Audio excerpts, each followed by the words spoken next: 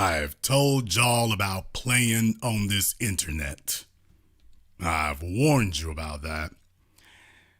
Does anybody remember this little character right here? Does anybody remember this guy? I'm sure you do. Everybody and their mama has been contacting me in the last week here about this individual, because apparently they just figured out what was going on, and then they were like, "Oh boy, hadn't we seen him somewhere before?" Yes, you did. So needless to say, this is a guy who wanted to get famous. He wanted to be very well known, and he received his wish, just not the way he was looking for. We're going to come back to that in just a little bit. We'll come back to that. But for those of you who are unaware, the young man has been reporting that he's in a little bit of trouble here. He's in a little bit of trouble. His name is Austin. And Austin is letting the world know that he is in a heap of trouble. He's very upset about it. He doesn't know what to do. He's all kinds of stressed out about it, and they got him on the run. Why? Well, here's why. Hola, tudo bem. Now, recently, it's Austin Holloman, first of all. Recently, as in 12 hours ago from now, 3 a.m. Brazil time, Salvador, Sao Paulo, Rio de Janeiro time, Austin, I posted a video, a clip of my longer YouTube videos titled, "Do Brazilian Women Like Criminals or Good Dudes?" The purpose of this video was for my followers to get a perspective on the difference of the culture between Brazil and the United States, because the United States, the women like the criminals. This has been scientifically proven. So he makes a video asking, do Brazilian women like thugs or good dudes? So he's down there basically flexing as hard as he can to try to see if he can get away with some of the stuff you can get away with in the States. Now, all of a sudden, since the heat came down, he's now backtracking. So he's trying to stand by the title of the original video, but at the same time backtrack from it. And we're going to get into why that is in just a few moments. So I said, you know what? I think Brazilian women are the best women on the planet, but let me go out and ask these women what they think and prove my point. I've said several videos that I think Brazilian women are the best women on the planet. Not exactly, but okay. I just now started posting my clips on Twitter. I think this may have been the first one. And it went viral. Okay, I woke up, it had like 20-something thousand views. That was like at 7 in the morning. It's 3 p.m. and it's at almost 900,000 views. So this video is probably going to hit 2 million views before 24 hours. Like literally within 20 minutes, 70,000 people saw the video. Like it was like 750,000, then it was like 920. In 20 minutes, 70,000 people saw the video. So this video is going viral. And of course, Austin is used to getting hate from American men, which is crazy, American women, which is understandable.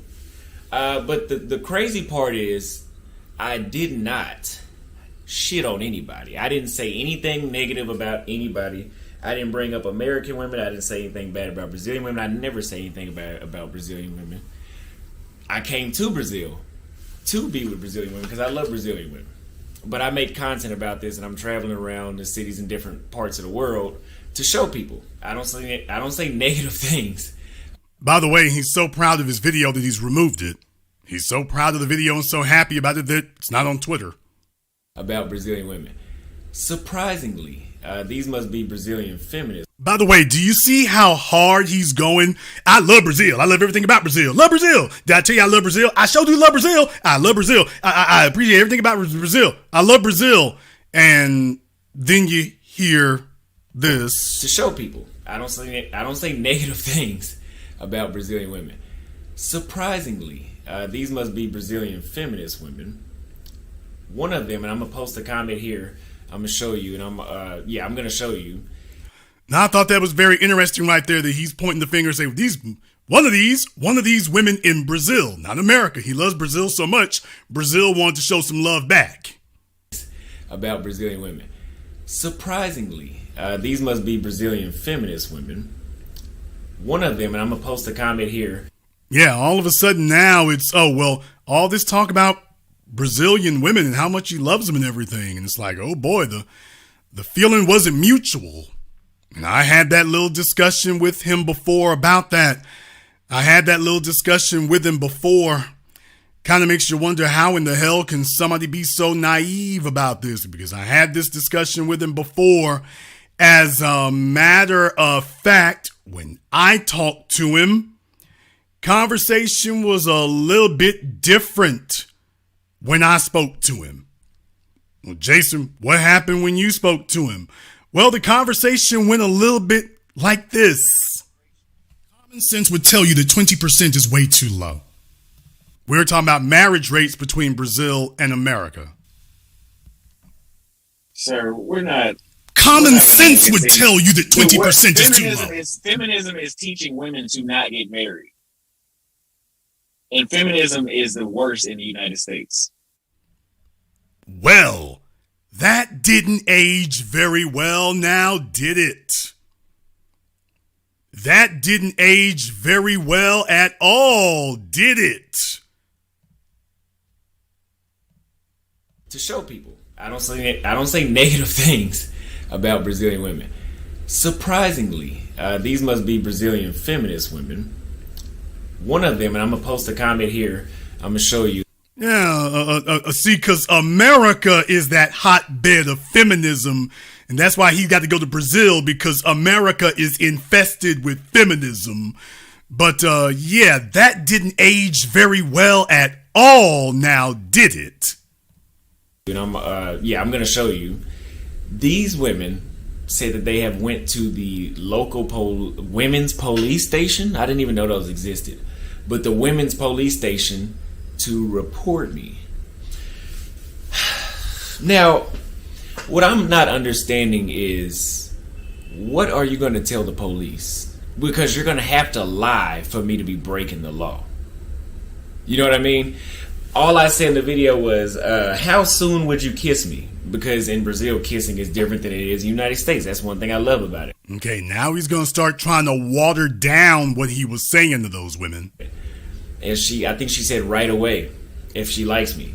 And I said, oh, really? So how soon would you go home with me? And I asked that because in the United States, a man can take a woman on 75 dates and get a side hug every time. But in Brazil, I have said women in Brazil, more often than not, like 90% of the time, they're not going on a date with you. They're not even going to give you their number if they're not interested in you fully. You have it happen sometimes, but that's definitely not common here. Now he's using the words go on a date. They won't go on a date with you.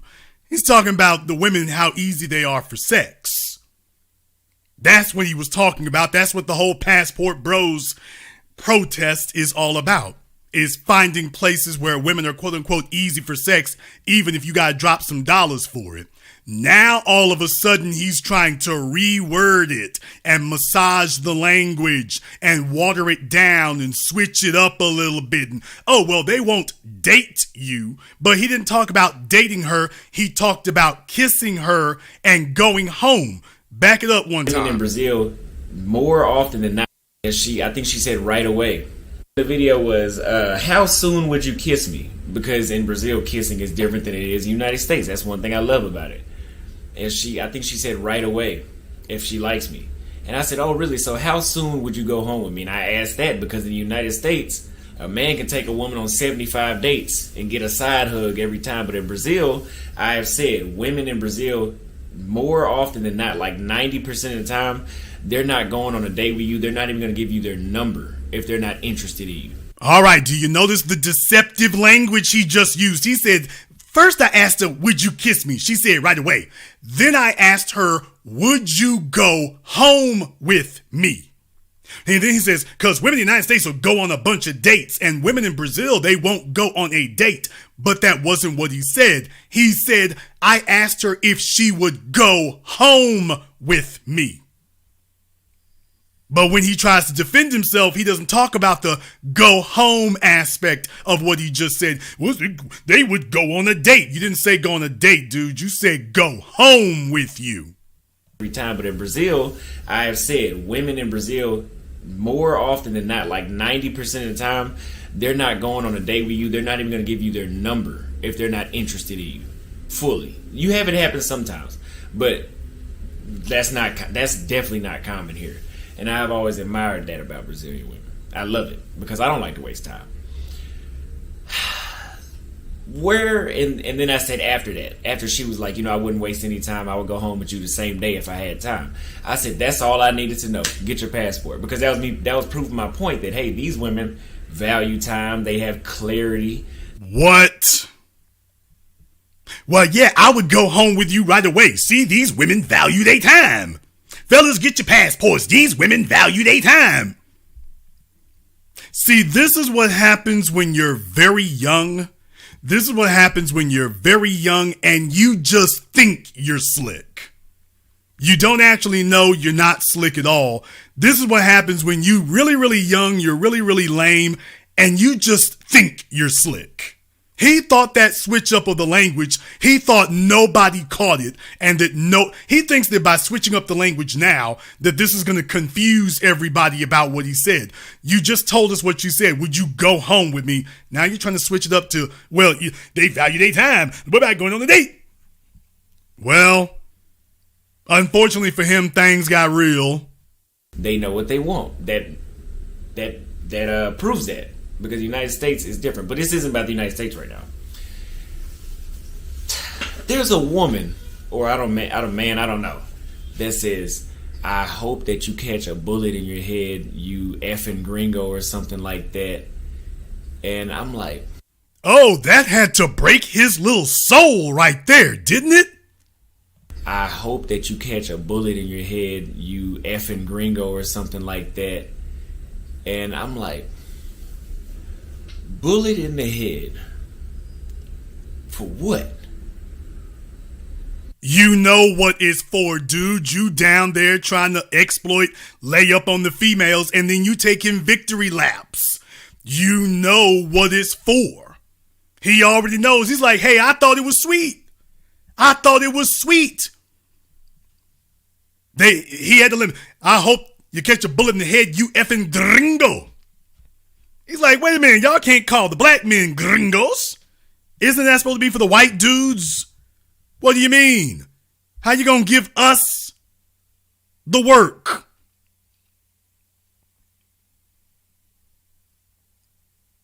What in the world? What are you talking about here? So he's gotten soul shocked that the folk where he thought they loved him, they love me in Brazil. They're like, hey, look here, gringo. Why would either me or the female get shot? What kind of threat is that? And that was like, wow, like there's some people, and I know it's just the internet, and people, it's easy to say that online. It's very easy to say stuff like that online. That's part of the internet nowadays. Yeah, but you in Brazil, folks get disappeared down there all the time. You ain't silly nor stupid. In Brazil, folks get disappeared all the time. All them little South American, Central American, Southern Asian hotspots y'all like to frequent, but particularly South and Central America, folks get disappeared down there all the time. So you're not taking that as an idle threat. Does anybody think that if he got disappeared down there, and by the way, let me say this first and foremost, I don't want a single thing to happen to him, period, point blank, end of discussion. I don't want a single bit of harm to come to him, because these folks come up here and talk all kinds of reckless about black Americans. Black folk who are not of immigrant descent, they talk all kinds of reckless and crazy about us. They got the women all tooted up and shucking their butt cheeks in their videos, so they don't have any problem coming up here with Blavity and Madame Noir and all these websites owned by all these immigrants who come up here. They have no problem displaying that behavior with us up here. Somebody goes down there and all of a sudden y'all check lighting people. Someone goes down there with the business and now you check lighting folk. You check lighting folk. All of a sudden, y'all go down there and what he figured was that it was going to be a mutual exchange. They come up here and talk crazy. You go down there and do the same, and you're going to get honored. Your license is going to get honored. And he found out the hard way. No, they don't honor your license down there. But what would make you say that? But hey, I'm gonna keep posting content. I have stopped talking about American women. Now it's just me going around asking Brazilian women questions. And hey, don't get mad at me. Get mad at the person that said it. And there's nothing wrong with what she said. Anyway. Clearly there was everything wrong with what she said, because you cop and please and you coming up short and nobody's finding her anywhere. Nobody's saying anything anywhere. So now all of a sudden he doesn't want to say nothing. And probably the smartest thing for him to say, to be totally honest. Probably the smartest thing for him to say at this point right here, because he understands what's going on. He understands what's happening. Not such a great place to be now. Well, just in case you thought that was the end of the line, oh hell no. Oh hell no. Because on his YouTube page, as you can see here, the young man, after he said this video, Brazilian feminists want to delete me. Boy, y'all, he is apologizing in English, Portuguese, Spanish, Klingon, Venusian, Vulcan, every language he can think of. He's posting up a video now apologizing. He didn't just stop at the first one. He's like, look here, get Google Translate. Anything and everything that they offer for an apology. Just run the tables. Run the tables. I'm apologizing to anybody, everybody, everywhere. Even if I'm apologizing to Arab midgets. I ain't talking about them, but I'm apologizing to them too. So just in case you were wondering, let's drop in and see what he has to say about this. Just in case you were wondering. Hello YouTube, it's Austin Holloman, and I already recorded let me say this, if you speak Portuguese, okay, do not watch this video first. Watch the Portuguese version. Wow, what is he doing? He's talking about if you ain't seen one first, watch the other one first, sir. Let's get all of our apologies together in one place. Oh yeah, let me show one more thing here. Let me show one more thing. On his page there, by the way, I mean, he is repping Brazil hard. He trying to rep Brazil hard body. And it just really makes you wonder who raised them. My man TK Kirkland, who raised them? He's trying to convince Brazil that he's some Afro-Brazilian. Hey, I'm down with the team. Meanwhile, they putting out death threats on him. Well, it must have been pretty serious because he put out a few apology videos. In Portuguese earlier, but I want to put it in English because I can come off a lot more. Hello YouTube, it's Austin Holloman, and I already recorded this video in Portuguese earlier, but I want to put it in English because I can come off a lot more genuine in English and Portuguese. But let me say this, if you speak Portuguese, do not watch this video first. Watch the Portuguese version first, because a lot of people and the reason that a lot of this is going on is because a lot of people in Brazil are misinterpreting the things that I'm saying in English. No. I mean, take a look at how fraudulent he's being. I don't want any harm to come to the young man at all. But dude, nobody's misinterpreting you. You're not being misinterpreted. They got him shook. You're not, he has invested all this time and capital in convincing the world that he rolls with Brazil. It all blew up in his face. Now he's saying, oh, I was misinterpreted. No, you weren't. What did I tell him that night? Dude, everybody knows about y'all's little sexcapade thing. You think the world doesn't know what y'all been doing?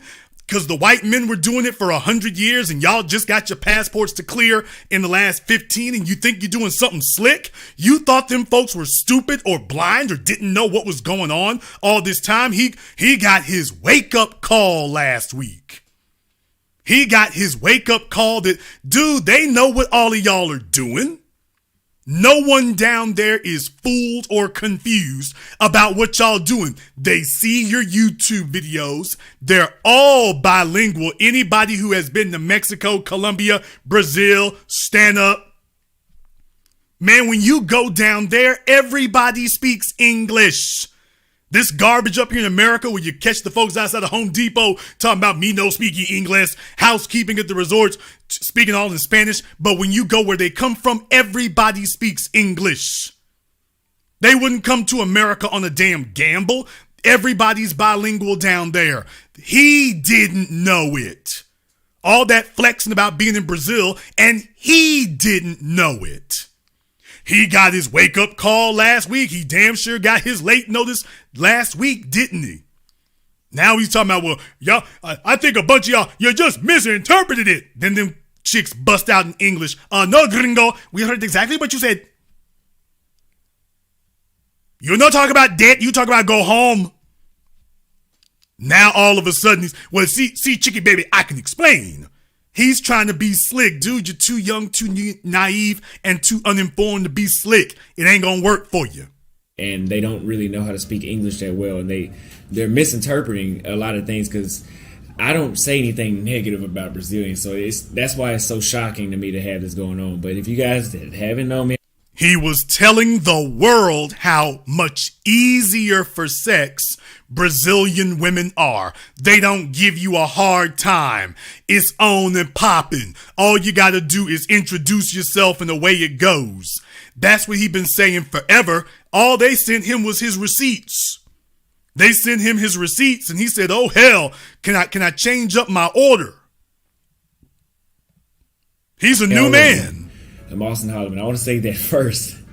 This is very heartbreaking to me. The fact that it was always my dream to live in Brazil, and my YouTube channel was centered around me showing other men, not just the women, but just if you guys understand English and you watch my videos, you see me talk about how I enjoy first of all, we can start with just the drinks on how well the drinks are in Brazil. I love the drinks in Brazil over any other country I've been to, even my home country.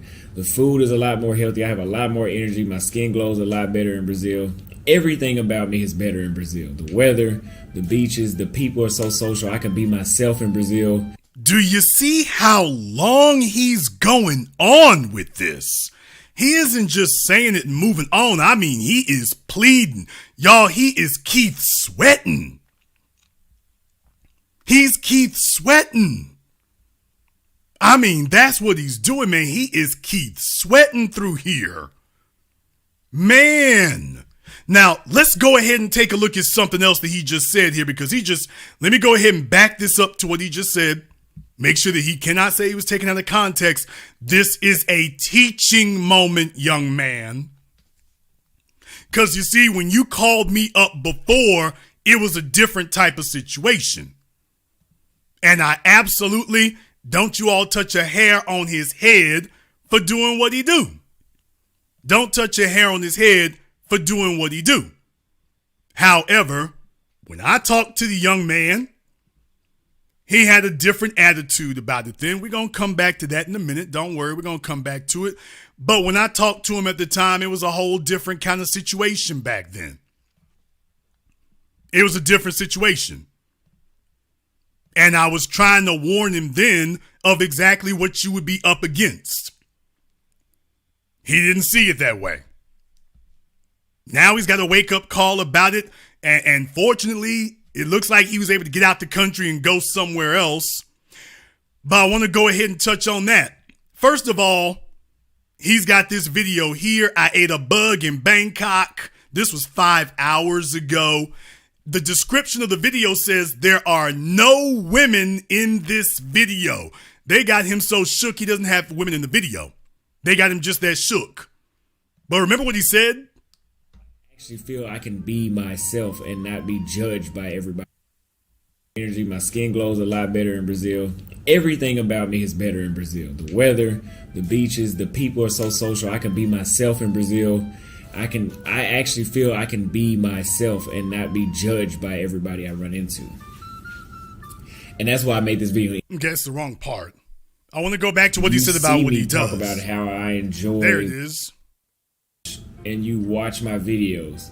You see me talk about how I enjoy first of all, we can start with just the drinks on how well the drinks are in Brazil. I love the drinks in Brazil over any other country I've been to, even my home country. Okay, so he says his videos aren't really about the women. And you watch my videos, you see not just the women, but just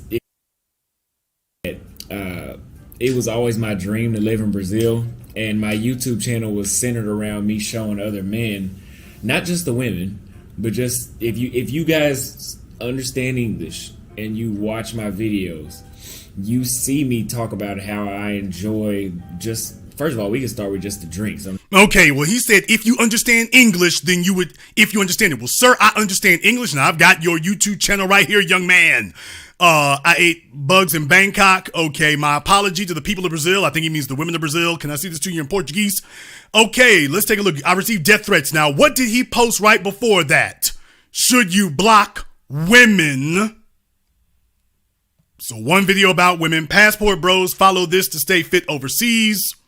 What is my channel about? Passport Bros re-upload. Why American men should date Brazilian women. Don't come to Salvador. I was finally flaked on in Brazil. So some chick flaked on him. How to have Christmas on demand with women. Christmas on demand with women for Passport Bros. Was 2022 the best year of my life? American robbed first date in Brazil. Salvador shopping trip. Day 3, we recipher. Okay, whatever they're saying. Day 2 in Recife, whatever, the 3 countries here. Brazil, a dead city. There's a female. First day, there's a female. Why dating in Brazil is better than dating in the U.S. 6 signs you should cut off a Brazilian woman. A Brazilian woman says you only need to be financially stable to date. Facts, favelas, and football in Brazil, showing women. Samba lessons in Brazil with a Brazilian woman. You get the idea. Young man, you ain't old enough or good enough to be slick about this. Anybody who goes to your page can see it. They're all bilingual. You've been there long enough to know that. You got your wake-up call, is what happened. You got your wake-up call. That's it. Now he's sitting up here trying to rewrite the story. It's not going so well. How well the drinks are in Brazil. I love the drinks in Brazil over any other country I've been to, even my home country. The food is a lot more healthy. I have a lot more energy. My skin glows a lot better in Brazil. Everything about me is better in Brazil. The weather, the beaches, the people are so social. I can be myself in Brazil. I actually feel I can be myself and not be judged by everybody I run into. And that's why I made this video in English, because I can elaborate more than I could in Portuguese. But I'm very heartbroken knowing that because this whole situation is going on, that even, let's say, for example, I'm not banned to come in Brazil. Since my name has been slandered around and misinformed to the majority of the people, well, it seems like the majority of Brazil, but a lot of people in Brazil, it's not safe even if I wanted to come back. You know, if I wanted to come back to stay in Brazil, it wouldn't be safe.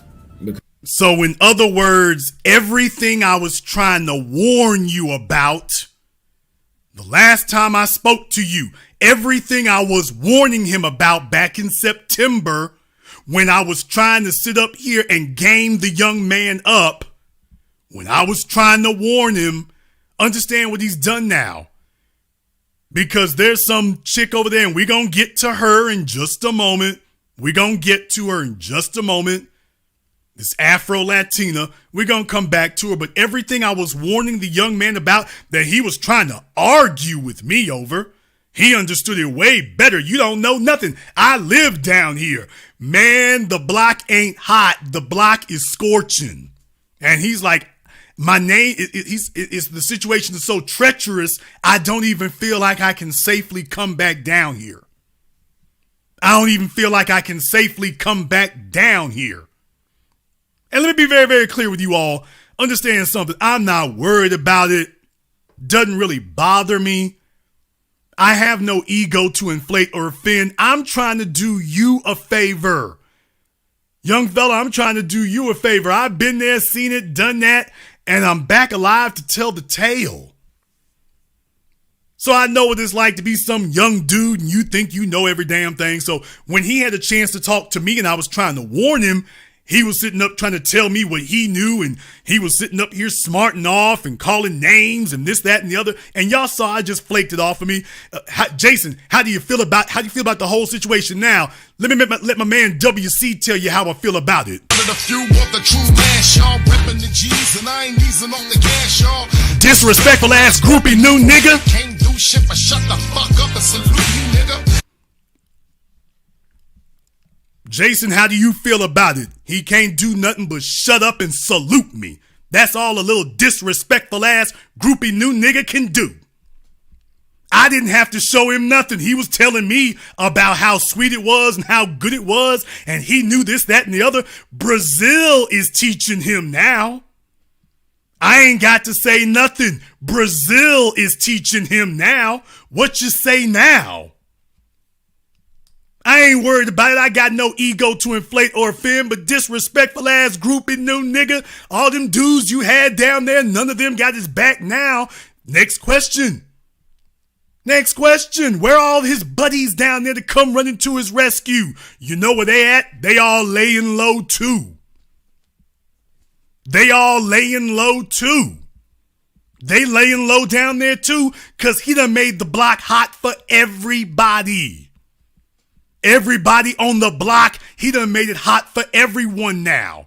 Him sitting up here trying to get clout, sitting up here trying to get shine, sitting up here trying to get attention, and now he's put the whole damn hustle on Front Street. See, this is why G's don't like little young niggas around. You can't give them any real power. They're willing to risk their freedom. They're willing to risk their lives to get some attention. They're willing to risk their whole lives to get some attention. Just to get a little old 5 ounce of clout. And now he's done train wrecked and messed up the game for everybody down there. They looking at everyone sideways. You know how we know? This right here from Instagram, this is the chick, put him on blast. She said, I took the video and prints from here because I don't want to see this person on my networks or the violent messages of his actions. And in one of those videos, the faces of some of the girls filmed by him appeared. But now all the material has been forwarded to the competent authorities, and the girls who were unfortunately filmed and placed in a questionable way on his channel already have the necessary legal support. Now that's it. I hope that more people mobilize against this group of men. This group of men who keep calling themselves passport bros. Dude was sitting up here acting as if these women down there wasn't hip to the game.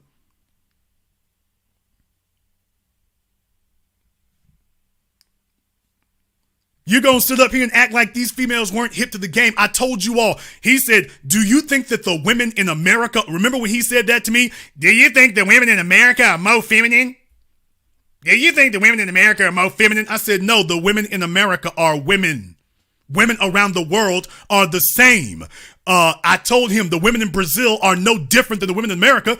Well, America is the epicenter of feminism. How you think he feels about feminism in Brazil now? Does he think that feminism is weak in Brazil now? This nigga didn't make it a year from talking to me.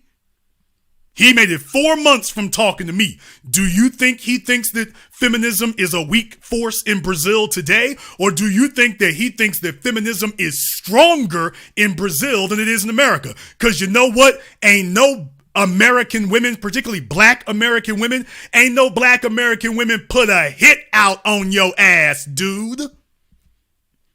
Ain't no black American women put a hit out on you. Them broads down there done put a hit out on him.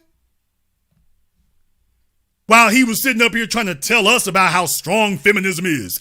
If you all agree with what the hell I'm saying here tonight, give me a thumbs up in the chat room. You know what? Better than that. Give me the Brazilian flag emoji in the chat room. Let me go ahead and get off his page. If you agree with what I'm saying here tonight, give me the Brazilian flag emoji in the chat room and hit the damn likes button for me. It's over 3,000 of y'all in here tonight. You came to listen to the person who I started all this. I attempted to warn the young man back then. Didn't get it straight. Didn't get it straight back then. Now they checking everything. If you agree with what I'm saying here tonight, post up the Brazilian flag in the chat room.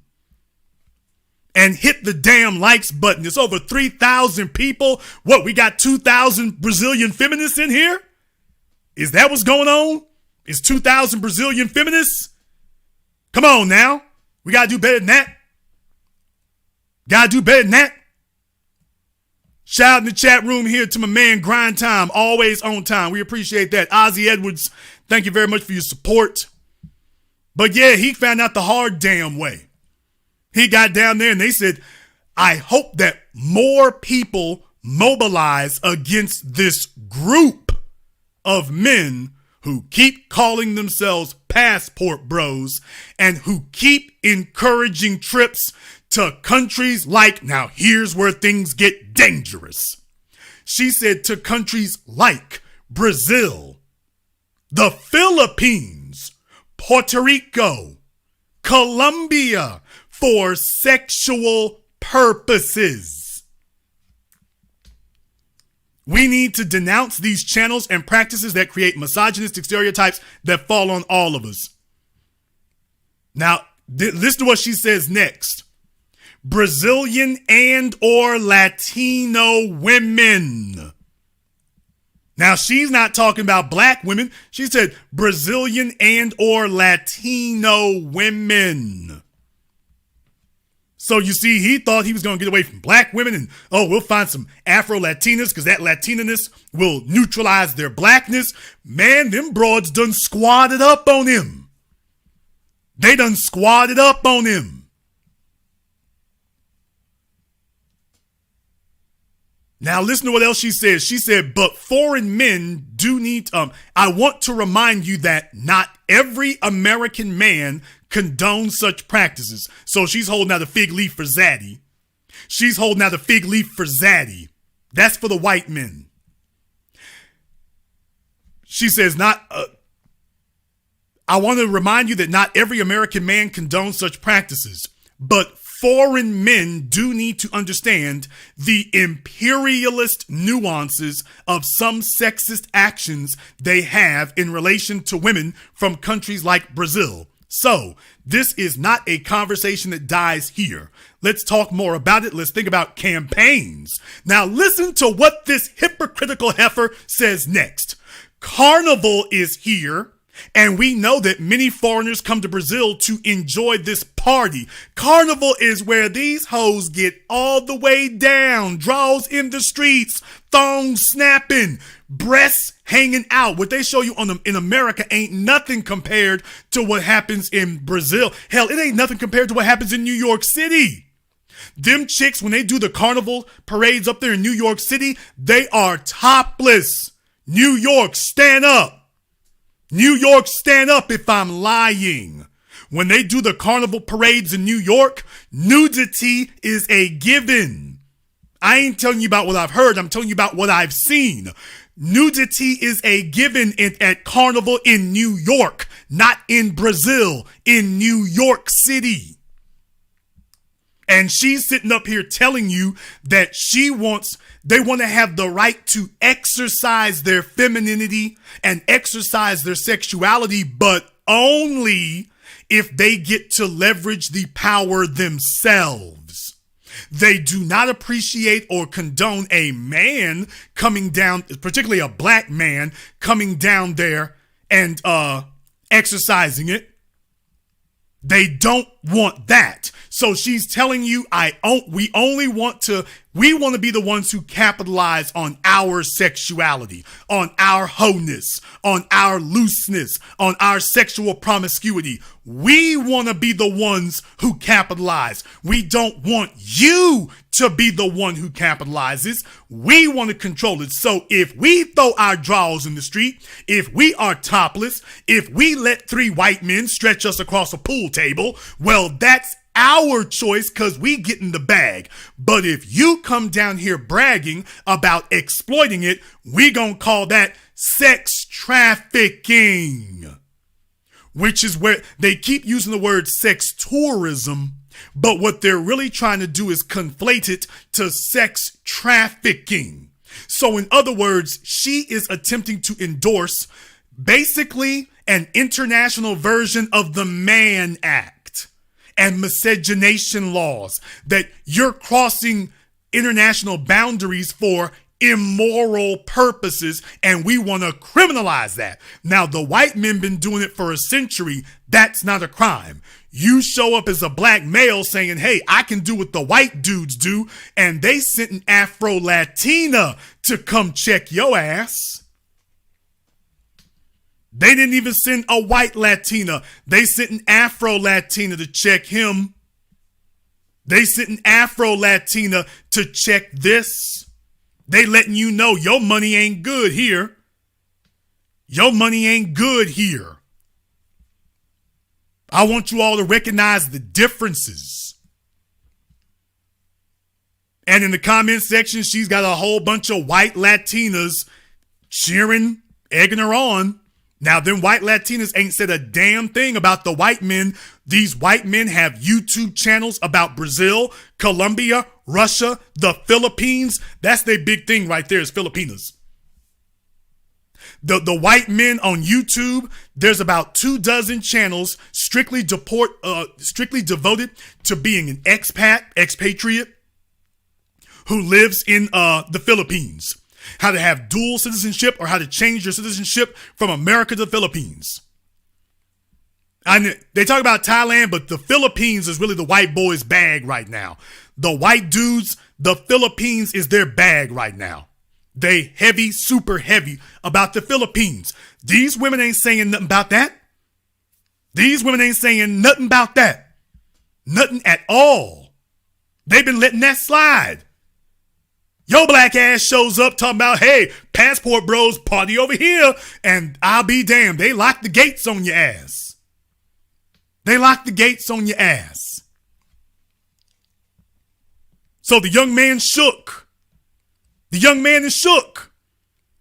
You know why? Because they got Brazilians every damn where. They got Brazilians every damn where. Don't y'all know it's plenty of Brazilians up here in the United States? It's plenty of Brazilians in the United States. Where's he gonna go? Plenty of Brazilians in the States. Where exactly is he planning on going? Where's he gonna hang at? Where's he gonna get away to? Tell me where in the world you gonna go that some Brazilians ain't hanging out. So he's letting you know, I'm worried. They didn't put out the word. Let me go see if I can hang out in Bangkok. Let me see if I can hang out over there. Yeah, they put the word out. And he's showing all of a sudden it ain't as sweet as they were pretending it was. Notice he didn't name another South American, Central American country he wanted to go to. He's like, things done got hot. So one minute he was singing Screw Jason Black, we got this party down in Brazil. The next minute he was singing this song.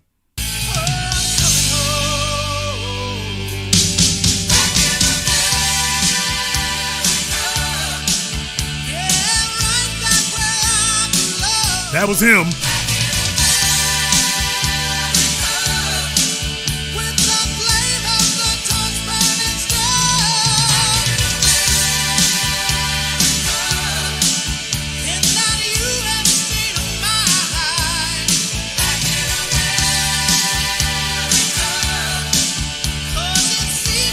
Sing it one more time.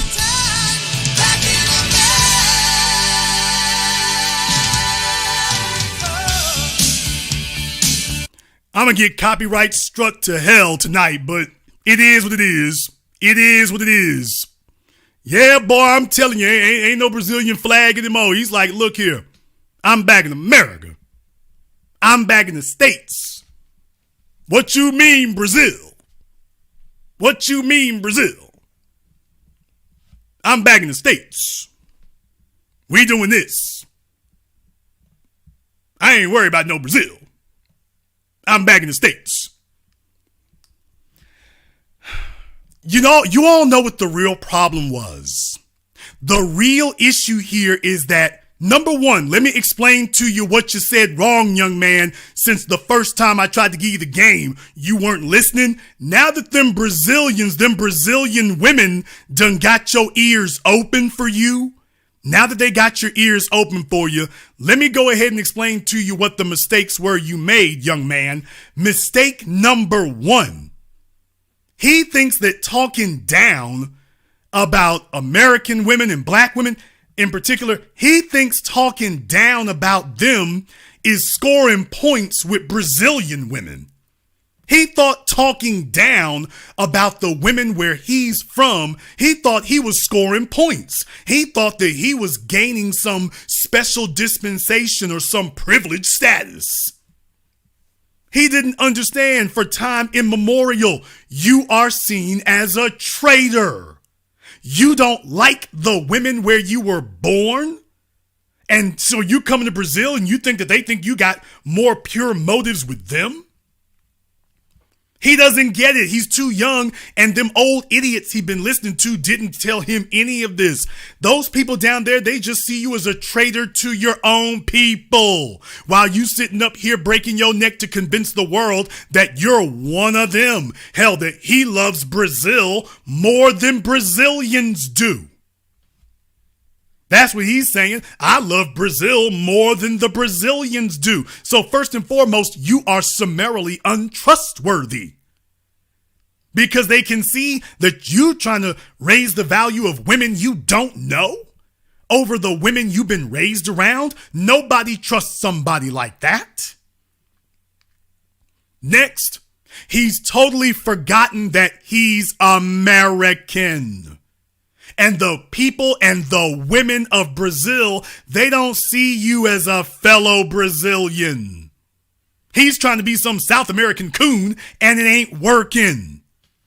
Dude, you're not Brazilian, nor are you Brazilian adjacent. You're just an American visitor who got his damn pass and passport revoked. Didn't require the State Department to do it either. That's why he said, man, let me get the hell up out of here. Does anybody think he would get the Brittany Griner treatment? Anybody think the State Department is going to be, well, you know, we need to find our good American citizen, Austin. Do anybody think that phone call is going to get made by Joe Biden? Anybody think that one's incoming? Anyone think that's on the way? Does he really think if he gets hemmed up and them folk get him backed into a corner, he gonna get the Brittany Griner treatment? He's smarter than that. He's smarter than that. At least he is now. He is now.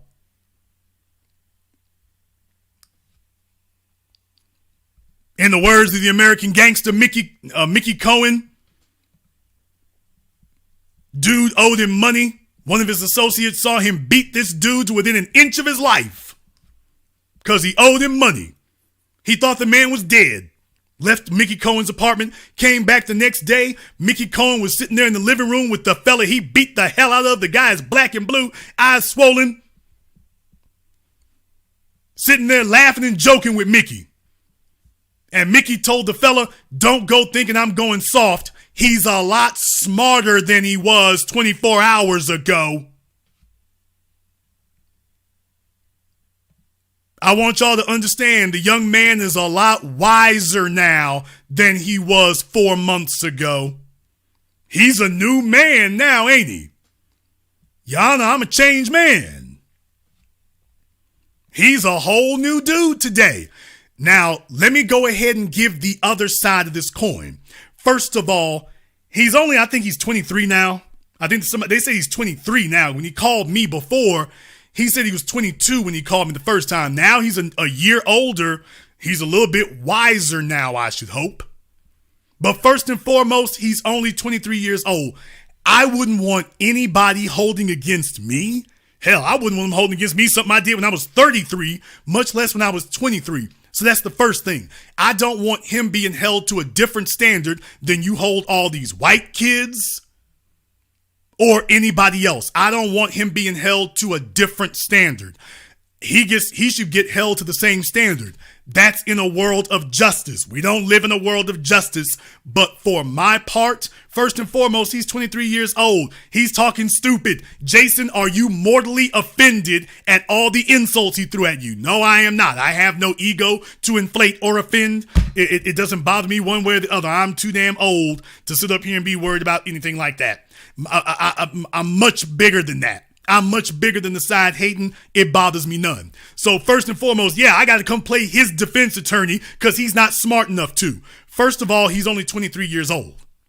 That's the first thing. He's only 23 years old, but he's been given a bullhorn to the world. And he didn't know that the whole world was about to hear what he had to say. He didn't know the whole world was about to hear what he had to say. That's the first thing. The second thing, if you all will remember, now, I don't want to have to read the mail. I don't want to have to read the mail. I really don't. And I don't want to disparage anything. However, I have to do my due diligence at this. I got to do my due diligence at it. So there's a case in point. And the young man was unaware about how these things were going to go.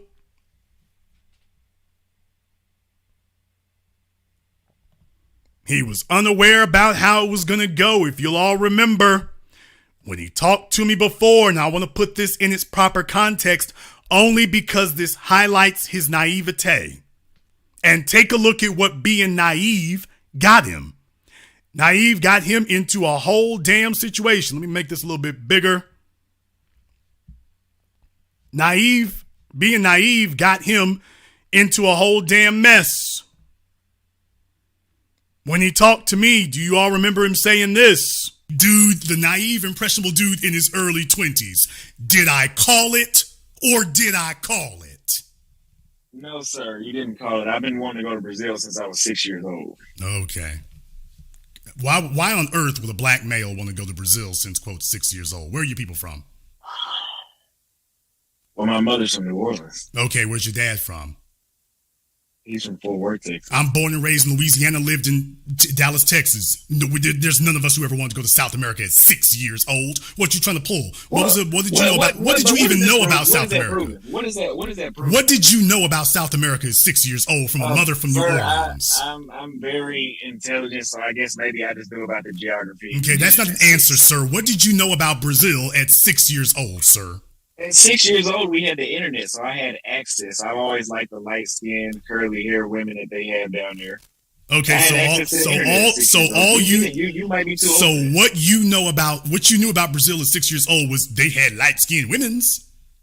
Yeah. So he knew about Brazilian porn at 6. Basically, his justification is, well, I know about Brazilian porn since I was 6. And you didn't think these women were going to have an APB out for you? Yeah, and I grew up, and when I started dealing with the bullshit women here, I said, let me go try those. Okay, let's back it up to 6 years old. I wonder if he still thinks that it's just American women who are BS women. I wonder if that's how he still feels.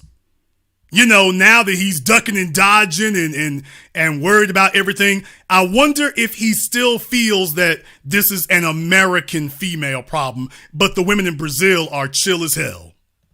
to go to Brazil since I was 6 years old. What do you know about Brazil? Well, I saw cute women on there who claimed on the internet to be from Brazil. You haven't answered the question yet, by the way. He thinks he did, but he didn't. So we're lying about if they were actually the photos I seen on. What kind of argument is that? No, sir. I'm saying a photograph on the internet with no context doesn't give you any motivation to go to a place. I saw a woman who claimed to be from this place. She would have to be the good witch of the West for that to make such an impression on a 6-year-old, sir. Why would they look that good? Yeah. Why would at 6 years old we're still talking about girls are icky and have cooties? What kind of household were you raised in? I was watching pornography at 6. I wasn't the average 6-year-old, I guess. Tell me more. What do you want to know? My dick size? What are you talking about? No, sir. You said that you were watching pornography at 6 years old. Tell me more. I don't know what else to tell you. I mean, I pretty much that's. What kind of child? Now, did you all notice that right after he said that, he started stumbling, he started bumbling? Did you notice that after I said, "Tell me more"? Then all of a sudden he got quiet. You know why? Because just like so much else in his life, he didn't figure out that he said something stupid until after he said it. He didn't even run the sentence through his head beforehand before saying it. He just said whatever he was thinking. He didn't realize it was the wrong thing to say until after it was out and after he has said it. Now he knows, oh, you can't defend something like that. Then he got all quiet. Yeah, this is how you've been spending your life, son. Everywhere you going now, you're opening your mouth, you're saying things, you flipping off at the lip, and you're not thinking a damn thing over. You are exercising, here's a new word for your vocabulary, you're exercising no discretion whatsoever. He isn't exercising one bit of discretion in what he says. Not anywhere. Now he's set off an international incident. Now he got to get up out of town. Now he got to blow town. And after the fact, he's got to grab everything on his back and run. Because he's in a place where he can get disappeared. So the reason why you had an older man who was trying to chip you off a piece of the game is because I've been there and done that, although I was smart enough not to set off nothing like this. So when a dude who was older than him tried to strap him with the game, he was like, "Don't worry, Pops, I got this. I've been watching Brazil." What makes you an authority on Brazilian women? Hey, Pops, I've been watching Brazilian porn since I was 6 years old. How old are you? 22. Nigga, I got socks older than you.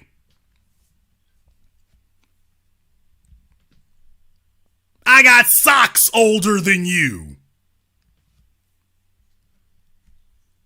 Sitting up here telling me that he's an authority on Brazil because he watched, I don't know, name some Brazilian porn star. I don't know. He thinks he's got the game sewn up. He's got the game sewn up now. I'm an expert on Brazil. I've been watching Brazilian porn since I was 6. Next thing you know, we like to have a word with you behind this building over here. So I tried to warn him. I tried to tell him.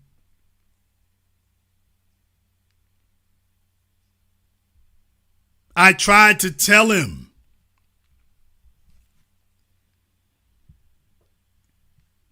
Now he's getting it the hard way. He's figuring this out now the hard way. This is a hell of a way to figure out what you don't know.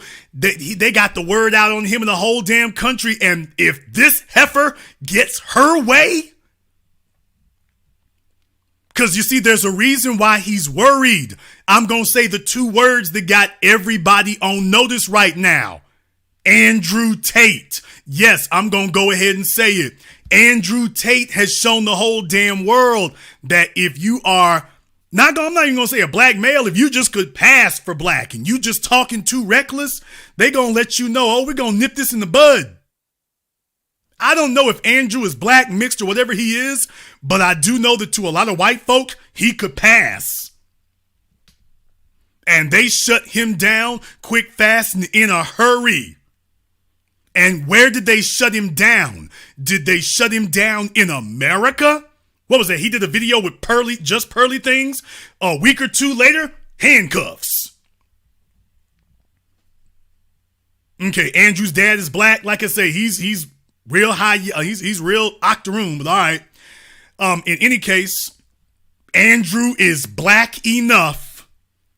Take a look. All the white dudes, they ain't said nothing to them. Logan Paul, Jake Paul, what's his name?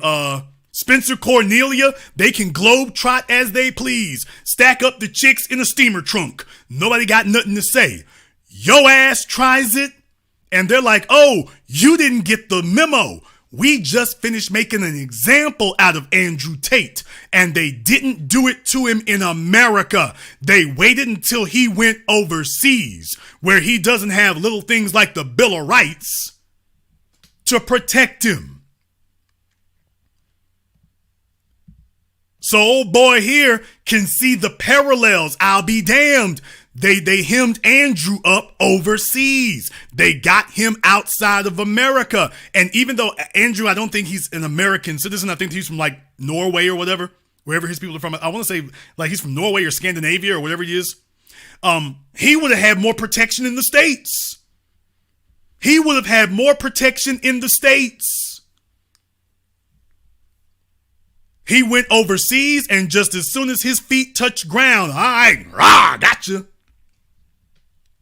Gotcha. Bring that pizza box with you too. Bring that pizza box. Come on over here. Bring all your clothes. Bring all your cars. We taking all your clothes. We taking all your cars. We taking everything.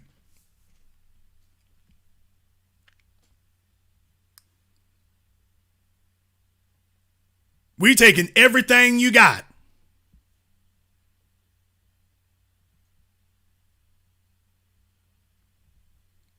Like I say, Andrew is one of these world travelers. He been somewhere everywhere, but guess what? His current address is that jail cell. I mean, he might have, I don't know if he bonded out or not, but his new address is about to be a damn jail cell if they got their word for it.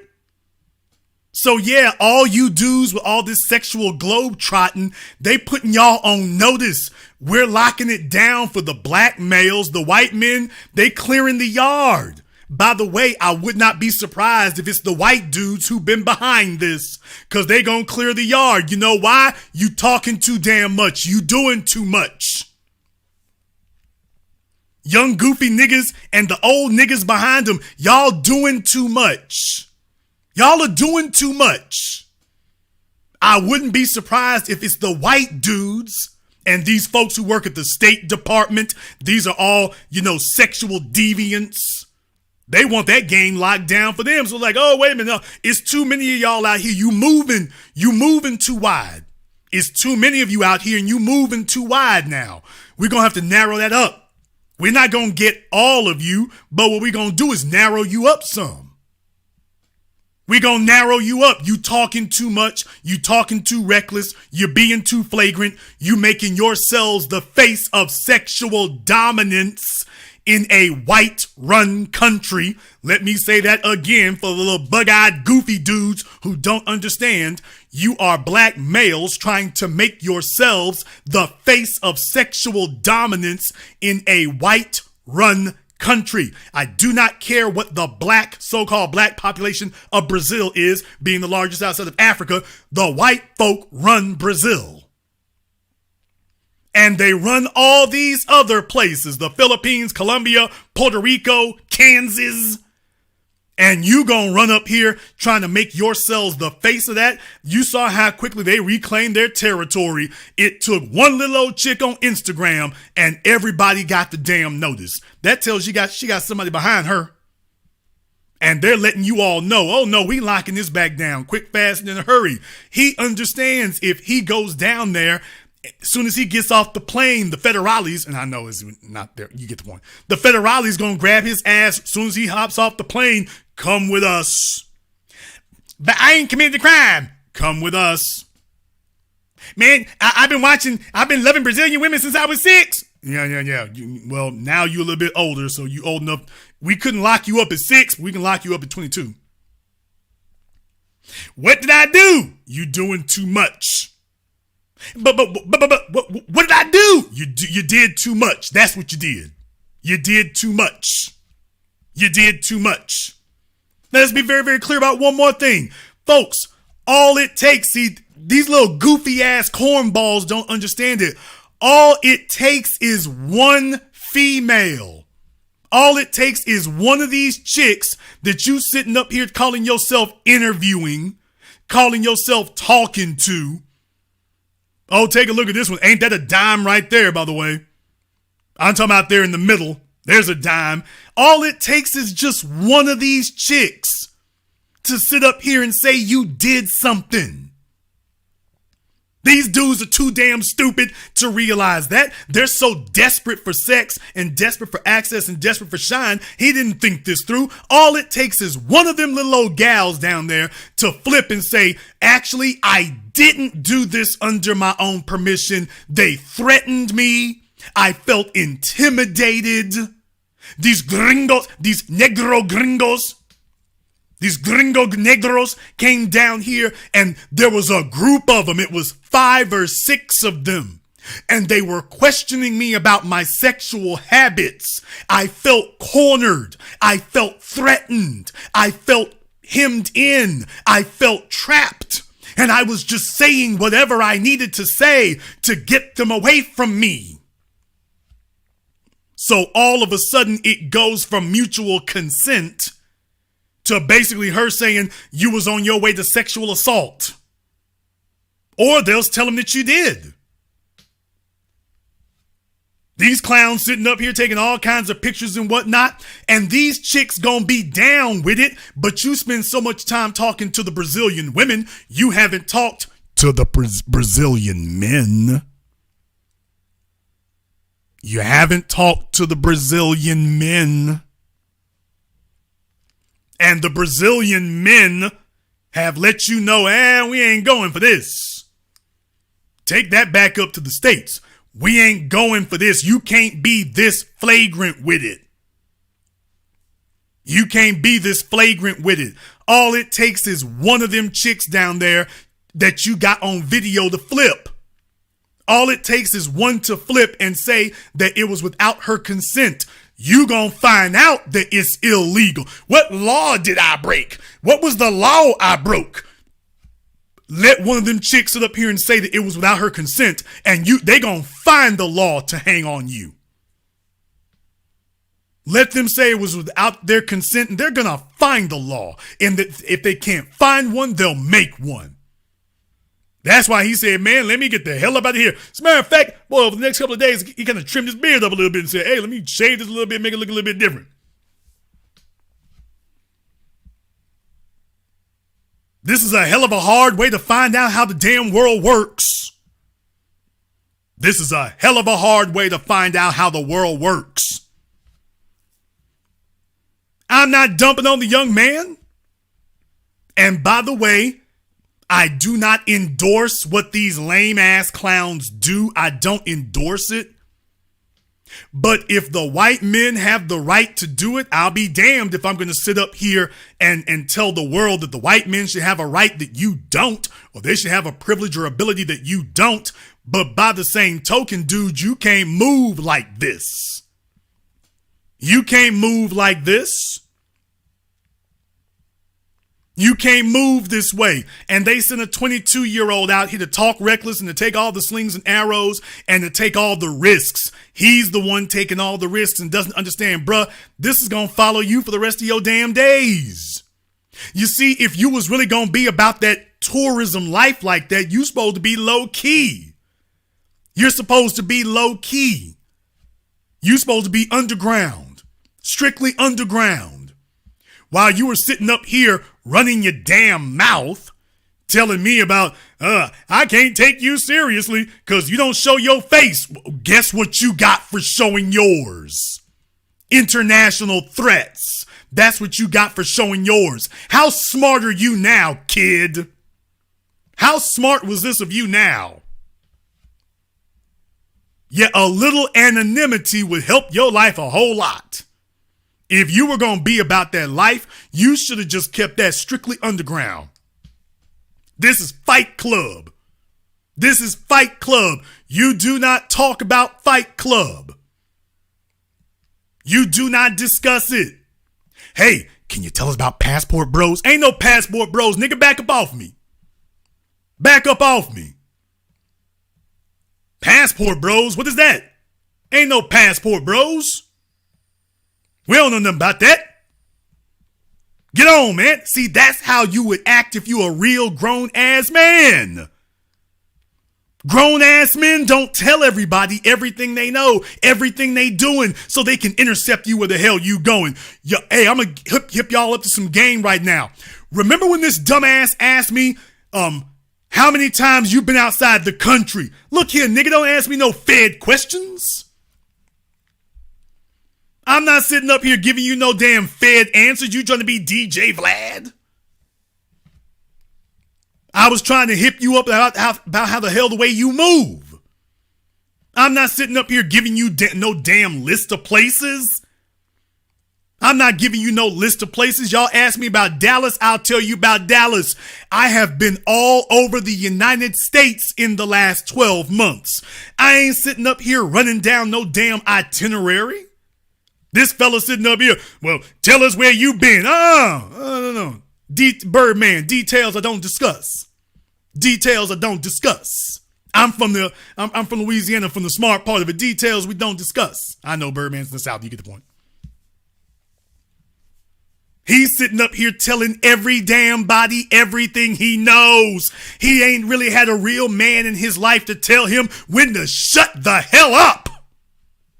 That's the problem. He hasn't had a real man in his life to tell him when to shut the hell up.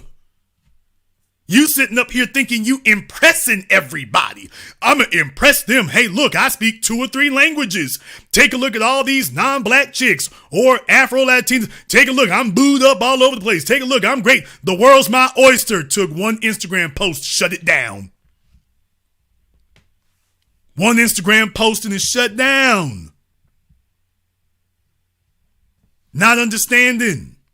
Finding out the hard damn way.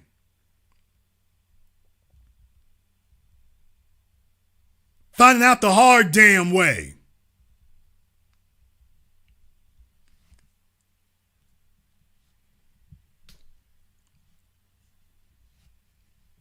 These fellas here ain't understanding, and this is a hell of a way for you to find out how the damn world works. And that passport, he don't want to talk about the passport anymore. He's through talking about the passport now. He doesn't want to discuss it. Doesn't want to discuss it. Now he just wants to leave it alone. Now he just wants to leave it alone. He don't really want to talk about passports. He doesn't want to discuss it anymore. Where the hell did it go? I thought he was the big man on campus about that. Where the hell did it go?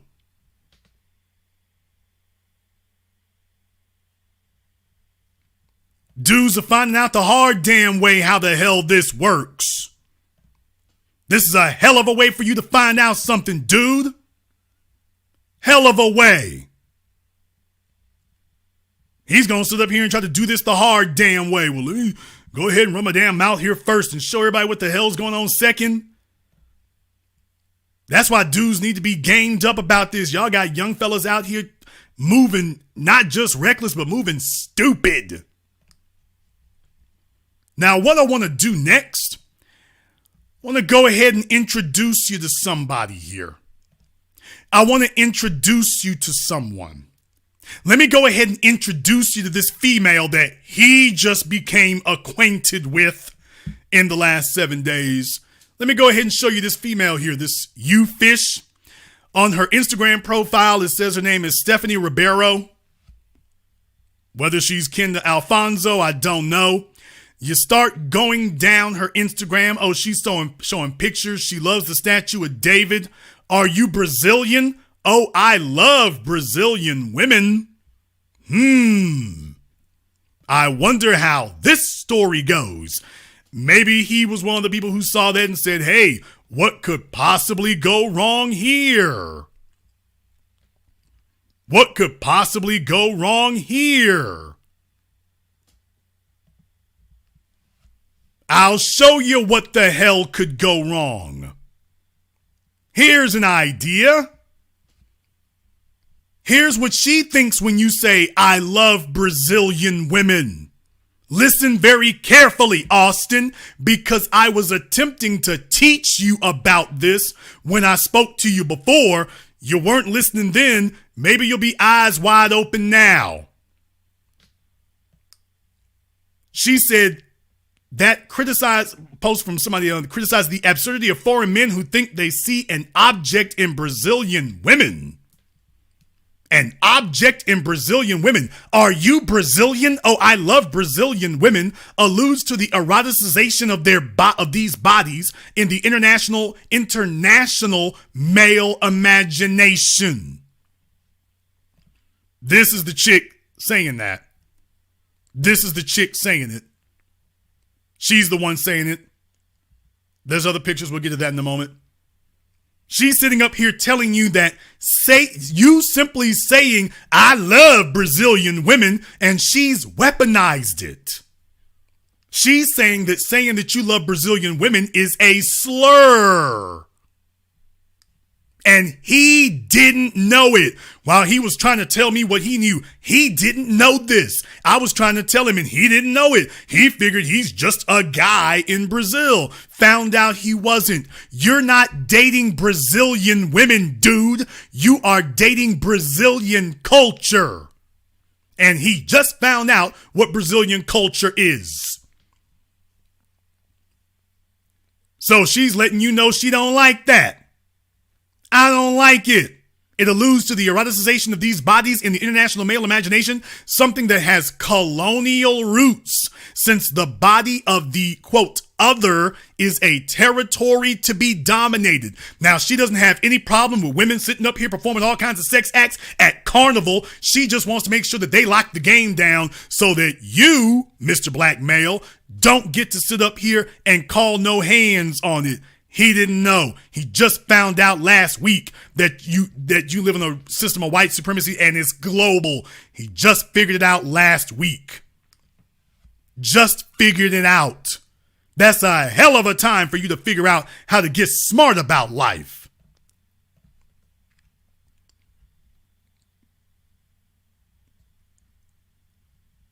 Going down here, you can see she puts up a bunch of architecture and things.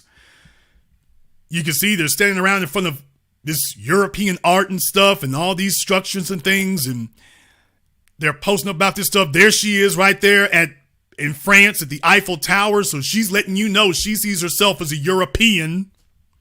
She's letting you know that she sees herself as a dark-skinned, curly-haired, thick-lipped European.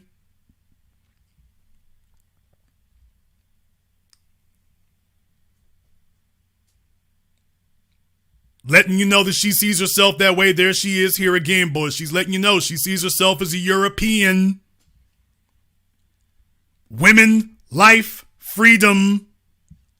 Hey, tell us one more time about how feminism is really only relegated to the United States and it's not nearly as bad in Brazil as it is in the United States, young man. Tell us about that one more time. I keep forgetting about it. You were going to educate us about that. And I keep forgetting that America is so much more of a feminist enclave than Brazil is. America is locked down for feminism, but the coast is all clear in Brazil. Going down here, the hieroglyphs, you're not fooling me. You think they're white. So she's out here, boy, she got the champagne. Oh, she's doing her thing. Oh, now what is this? What is this? Now I see a white woman and it looks like the white woman is holding a gun. Yeah, I was right. White woman's holding a gun. Someone explain to me this Afro-Latina female identifies with white women, directly with white women. I wonder what this imagery invokes in her head. Let's read her own words. I'm going to travel alone, and that sounds so freeing. Yesterday, I made a post about trophy wives, questioning most football players having white wives, thin with straight hair, often blonde, who accompany their careers. I was very criticized by people who said, but I want to be a trophy and be supported. Some even tried to use a feminist discourse that women have the right to choose and that being a mother is very difficult.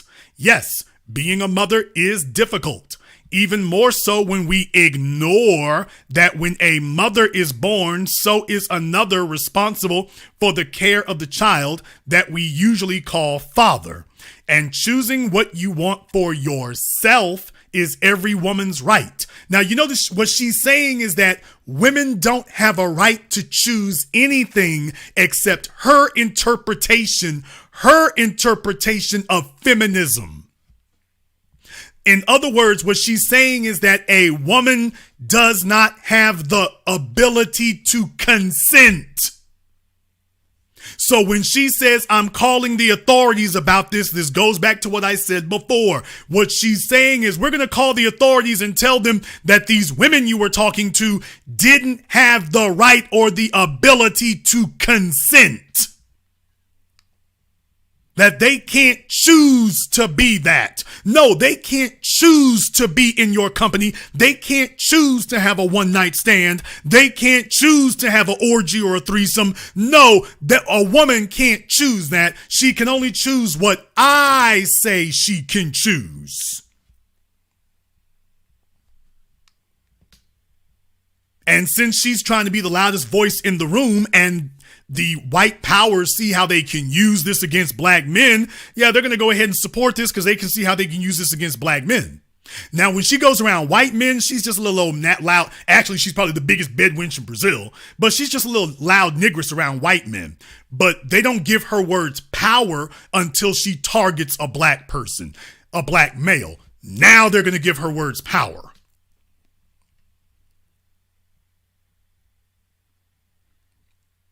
Now she says, and choosing what you want for yourself is every woman's right, but when things are practically a standard, there's something strange. So she said choosing what you want is fine unless the majority don't choose what she wants. If the standard becomes something that she doesn't like, why, that's strange.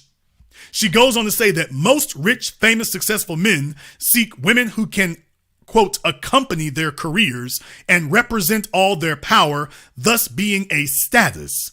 It's sexist logic. It is not by chance that it relies on financial dependence where the one with the most money can easily control the other. In the end, your girl is a sweetheart, Hubble, even though I'm not white. Well, that's very odd that you would quote that, ma'am. And then say, oh, by the way, even though I'm not white, because you sure seem to be identifying with white symbolism real heavy. You're symbolizing with white symbolism. You're identifying with white symbolism super heavy, but she puts in that qualifier, even though I'm not white. Even though I'm not white, they put me in the place of a trophy. My penny dropped in that sense when my father did this to me. That was so cruel. Years later in the analysis, I said that my father was perhaps my first abusive relationship and that breaking up with him was relieving. So she hates her father. And her father's probably black, so she has chosen you as her whipping dog so that she can execute and exercise and vent her daddy hate issues. This is why I'm not sitting up here supporting anybody going in on this greenhorn jackass, because he wasn't smart enough to understand that these women ain't got no love for you. While you talking all this silliness about American women ain't got no love for you, man, none of these women got no love for you because you don't understand what the deal is and they can all see it. He thought these women had love for him. Found out on a random Tuesday they don't. And the chick who came after him, she's sitting up here telling you she hates her father. She hates her dad. So no wonder you can now see what's going on. Oh, she's projecting her hate of her father onto other men now. Her whole life is about getting even with a bunch of men who aren't her dad. Oh, folks, I don't bring receipts. I bring invoices. I don't just tell you what you paid. I tell you what you owe. Now, nobody else has done a deep dive into this chick like this. Nobody else has done this. Those of you listening here, you are the first and only people who have heard this. Nobody else did a deep dive into her like this. So if you want to know who it is who set him on the run, this is the chick who set him on the run, but I'm the guy who's bringing you all the invoices of what she really thinks and what's really fueling this. And I am telling you that the white government of Brazil will co-sign this because this is their way of ethnically, they already got too many dark-skinned Africans there. This is going to give them their excuse to start ethnically cleansing the area, at least of the ones they can deal with, the damn foreigners. At least they can get them out of here. So yeah, dude, they'll go ahead and back her up because she is going to allow them to go after you. She goes on to say, that's what I felt. And even if it's not nice to say, I think it's better to live the truth than camouflage to fit in with what they expect. When you're a woman, you need to make it clear that humanization comes from feeling what we really feel and doing what we want, even if it doesn't sound kind. Now, interesting, so when other women don't want to do what she wants, she says, you're wrong, you can't do that. But she says, you can do what you want and it doesn't have to sound kind, but only if you agree with her. Indomitable people are my favorite. That's interesting because the women who choose to have companionship with men, you're trying to dominate them. So she loves indomitable people so long as they bow down to her. Everything she just said is trying to dominate other women, but she then says in this Orwellian doublespeak, I love indomitable people. Indomitable people are my favorite. When women, then fascinating. So I'm trying to be indomitable, which is a bit like Angela Bassett in Waiting to Exhale. Boy, the more she talks, the worse it gets. The more she talks, the worse this gets. She needs to take a page out of the playbook I'm trying to give old Austin over here. She needs to learn when to shut the hell up too. You saying too much, kid. She's feeling too damn bold. She's saying too damn much. In that scene, Angela Bassett in Waiting to Exhale, in that scene where she takes revenge on her husband by setting the car on fire. A little Betty Draper with a cigarette in her hand as she shoots. Really? And a little Carrie, talking about Stephen King, saying maybe some women aren't meant to be tamed. Maybe they're meant to be free until they find someone as wild as they are. Lisbon, Barcelona, and Paris high. This is a woman from Brazil shouting out Lisbon, Barcelona, and Paris. This is a self-hating, dark-skinned, she sees herself as a dark-skinned European. She sees herself as a dark-skinned European. And she hates black men. By the way, single mothers and women who hate men, they love black boys because they can be dominated and harmed. So they like destroying the boys. They like making sure that the boys don't grow up to be strong men because this is the way of hurting the father. Or whatever other man-hate issues they're infested with. But they'll make sure that they are the biggest stumbling block to their sons becoming fully actualized men. Because the only use she has for her son is as a son husband. But other than that, boys are meant to be broken and dominated. No, you're dealing with deep anti-black male feminist hate. Super deep. She, understand, every time you see on here, only thing she wants to respect are boys. She doesn't respect men. You keep seeing this imagery that conjures up boys. So yes, she sees herself as a dark-skinned European.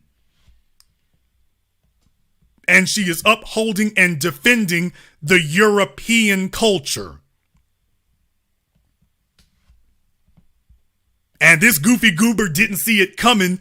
And when a man with more experience in these places said something to him, he was like, don't worry about that. And then there were a bunch of clowns who were trying to co-sign him. That's the killing thing about it. When your ass gets in the crack, the dudes who were co-signing you, they scatter like the roaches they are. What they ain't doing is helping to get this fixed.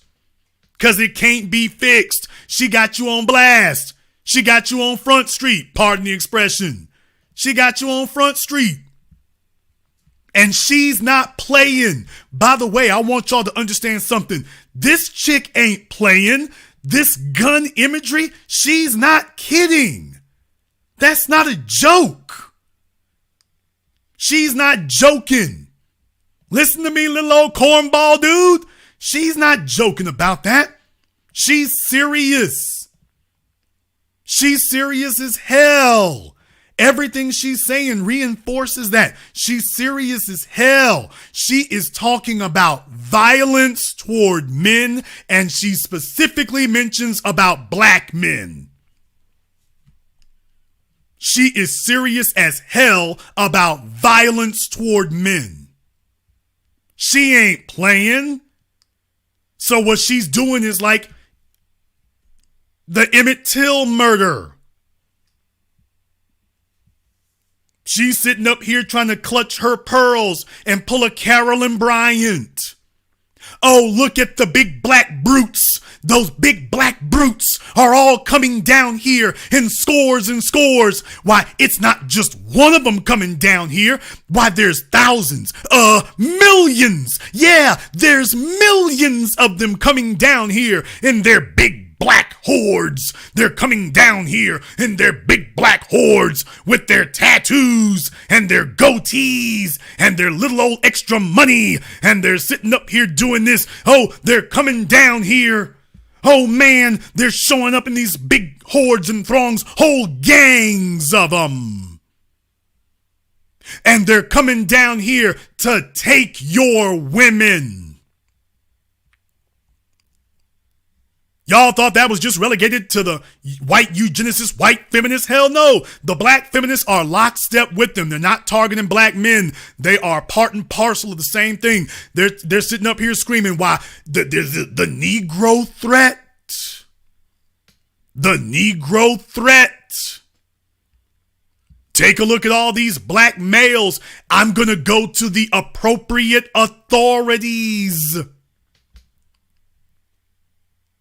I'm going to go to the appropriate authorities so that we can go ahead and let them know. What's she saying? She's the necessary legal support. What the hell is that? This has been forwarded to the competent authorities. So she's saying, I want to go to the authorities about you all. I'm going to claim you did something. And if you already know, well, we didn't do anything illegal. She's like, oh, no. There's some social crime that you've committed. You haven't broken a criminal statute. You've broken a social one. And so she's sending out a dog whistle. Hey, down here in Brazil, these passport bros are coming down here and they gonna take all your women. Do you really want to let all these black males coming from all over the world, all over America, and they're gonna come down here and lay on top of all and spoil all of your women? They're coming down here specifically to target your women.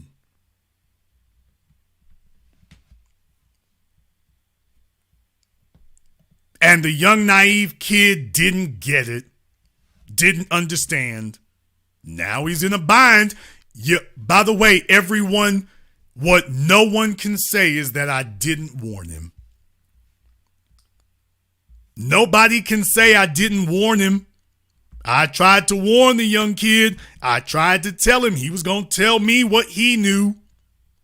He was going to tell me and reassure me, hey, don't worry, Pops. I got this. I know what I'm doing. I got a handle on it. I got a handle on it. So we're going to see how it goes. What we do know is that right now, old boy said, you know what? Bangkok is looking real good right now.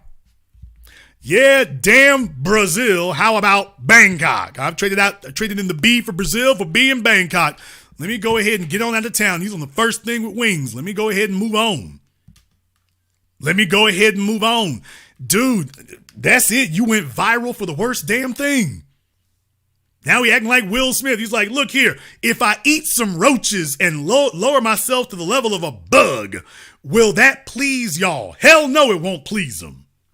Dude, you think you're sitting up here making yourself prostrate? Man, that doesn't matter to them. That's it. You blew your cover. You blew your cover. It's not the Brazilian women who are the problem. It's the Brazilian men, particularly in the government. You done let them know we down here to take your women's. We down here to grab all your women's. You told us it was all good. It was all easy. It was all sweet. And now they're letting you know, oh no, ain't nothing sweet about this. Ain't nothing sweet about this. We ain't gonna have it. Not at all. So now he's in this weird ass position where it's like, okay, he wants to maintain his online presence. He wants to maintain it. He's trying to put on a brave face. But he started off by sitting up here whining and complaining. I want to complain. I apologize to everyone. I would just like to apologize to Brazil.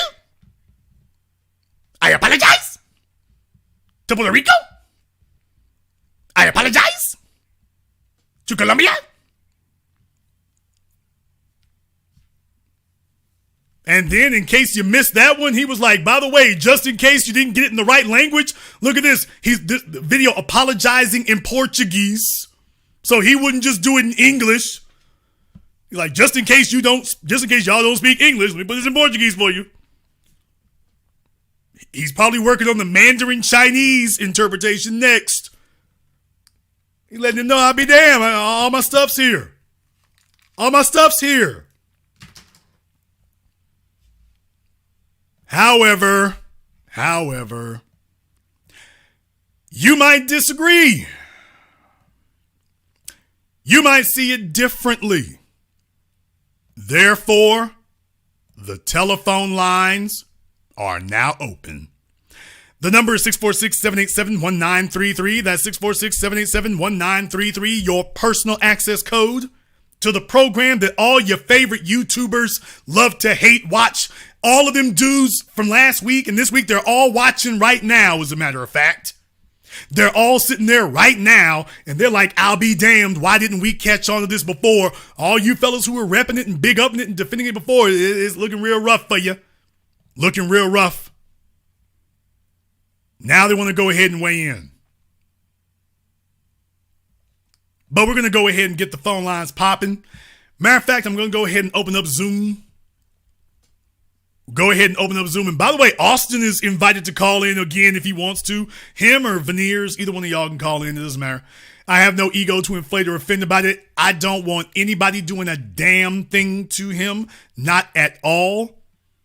If the white dudes can run around and getting all kinds of havoc and that's legit, then it should be legit for them too. Well, it should be, but that's in a just world. In the real damn world, y'all better take a great big ass tall glass or wake the hell up. You in the real damn world. You in the real damn world. Acting like stranger in paradise, man. You better wake up and realize what the hell's going on. My phone lines are filling up quick over here. They're filling up quick over here, so I'm warning you. I'm warning you. But I put the Zoom. The link for the Zoom is pinned to the top of the super chat. So if you want to join us on Zoom, you can go ahead and do that. Let's go ahead and take a few phone calls here. Let me get caller from area code 646. You're on live with The Business. What's your name? Where you calling from? Zona calling out of Manhattan. All right, on in Manhattan, what's on your mind? Yeah, so a lot of these young dudes don't have the game. You know, they just watch what they see on porn or whatever other type of media, and they think that's real life. And they never develop the skills to talk to women, you know, and it just shows. Like this brother that went down to Brazil and he thought it was going to be sweet, and somebody put him on game. He's like, listen, you can't operate like that. These Brazilian women will definitely put you in check, you know, so you definitely got to move smarter. But what it really shows you is they haven't had any men in their lives, man. They're out here trying to define their manhood by their ability to bed women, and they got suckered into the trap easier than anybody. These are damn me rookie, greenhorn, amateur mistakes, dude. These are amateur mistakes. These are young fellows who obviously don't have any competent men in their lives to even give them the basics of, hey, man, you can't move like this anywhere else. So, and I know what's happening. You know, this whole passport bros thing is kicked off by a bunch of old veterans, first of all. These are a bunch of dudes who they old, their pensions came in, but they ain't really making no real big money, but they have a stable source of income. So they're getting pensions from the military and they've traveled to other places. So you're dealing with dudes who they went traveling around the world on Uncle Sam's dime. Now that they're retired, old, washed up, toothless lions from the military, they're used to going to places like Thailand and Japan and the South Pacific and Afghanistan and the Middle East. So you're a 22-year-old fellow who doesn't have the dearth of experience that these guys, the breadth of experience these guys do. And so you're letting a bunch of fellows who are a lot more seasoned, a lot more experienced, and dealing with a different situation, and they know how to move different. Well, Jason, how do you know? Them old cats ain't putting up no damn videos, shoving a microphone in them Brazilian women's faces, talking about, would you go home with me? Them old cats ain't doing that. Them old cats ain't putting the old cats who done suckered they dumbasses into this. Them old cats ain't putting up no videos talking about, hey, talking about doing sex tricks and you want to go back to my place. Them old cats ain't doing that. This shows you just how silly and cornball he is and their group is. Y'all ain't even moving like the old dudes who enticed you to come down there. You ain't even moving like them. That's why they all sitting down there laying low till the heat dies down some, and you got to break out of the country. I'll let you have the last word. No, that's a fact. I agree. The young cats. Thank you very much for giving us a call. Let me get caller area code 973. You're on live with The Business. What's your name? Where you calling from? Hey, what's going on, Jason? This is Najee from up out of Edison, New Jersey. All right, Najee and Edison, what's on your mind? Hey, what's going on? So what's on my mind is this. So it's real interesting you brought this up. So I was checking out a blog and a page called Black Brazil Today, Black American Dude. And he's been trying to sound the alarm to people who think that they're just basically going to go down to Brazil and, you know, have their way with Brazilian women. But just like in America, there's a shift. They're even introducing into their lexicon the toxic masculinity and black male privilege. And it's real interesting. I don't know the word for it in Portuguese, but the black men down there are pushing back. You know what I'm saying? Because you have places like Sao Paulo, where in the early 2000s, the murder rate was about, 15,000. And they got it down 5 years later to 5,000. So the same dynamic that's happening in America is happening down there in Brazil. And if you really don't know the history, most of the slaves, when we talk about the transatlantic slave trade, it went down there. By proximity and by distance, it was easier to get Africans from Africa to Brazil. So you have a whole different kind of mindset of women. From the transatlantic slave trade to the Nazis. You have a straight. Right. I want y'all to Right. understand that. See, I don't get to talk about this on the business. I used to talk about this on my other YouTube channel. But there is a straight line from the transatlantic slave trade to the Nazis running through Brazil. That's not some temporary aberration that came in and left. I'm telling you, and still is. You can still see swastikas down there. You can still see swastikas down there. So that tells you that's not some fluke of their culture. That is the culture. And these dudes are like, hey, let's make a beeline to Brazil. And Jason, listen, and again, like I said, this is for another channel. I mean, just look at, to give you an idea of what's going on down there in Brazil, when you looked at them when they stormed the government buildings, those wasn't black Brazilians. Those was white Brazilians. You understand what I'm saying? When you look at the woman that Tom Brady was dating, that's a white Brazilian. And again, they that same brain trashing, trying to get proximity to whiteness, and they're also kind of like coming down on the black Brazilians with this toxic masculinity and black male privilege. Man, listen, like you just said, white supremacy is global. All right, I'll close. Thank you very much for giving us a call here tonight. For young men who obviously have not been taught the basics of history. He's sitting up here telling himself that he's some global traveler, have not been taught the basics of history. Their parents have sent them out there as lambs to the slaughter. He's sitting up here. He really did think that Brazilian women had his back. He thought that Brazilian women had his back. He found out the hard way they don't. Caller from area code 267, you're on live with The Business. What's your name? Where you calling from? My name is Jason. I'm calling out of Philly. All right, Jason out of Philadelphia. What's on your mind? Yeah, I'm originally from New York, and I was listening to that phone call, or the Zoom call, when he was talking all that smack. He didn't want to get the game from you. Everybody's sitting up here making videos, not giving you credit when they know damn well they seen that same video when he was on your show, because that thing went viral, was all over the place. Then the person that they were listening to, God rest his soul, he's not with us anymore, but Kevin Samuels looked at that high value video you made, and that was the same year that he started to change up his dress code. And because he was listening to you, not only did you talk about high value man, but a guy called in there and started asking you about podcasting. You started talking about the lighting and everything else. Kevin Samuels is a student of Jason Black.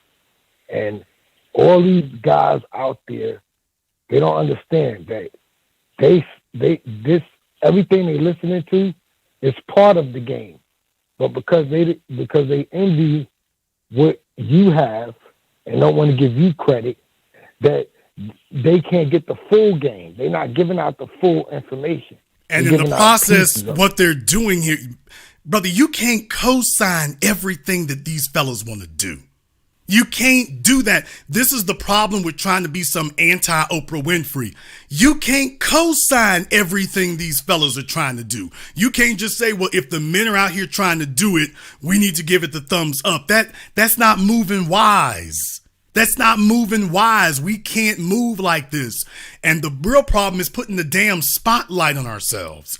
I'm just saying, y'all all know I don't co-sign what they do, but the dumbest thing you can do is put a spotlight on it and act like you doing some sophisticated international pimping. You don't live in a world that respects black men moving like that. You don't live in a world that respects your right to move like that. Somebody needs to be educating them. Hey, y'all need to fall back on that. You're being too loud. You're being too blatant. You need to fall back on it. Thank you very much for giving us a call. But when you have an audience, you just want to make them happy. You'll just sit up here and co-sign any garbage they do, no matter how incredibly dangerous it is. Going down to Brazil is dangerous. Going down to Colombia is dangerous, and they telling these young fellas you can go down there and indulge all of your sexual fetishes, and then next thing you know, now you see they got the pitchforks out for you. Caller from area code 928, you're on live with The Business. What's your name? Where you calling from? Hey, this is James from Phoenix. All right, James from Phoenix, what's on your mind? I just think that you're giving that young man a bad rap, though. I'm actually a black man who has traveled overseas to Colombia, Brazil, and Thailand as well. And I currently have a Venezuelan girlfriend. And I don't think you understand is, can we just agree? Can you just agree that a lot of the most attractive girls here in America won't look at regular guys like me or the average guy? Sir, why would you say that? It's true. Some of the baddest looking chicks in this country don't give regular guys a chance. But Yet, sir, that's everywhere. That's not confined throughout time in memoriam. That has always been the way it's been.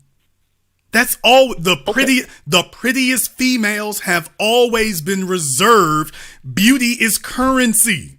The most beautiful females have always been reserved for the most powerful, well-to-do men. That's human nature. Well, that's the way it has always been from time immemorial. It's always been that way. That's not new. Okay. You thought that was new? Well, I'm not. You thought I'm not that a, was, sir. well, You thought that was no. You thought that was new, or that was somehow intrinsic to America.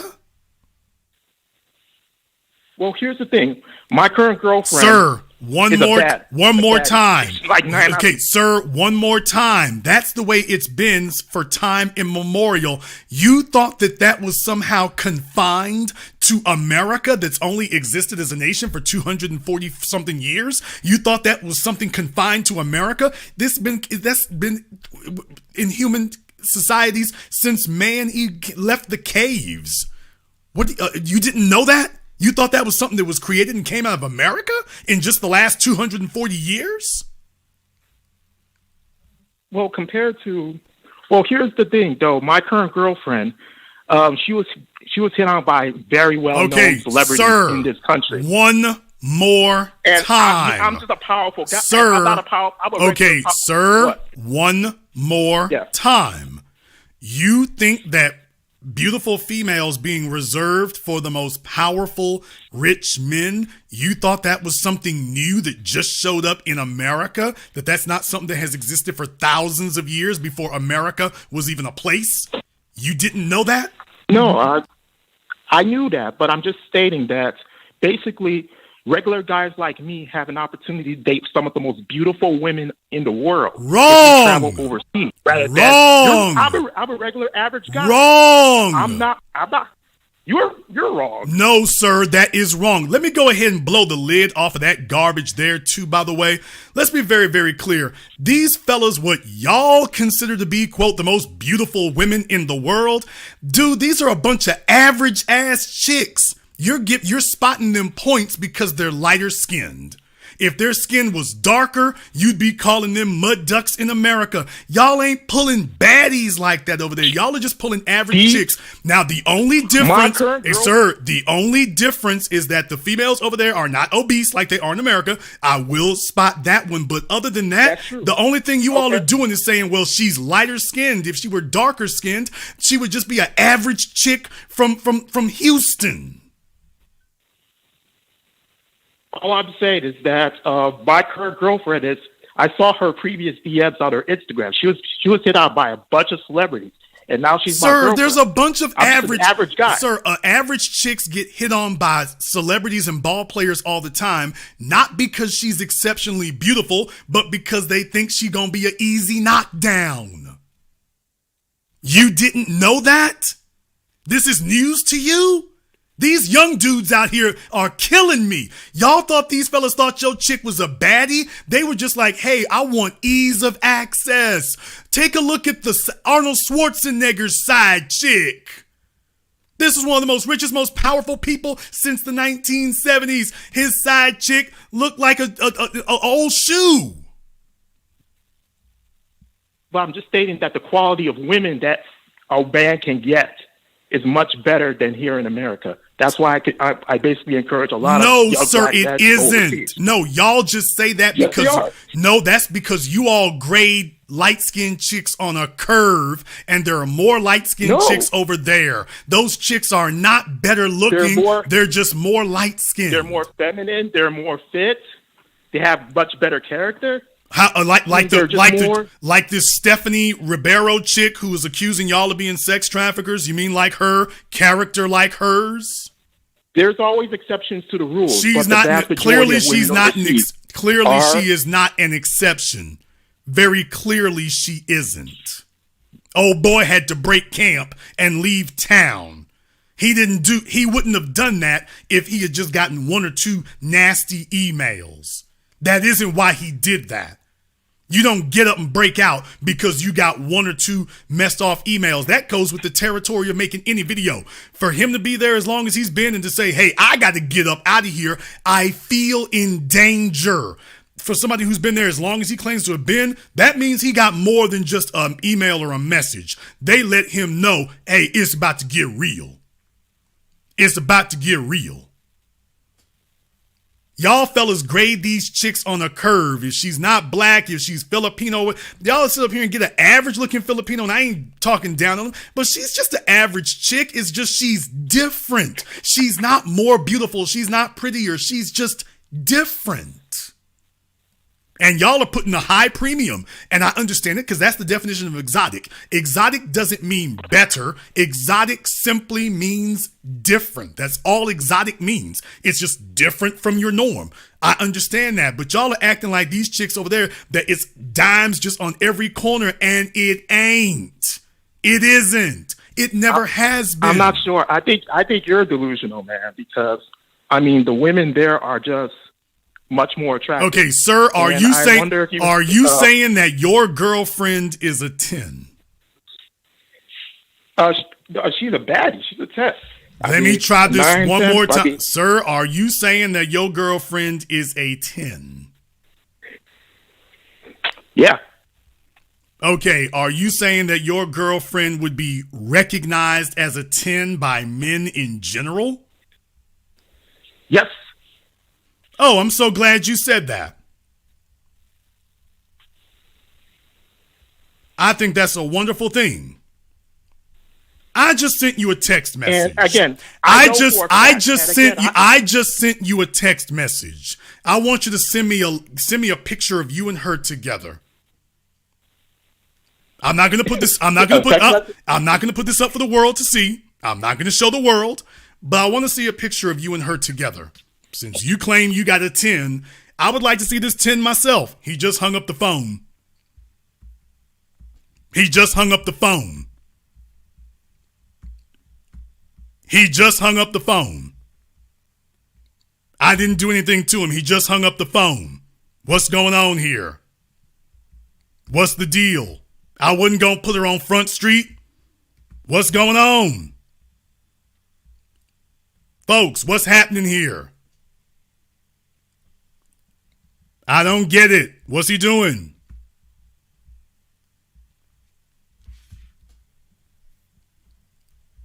Y'all tell me, what's the deal? Was it something I said?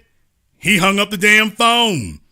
I didn't do anything to him. He hung up the phone. All I said was, hey, I want to see it for myself. Let's see the dimes. Let's see the dimes. And he hung up the phone? Come on, bro. We can't do that. We can't do that. Come on now. Maybe he just had some technical difficulties. Maybe that's all that happened. Hello, sir. What's he doing here? Come on now, don't be shy.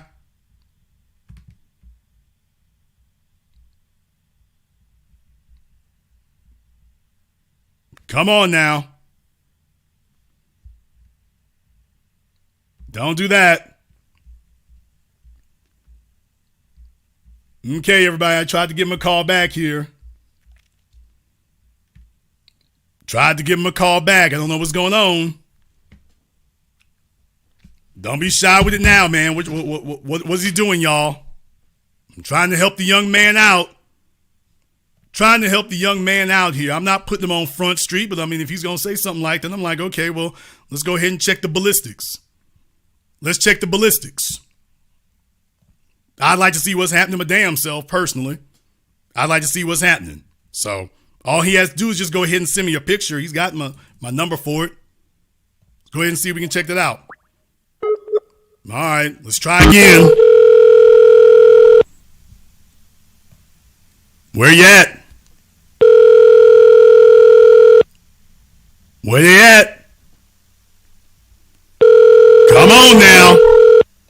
Call has been forwarded to an automatic voice message system. Oh, brother, that is not the way things need to be here. That is not the way it needs to be. He don't want to represent his chick. What's going on? What's going on? He don't want to represent. He says she's a 10. I'm just saying, hey, where's the 10s? He says she's a 10. I'm like, okay, let's get it popping. Hey, I'm so glad you said that. Let me see. Let me see. Click. All right. All right. Well, there it goes. There it goes. Call of Miracle 313. You're on live with The Business. What's your name? Where you calling from? This is Coach Cheese from Detroit. Coach Cheese, Detroit. What's on your mind? Man, these passport bros sound like a bunch of whiny little punks who couldn't get women here in America, so they got to go all the way down to South America to trick off to get women. That's all this is, man. They were tricks here in the States. They tricks down there. Now he's getting his medicine, and he's whining about that. That's all that is, JB. That's all I wanted to say. Have a good night. Thank you very much for giving us a call here. You know what this really underscores is there's still a lot of fellas out here who will risk their lives for sexual access. There are still fellas out here. There's no shortage of men out here, males out here who will risk their lives to get sexual access. Amazing. Big shout out here to my man Tommy Felix in the super chat. The only people that understand that we are at war is the B1 mindset. Thank you very much for checking in, Tommy. Appreciate that as always. Let me get caller from area code 678. You're on live with The Business. What's your name? Where you calling from? I'm Nathan calling from Atlanta, Georgia. Okay, what's your name? Nathan. All right, Nathan, what's on your mind? Yeah, I think I'm 38, by the way, and I met my wife. She's Latino from Mexico, and I moved to Mexico last year. I didn't know about the passport bros until I moved here, but I don't think it's not all the brothers who move overseas to do what Austin was doing. I mean, I tried to tell Austin a couple of months ago that he can't exploit women and do this moving like he was moving, because I'm like low key over here, I got my own business in Atlanta and started a business here internationally and building something. But he kind of went off on me and blasted me. He was like, all the women in Brazil, that's their culture, to sleep with men real fast. And I tried to tell him, that's what he that's what he was saying right before old girl popped up on Instagram on him. That's what he was saying. Now he wants to sit up here and recharacterize what he said before. But that's what he was saying then. All it took was one chick to make a phone call and send the word. Now he's changed his whole setup. He actually lucky to be alive. I see so many videos of hitmen in Brazil, and they get away with it. I mean, it's happening every day. So I'm like, he's real lucky to be alive. Well, like I say, videos where he at. I don't want anybody messing with him. I damn sure don't want anybody trying to bring harm to him. I don't want anybody to do that at all, period, point blank, end of discussion. I don't co-sign it, condone it. I don't allow it. I don't want anything to happen to him, period, at all. I don't want anything to happen to any of them as long as they're not breaking, any laws or doing something they shouldn't be doing. I don't want anything to happen to any of them, period. But by the same token, they got to do what's necessary to keep themselves straight. They got to do what's necessary to keep themselves safe, and him moving all high profile and putting the spotlight on himself. And the real issue here is that you got this Tekashi 6ix9ine-ization of things. That's what you got going on right now. These dudes are out here trying to do their impersonation of Tekashi 6ix9ine. Let me go in somebody else's hood. Let me go see how far I can push it. Let me go see how much disrespect I can show. Let me see what I can get away with. Let me take it as far as I can go. And you just one person by yourself. You got no backup. You got no reinforcements. You have nothing except a YouTube channel and a camera, and it's all about, well, let me see if I can, go ahead and clown and troll as much as I can, and it's all fun and games until somebody pulls up. I'll let you have the last word. Yeah, the second problem I had is like, you're not building anything. For me, sleeping around with a lot of chicks and getting chicks, that's not really building nothing, building a community, building something, building a business for more brothers to come down to build, and get money and build a business internationally. So, I mean, anybody from anywhere can get a lot of women. That's not nothing to be bragging about. Yeah, but that's my whole point, is that the only thing these guys are building is a body count. They're not building anything beyond that. So what they're telling you is that their contribution to society is laying up with females. That's it. They're contributing nothing else. They've got nothing else. There are no other assets, and that's useless to the rest of us. We don't need more gigolos. We need more builders. Thank you very much for giving us a call. Let me get called from area code 312. You're on live with The Business. What's your name? Where you calling from? Turn off your speakers. We don't need more gigolos. We need more builders. Thanks very much for giving us a call. Okay, he is too late to the party. Let me get called from area code 786. You're on live with The Business. What's your name? Where you calling from? Hi, Jason. This is Andres calling from Miami. I already called the last Passport Pro show. I've lived in Miami for about 20 years. My wife is Colombian. My family is married to people from all over Latin America. Yeah, were you the one on Zoom? Were you the one who was on Zoom with us? Yeah, I was on Zoom. I will be on Zoom, but I was driving, so no chance for me to be on Zoom. No, it's okay. It's okay, because I remember. It's okay. I remembered who you were. I just want everybody to know. I remember who he was. He was the one who was on Zoom with us last time when I did the last Passport program. I'll put a link to it in this video. What's on your mind, brother? No, what's going on here is that I think, let me tell you, I think that you last time were too soft. I think that these guys are not understanding how dangerous it can be to be out there in the streets of Colombia, the streets of Venezuela, the streets of Brazil, calling the attention. Like the old school, like in the 70s, the white guys that went in the 70s to Thailand and Vietnam, they were quiet. All these older guys that are in Thailand, when they get a girlfriend, they ask permission to the parents. If they get them from a club, from a brothel, because they're brothel, they ask permission to whoever's on top of them. But these guys are out here, like it's becoming dangerous. Like my advice to all these people, all these guys going down to Colombia, to Venezuela, is to my advice is to stop doing it and to be careful. The whole thing doesn't make any sense. Everybody knows that in Miami, South Florida, you have women that were living 6 months ago in Colombia, 6 months ago in Venezuela. So what is the excuse to not go in and search for those girls? The only reason why they're down there in these not even middle class neighborhoods. They're not there in the favelas because you get killed there. But they're not there. They're not in the good neighborhoods of Colombia. They're in like the middle class areas where people make like $600 a month. So they're there. They have a job in the United States. They save up for a few months. They go down there with like $3,000, $4,000, $5,000. They date these girls and then they walk away. I think that people forgot that 20 years ago, you remember, I'm 37 years old. I'm going to be 38 soon. You're a little older. Some of these young guys, they don't remember, or they were not around, or they were too young to remember how 20 years ago, how many people got taken to the cleaners by the Russian and the Eastern European girls that were playing these like damsel in distress games. Yeah, they've forgotten all about that. 20 years on the internet, that was big. The Russian male older brides went from the magazines to the internet, so that used to be big. Now it's just been replaced with something else. Well, actually, not really replaced. It's just everybody else has gotten in on it now. Right. Like it's a game. Like there's some of these chicks down there in Colombia. And my wife is Colombian. I don't want to talk bad about the girls of my community, but some of the girls down there are professionals. I mean, you see some of these channels that are growing, and you see some of these guys on the comments falling for these chicks. You see these beautiful women dressed in ways that is very provocative, and they're telling these guys that, oh yeah, I'm 25 and I've only had 2 boyfriends, and these guys, they believe it. Like, they believe kind of like it's getting to the point that you already have people getting killed down there. The failures, the people that are getting robbed, they don't.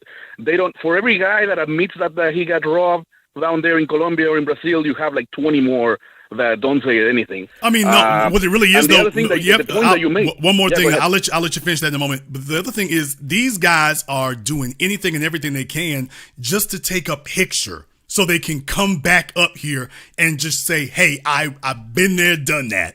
That's literally, they're willing to risk their lives to go down there and take a picture. So when you say she's like, oh, I've only had 2 boyfriends, whatever, them dudes, they don't really care about that. He's just like, can I have my turn? And can I take a picture of it so I can go post it on Instagram or YouTube and then concoct a story that I'm just really balling out of control, which they're not doing.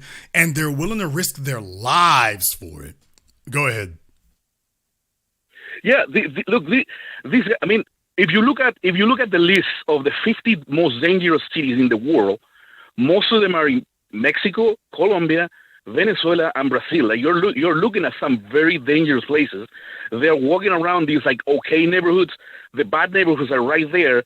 Like, these guys, like, you made the point that they were there. They have been there looking for women, searching women, approaching women, and they have not approached the men.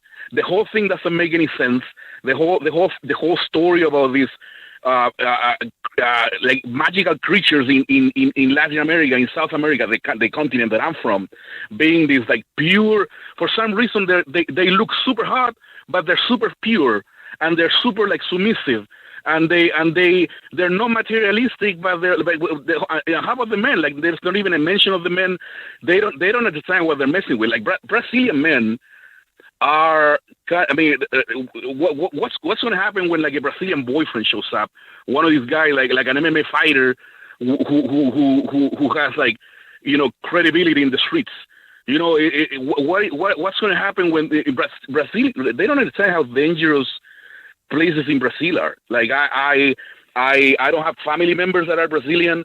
I know a lot of Brazilian people. I have a couple of coworkers in Brazil. I've been there, and I don't know. It's like, it might be what you're saying. It might be that they're not really doing what they're saying they're doing. They're just walking around taking pictures and claiming they're doing things. Maybe and making videos, but the problem is the people that don't know, the people that watch these YouTube videos, they believe it.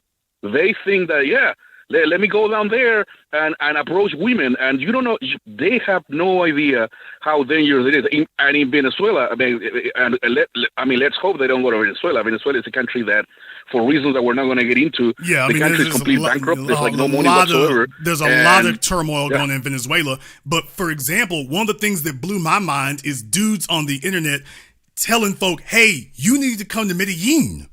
And I'm like, Medellin? Wait a minute. Hold on now. Now we're just completely out. Oh, don't worry. It's different now. No, not really. I mean, not a whole lot. So it's one thing to just say, come to Brazil, but dude, they're naming all the war zones, all the hot spots, all the places that you're really risking your life going. And I'm glad you're making that point, is they're sending back pictures to unsuspecting individuals. That's why I said during the last program, Veneers is in his 30s talking to Austin, who's in his early 20s. So the guy in his early 20s is being misled by a fella in his 30s, and then they go pop up in the place, and they're not going to find out how bad it really is and how it really is till after they get there. And even then, they're probably telling themselves, oh, well, I'm from America. I might be from a tough part of DC or Houston. I can handle that. Dude, you got a whole nation against you. You can't handle a damn thing going on in Colombia, Brazil, Venezuela, Chile. You can't handle none of that. Yeah, one last thing before I go. Why the day of reckoning is coming for the passport pros? Because they have managed to piss off the two sides.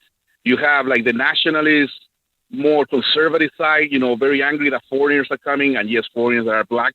And then they have managed to create this like unholy alliance between that group and the liberal feminists that are pissed off that men are there, looking for easy women. So like when you have the two sides of the political spectrum united against you, like it's over. The whole thing, I guarantee you that it's going to expand. I guarantee you that these guys are going to show up in more articles and they're going to be waiting for them. So whoever's the unlucky dumbass that's going to walk in there, they're going to make an example of somebody there. Somebody you're going to see it's coming. I wanted to say something like this last time and it happened, but no, not this time. I can make that prediction easily. You're going to see some people ending up in jail over there. You're going to see. He's talking about, what crime did I commit? I'm like, dude, they're going to find one. They're going to find a crime to hang on you. This is not America. They're going to find one. And and he's just the one who got up out of there. There's a bunch of them just sitting there now. Thank you very much for giving us a call tonight. We appreciate that. Let me get caller from area code 323. You're on live with The Business. What's your name? Where you calling from? Hello, can you hear me? Yes, you're on. Wake up. What is your name? Where are you calling from? Hi, my name is Rocky, and I actually live in Salvador, Brazil. I'm an expat. I'm in an expat group chat out here, and actually Austin was in that group chat, but he left when some shit got real, right? And I just want to say to these passport girls, like, yo, y'all really, like, the main premise of y'all traveling and coming down to these countries is women. And when you move to your country, there's so many things that you have to consider. Because a lot of them say, like, oh, when we go down there, we're not trying to take them back to the United States, yada, yada. That implies that you got to come down there and live there, right? And there's so much bureaucracy. There's so much political, we just saw what happened with they had a January 6th part 2 in Brazil. There's so much political, problems and, socioeconomic things, and they don't have the experience. Like, they don't have the experience to be talking about a lot of these things. I'm going through this dude, Austin's videos, and I'm going through, he runs with another cat called Fred out here. And I'm like a couple blocks from the beach that they go to. And let me tell you, they are exploring a square 2 miles of Salvador. Salvador is huge. They even their little quote unquote travel tips that they make, those videos are whack because they got like, okay, I think Austin was in a store called Bon Presso. That's like Whole Foods out here. He was saying, oh, this is cheap, all this other stuff. I'm like, there's way cheaper places you could go, right? They're talking about, and then they do creepy stuff. The dude Fred had like a drink up in one of his videos talking about these are the best caipirinhas. Nigga, that's not the best caipirinhas in Brazil. He just wanted to show this girl's ass. There's a video. You go on Fred's channel. His name is Vibing with Fred.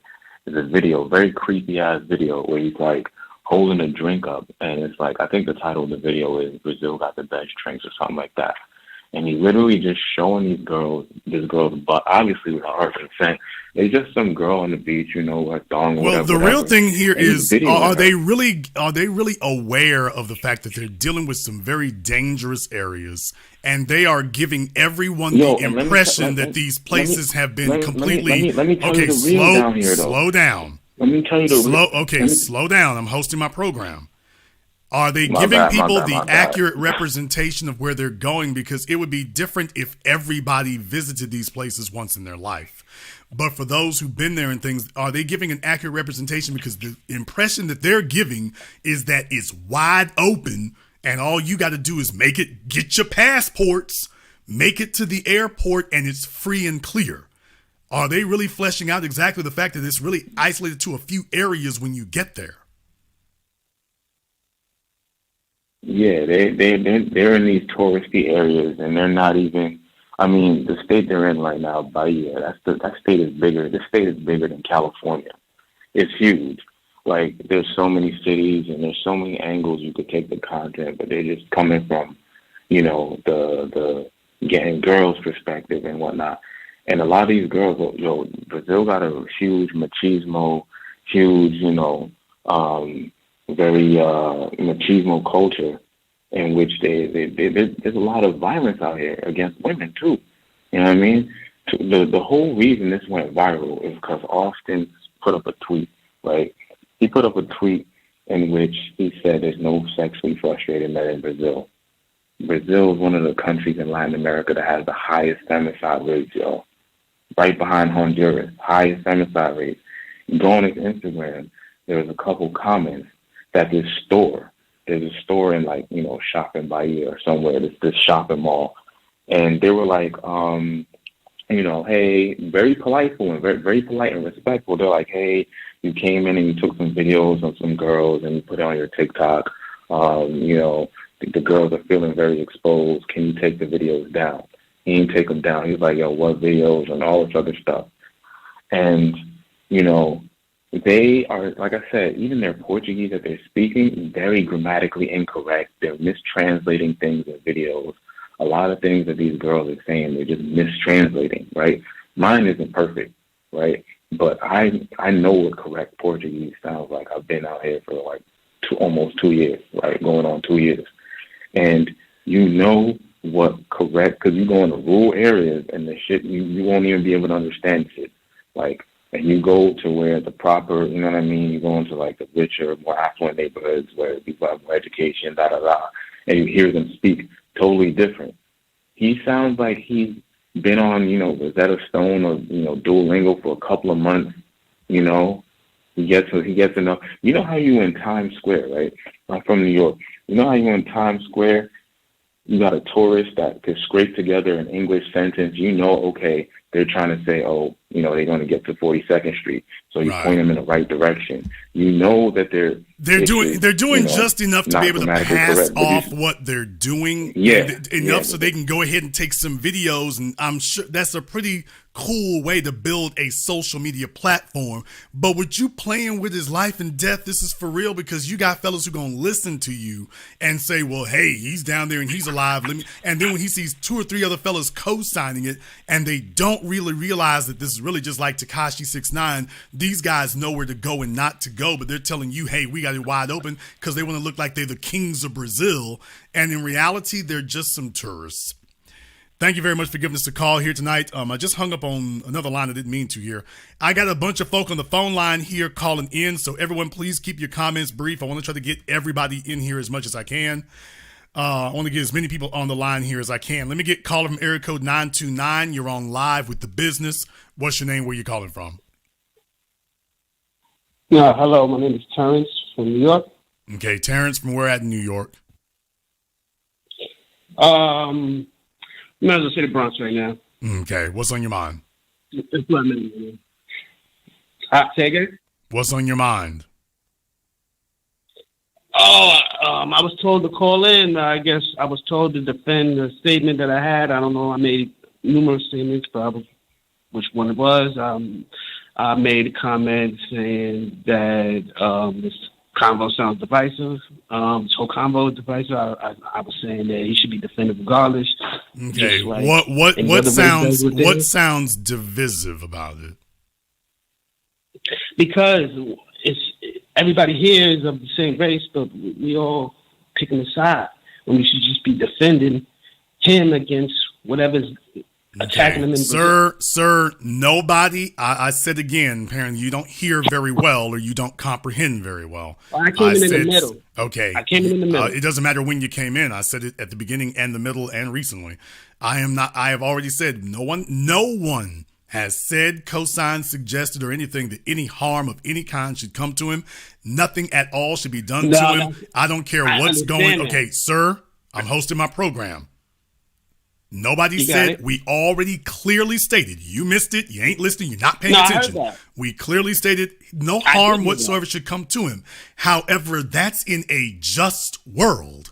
We don't live in a just world. So in the unjust world that we live in, if you are, sir, in the unjust world that we live in, you have to move wisely. And what we're doing is letting folks know these are unwise moves that he and these dudes are doing. That's not divisive to tell reality. That's unwise what they're doing. That truth is not divisive. I agree. Thank you. I agree. That's okay. That's the whole point.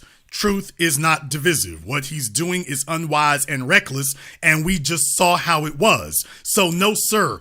What you're doing, I'm not going to say it's divisive. I am going to say it's foolish to tell people, hey, you should move how you want to move, and folks should defend you when you're doing foolish things. No, because defending you is not going to keep the consequences from happening. How about we do something wise? How about that? Well, I'm saying is defend against the consequences like these other races do. But sir, we can't. But we can't. But sir, we can't. We can't do that. You live in a system of because you live in a system of global white supremacy. They're in charge, so they have exempted themselves from the consequences. It isn't a black political structure going at him. It's the white one. Right, but we can't, we can't protect him in Brazil. We can't protect him in Brazil. You're out of your mind. We can't protect him in Brazil. We have no way. All we can do is sit up here and verbally defend his right to go down there and do stupid stuff, but we can't defend him in Brazil, and he's not taking the necessary precautions to keep himself out of danger. We don't have an infrastructure. Okay. We don't have an infrastructure to defend him in Brazil. You didn't know that? Right, but it's like you're using this one thing to attack that whole movement. No, sir. I'm using this one thing to say y'all need to stop talking foolish and moving more foolishly. They're acting and moving foolish. What about the ones that's not?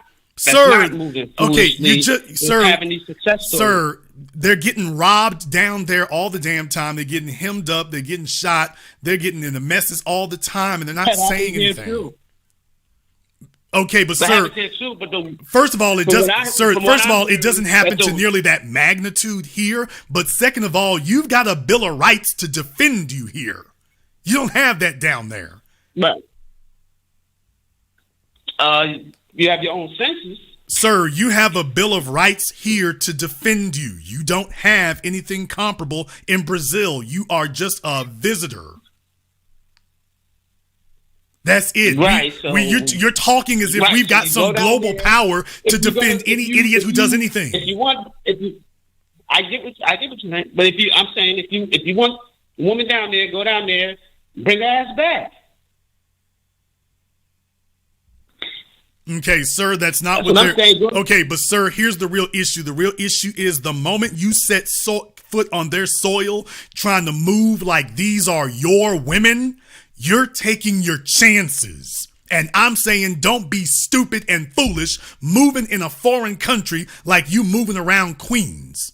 No, you're not. You're in a foreign country. The rules in America don't apply there.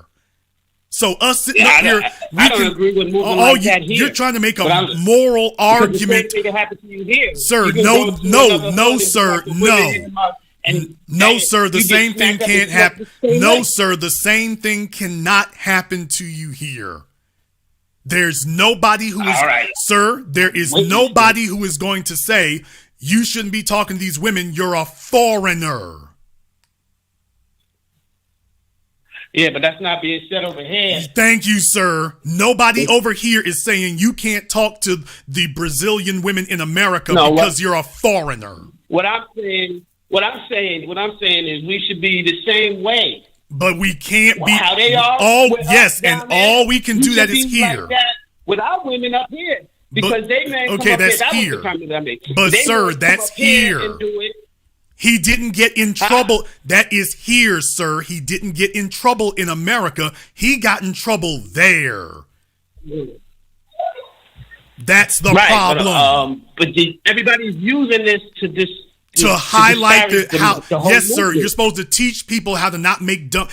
We saw this coming from a mile away. He's just the one who's on getting put out publicly. He's not the first. That woman let y'all know. We've known about y'all for a minute. I'm just moving on you now, but we've known about these passport bros the whole time. I covered that earlier. You're slow. Go back and listen to the program so you can get caught up.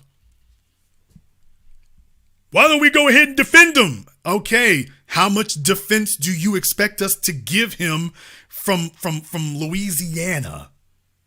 How much am I supposed to defend somebody in Colombia from Arkansas? An ounce of prevention is worth a ton of cure. Let me explain to your little fruit booty ass how to keep yourself out of this trouble to begin with. Because once you in it, bruh, you in it. We should defend their right to act a fool. No, how about I educate you on how not to get in trouble in the first place? Yeah, but after they get it, see, these mama's boys who think they're spoiled, they've been pedestalized and son husband, and if I get into trouble, somebody gonna come take care of me. Somebody should come defend me. The bottom line is you have no rights in Brazil. You're just an American. You have no manhood, God-given rights in Brazil, because the only rights you have in this world are the rights you can enforce. Where is your mechanism as an American in Brazil to enforce your human rights? So tell me, you all, how do you enforce your human rights as an American in Brazil? Dudes are sitting up here coming up with their fantasy talk, but what they're not giving you is logical thought. Caller from area code 812, you're on live with The Business. What's your name? Where you calling from? My name is DeMarcus, calling out of Evansville, Indiana. DeMarcus, what's on your mind? All right, so listen, I'm not a passport bro, but I do understand. And here's my argument to you, sir. Now, they say passport bros going down there because they can't find women in their home cities or home state, etc. I don't believe that's the case. What I truly believe is that the fact that our women here are modern, strong, and independent, which means they're independent, they don't need anyone. That includes a man or anything else. And what they're seeking is someone that's going to be fit, feminine, beautiful, that's going to get on his program. Most women here in America, they're not trying to get on our program because they're too busy trying to do things themselves as if they playing the masculine role. Now, as far as what you said about the fact that being down in Brazil or anything like that, no, you can't be protected down there. You on their territory. So that would be a super argument to say otherwise. But the movement itself, I mean, like I said, I'm not a passport bro, but I've been considering going somewhere. I'm a truck driver. You know, I make pretty good money. Okay, so you're not a passport bro, but you're considering becoming one, and that's the basis on which you are defending this. Yes. Okay. Here's the issue. No one has these guys can talk however they want to. It's all very obvious how hollow it is. They ain't making no boss moves. If you're going overseas to get sexual access, let's be very clear, they're not pursuing relationships, commitment, or marriage. They are only pursuing sexual access. That's it. That is all. And if you got to go 2,000, 3,000 miles away to get sexual access, we're not guessing about how lame you are. You just told us what it was. So we're not going to sit here and try to redefine what they're doing. We know what they're doing. They said what they're doing. They're not interested in marriage or commitment. They want easy sexual access, and he got in trouble because he is singing the virtues of easy sexual access, and they called him on it. That's it. That's all. So are you saying this is from the masses? This is from whom? Are you saying this is from the masses of the passport bros, that they're just going down the massive droves just to okay, sir, as these guys, first of all, this is not new. It's been going on. They've been on YouTube since the very beginning. They have never been extolling about relationships or marriage. They have all been about, take a look at the beautiful women. They're here for the taking, and they are easy to get in bed. That has always been their draw. That's always been their hook, because they know nobody would give a damn what they had to say otherwise. That's all they're selling is easy sexual access. That's all that they're selling. And in Austin's case, he didn't just extol easy sexual access. Austin said it's okay to pay. So Austin sat here on my phone during my program telling me about how, by the way, sometimes he pays for it and ain't no problem doing that. When you start going this far, understand you have a right in America to say it, but don't be surprised when the folk you walking among sit up here and have consequences for you expressing that about those women. Because prostitute or not, they like you talking about it like she's, well, nobody cares about her. She's just a prostitute. He's finding out how much they care. And you know what, Jason? I would say this. That's fair. That is completely fair, so I'm not going to argue that. But let's be fair in this conversation as well. Let me ask you, I've been watching you for quite some time, and I don't say anything. This is my first time even commenting. But you're a single male. You know, yes, you're a very successful male, but you're a single male nonetheless. Isn't there a reason behind that? Isn't it because you know that our women here is not on the program that you as a man would need a woman to be on?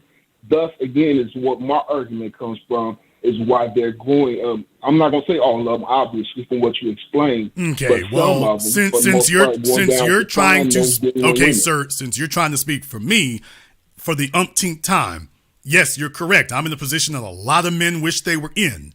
And quite frankly, a wife and children would get in the way of that. I got to move how I need to move. Taking care of having children is the single biggest responsibility that you'll have in your life. Not a business, not anything else. That's the single biggest responsibility, because you must now put these little people ahead of yourself. They are more important than anything else you doing, trying to do, or got going on. So you need to make sure that if you make this step, that you are going to put all the rest of this you doing on the back burner. I have not wanted to make that decision, to make that step. So I've done the responsible thing. But besides, I have the ability to make that decision whenever I want to. But I put myself in a position to make that choice.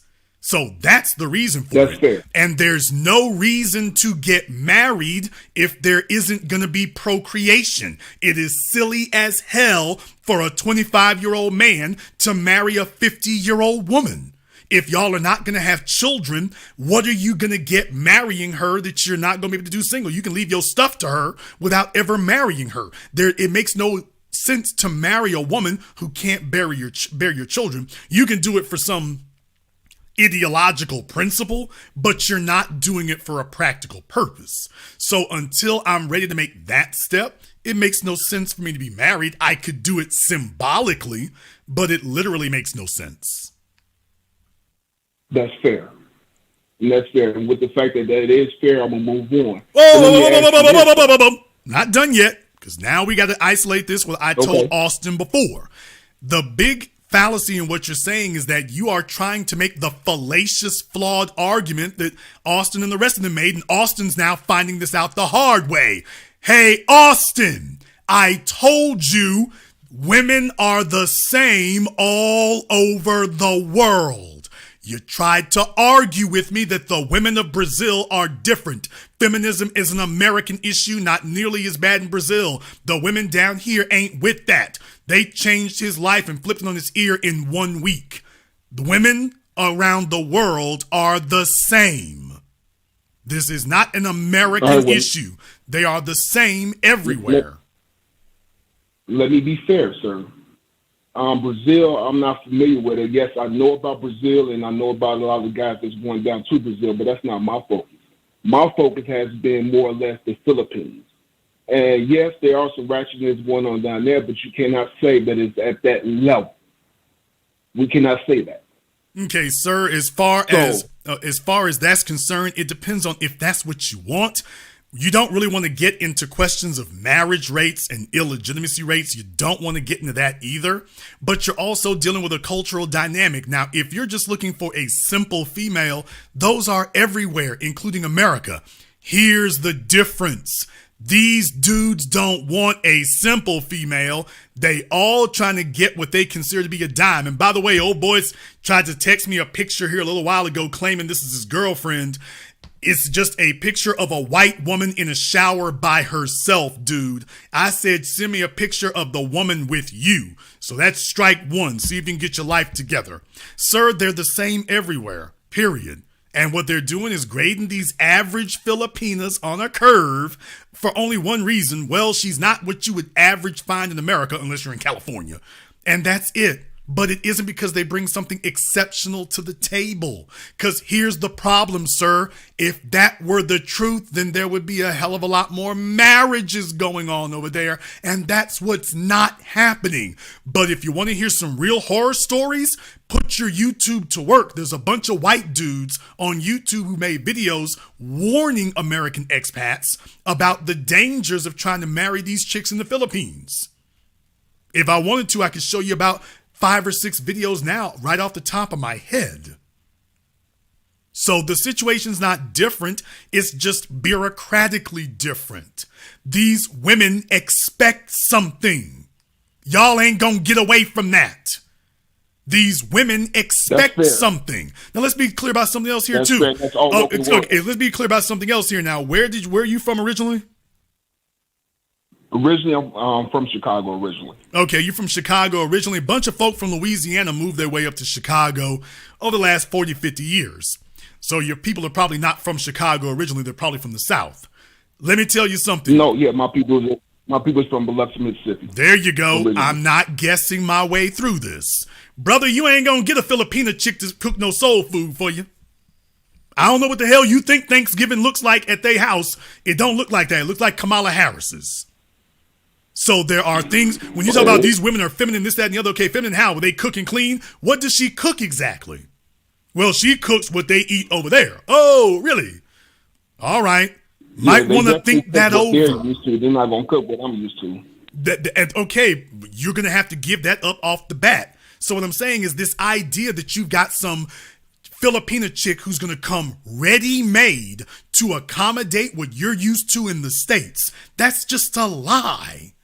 That's just a lie. That's not going to happen. And it is.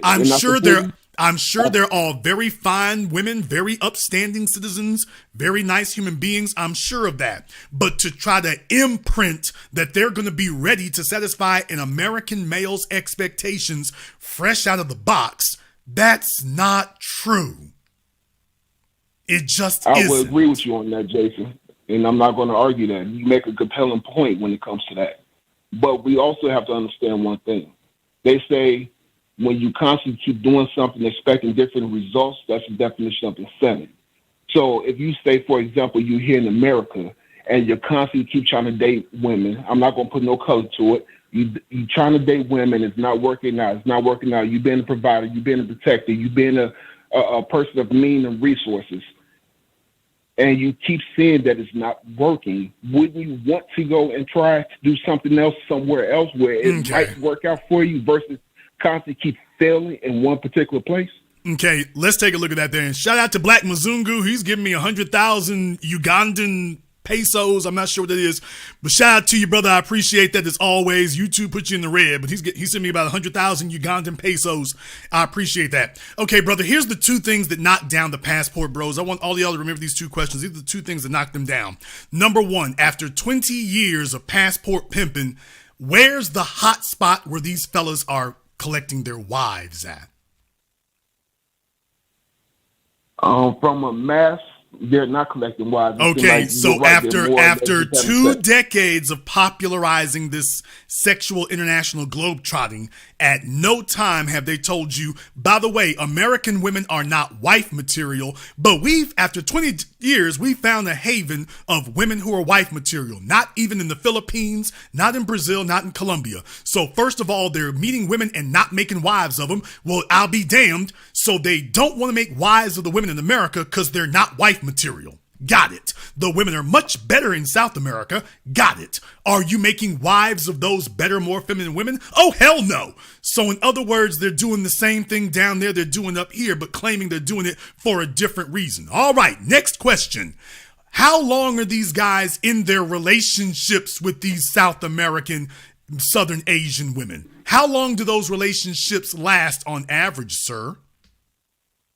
From what I've been seeing, and this is just based off the YouTube videos of people that's in that area that I've been seeing, they might show them off and have a little fun here and there, but it don't seem like it's lasting too long. So Thank you. So, okay, I'll be that generous. I'll be generous and say that they're able to hang with these chicks for 2 years. I'll be generous. I'll go ahead and spot them 2 years and say that they're able to hang with these chicks for 2 years. In other words, so they're hanging with a chick for 2 years before they move on.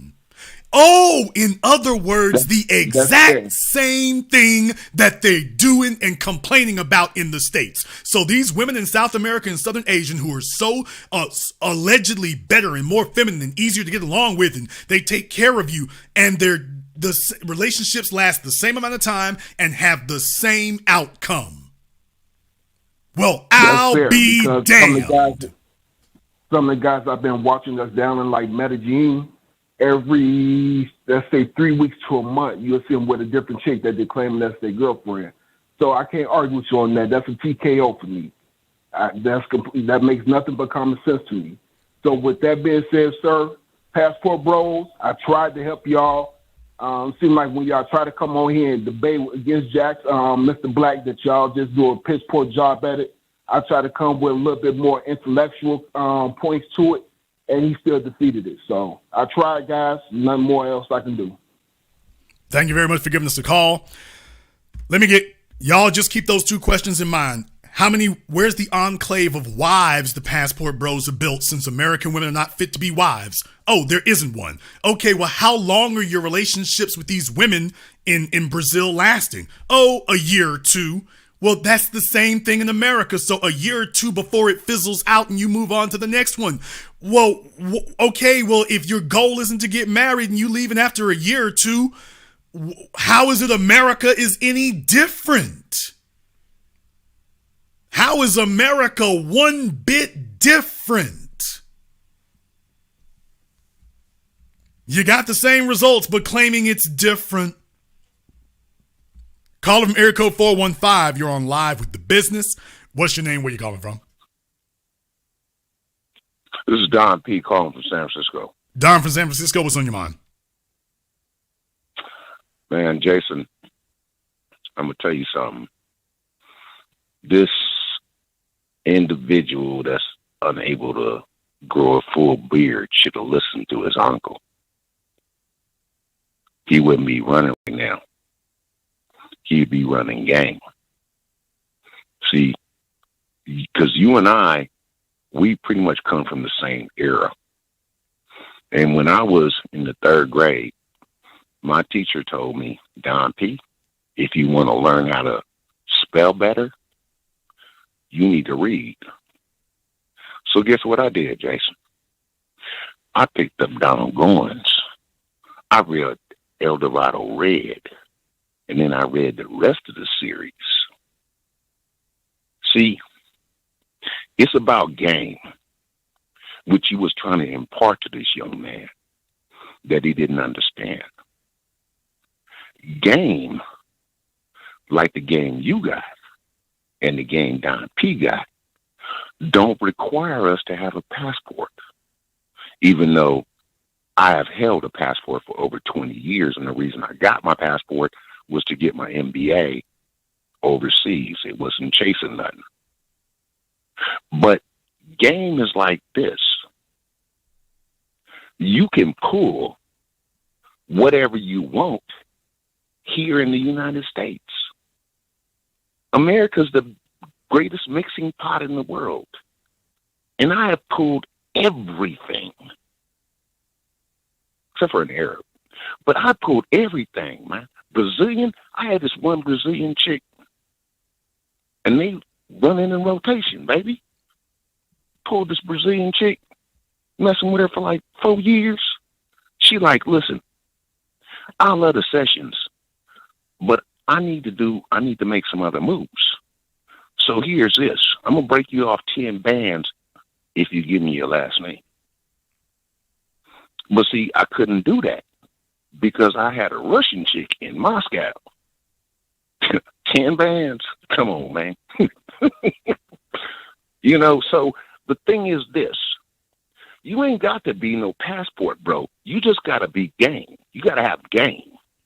You can't be no simp, because all you're going to be, if you got a passport and you a quote-unquote passport bro, all you use is a trick. And you can trick off here in America and not give the rest of us brothers who have legitimate passports to handle legitimate business any type of slurs or stains against our name. Thank you, because that's the point I was making at the beginning there, is that now any of us getting off the plane anywhere, now they're giving us the side eye. This doesn't just heat it up for these dudes with their little old thing they got going on. You're putting the spotlight on all of us, and we don't like moving with no spotlight on us. We don't like that. We're not doing this for Instagram clicks. I don't travel to these places for that right there. It was hell for me to get my passport renewed. Shout out Kamala Harris. She sent her regards. And like I said, it's hell for me to get my passport renewed. I don't need any spotlights on me. I don't need any. It's already, I hate going to airports now. I haven't flown in a minute. I hate going to airports now. So we don't like that. We don't like that at all, man. Just keep it low key. Ain't nobody else out here sitting up here putting spotlights on themselves, talking about we on the beach and take a look at how we doing these women out here. They just do like Tiger Woods. They just go ahead, run up, do what they do and keep it moving. But they're not trying to become a social media star doing that. That's the part right there that's goofy and cornball about it. And it can't end well. Nobody wants to see a bunch of, brother, we're going to tribalism now. Nobody wants to see a bunch of foreign men coming up on the beach, running up on their women. Nobody's going to co-sign that. Nobody. I'll let you have the last word. You gave so much real talk, brother, that my ear was full, because the thing is, you and I both know that the realness comes from our grassroots. It comes from our socialization. We don't simp. We either controlling that game or we not in it. And I'm just, the interesting thing is this, the young man's age.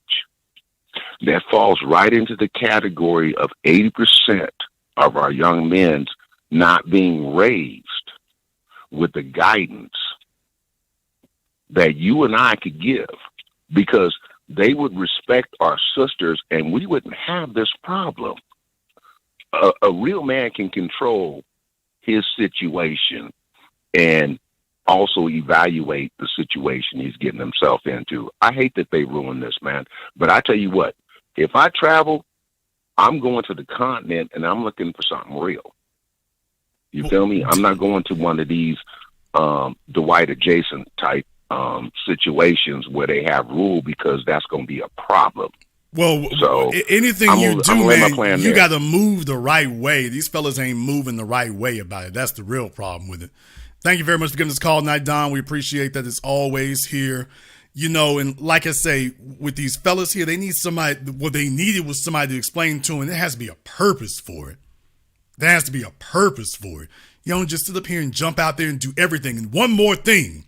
By the way, now these are the fellas who were talking about how no good the American women are and feminism is messing things up and it's all terrible and it's awful, and the women in Brazil, we don't have to worry about that. What did he do when he encountered feminism so bad, and I would also argue racism so bad, that he had to flee the country?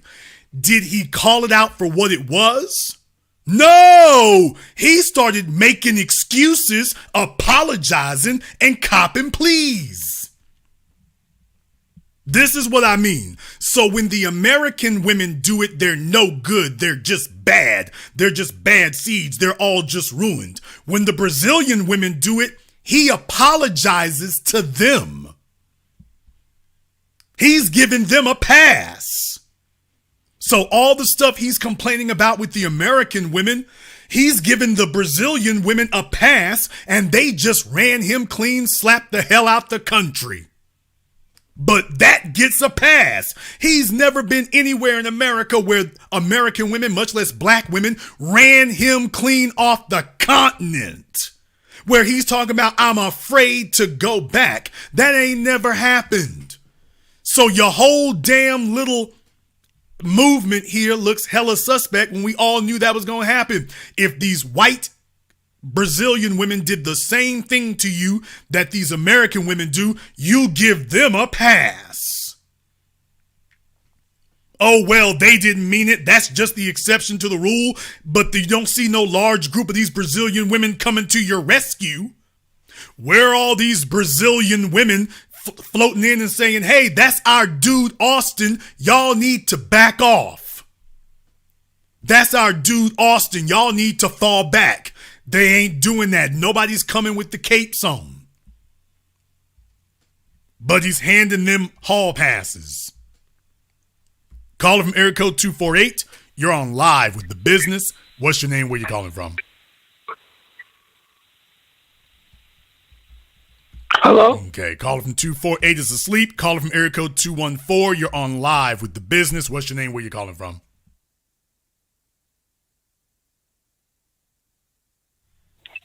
Okay, caller from area code 214 is hitting the pipe. Caller from area code 312. You're on live with The Business. What's your name? Where you calling from? Joy from Chicago. Okay, Joy from Chicago. What's on your mind? Bad parenting. That's what's on my mind. I think that's the root of everything that's being discussed here tonight. I believe bad parenting is the issue in most of the Black community's problems with Black women and Black men across the globe. We spoke earlier about the lady who exposed his brother being a feminist and her having daddy issues. It goes back to that. You may have had a point there. You know what I mean? I think a lot of African or Black women, no matter where they're from, where they're United States, Cuba, or whatever, I feel like they do have daddy issues. And I do feel like a lot of women, whether anyone wants to admit it or not, the first disappointment they did have was from their father. And it does trigger them, and it does cause them to react in a certain way. I'm not really with the whole thing with constantly making everything a SA issue or a R issue or anything like that. That's not cool. I feel like she did kind of exaggerate the situation. However, on his end, he was doing something wrong as well. And I feel like at 23 years old, even though it was a hell of a wake-up call, as you said, it needed to happen, and better it happened at 23 than 33. That's what I think. You know, maybe he may have gotten in trouble in Brazil or South America, whatever, but he's only 23. He still has plenty of time to change and wake up. You tried to help the brother a few months ago. He didn't listen. He's listening now. So he still has hope. Well, you know, is very certainly young. they are very young, and yes, they do have time to grow up from these if they don't take daredevil chances. Yeah, you do have plenty of time if you don't take some slap crazy ass daredevil chances. Let's be clear. He's just a young dude down there, well, he was, in Brazil by himself. Has no family, has no backup. He's counting on the rest of the fellows who came down there or some other fellows in their little group chats.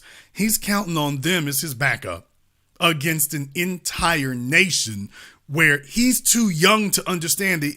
Obviously, forget just parenting. No one has taught him history. Not even recent history. He's walking in these places with no concept that Brazil is a Nazi enclave. While the world was hunting Nazis, the Nazis knew that they could safely hide in Brazil.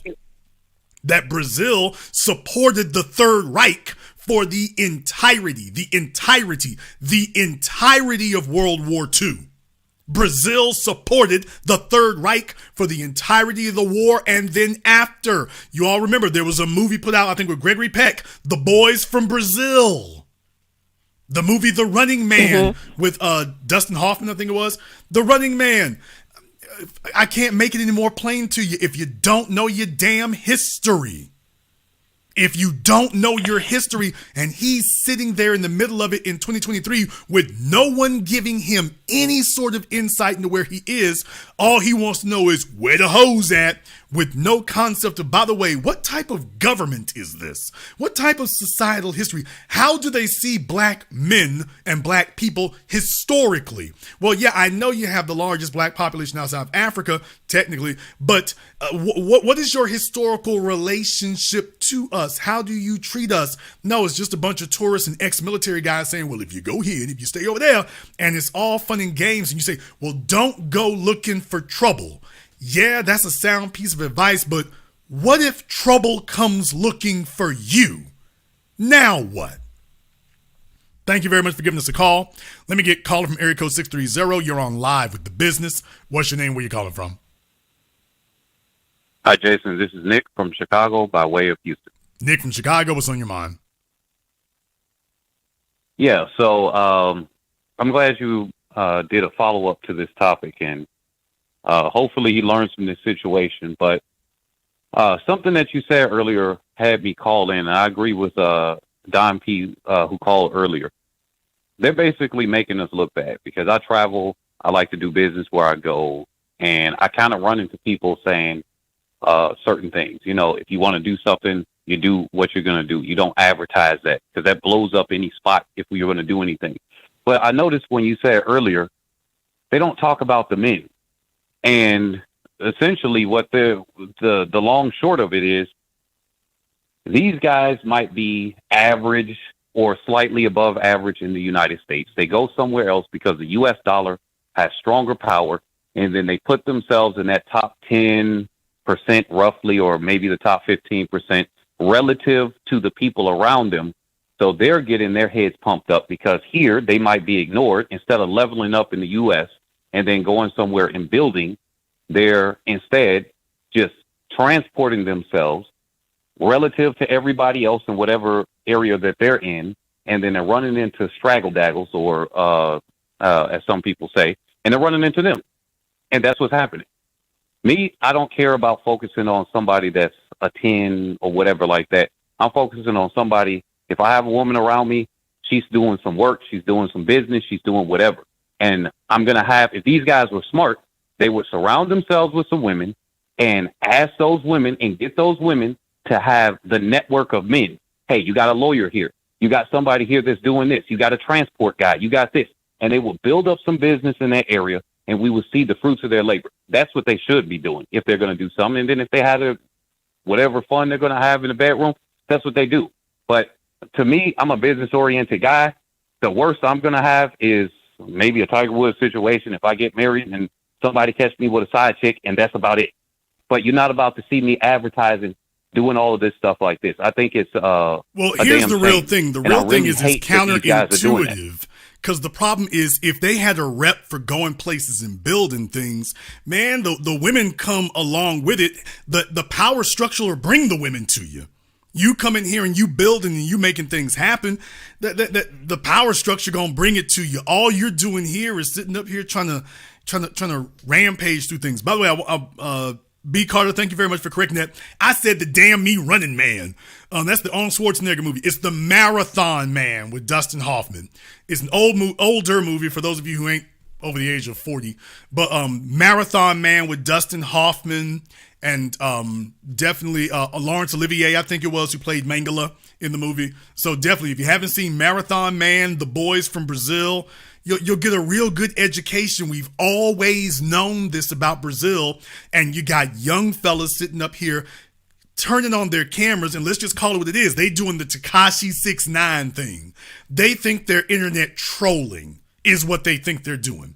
They think they're trolling on American women, and truth be told, because of their hostile attitude, they think they're trolling on Brazilian women too. And those folks are like, oh, no, we waited for the right one. See, what you don't go grab folk at the beginning. That's not strategy. What you do is you grab the right one. You grab the one who is he's repping the flag bigger than anybody. He's so far over the line. Like you and me remember John Gotti. Gotti couldn't just do what he was going to do and then go home. He couldn't do that. This was a man who studied under Aniello Delacroce. Neil Delacroce, as they called him. He studied under Neil Delacroce. He studied under Carlo Gambino himself. He studied under these men. These were men who stayed out of prison because they kept their mouths quiet. They moved a certain way. Gotti hits the scene. Man, he's on magazine covers, big long cars, great big suits, hand-painted ties, hair done every day, smiling with the movie stars. And when it was all over, Rudy Giuliani hung that around them and said, you know what, you and everybody hanging out with you get this life sentence. We just waited for notice, they didn't really crack down on him like that until Gotti comes along.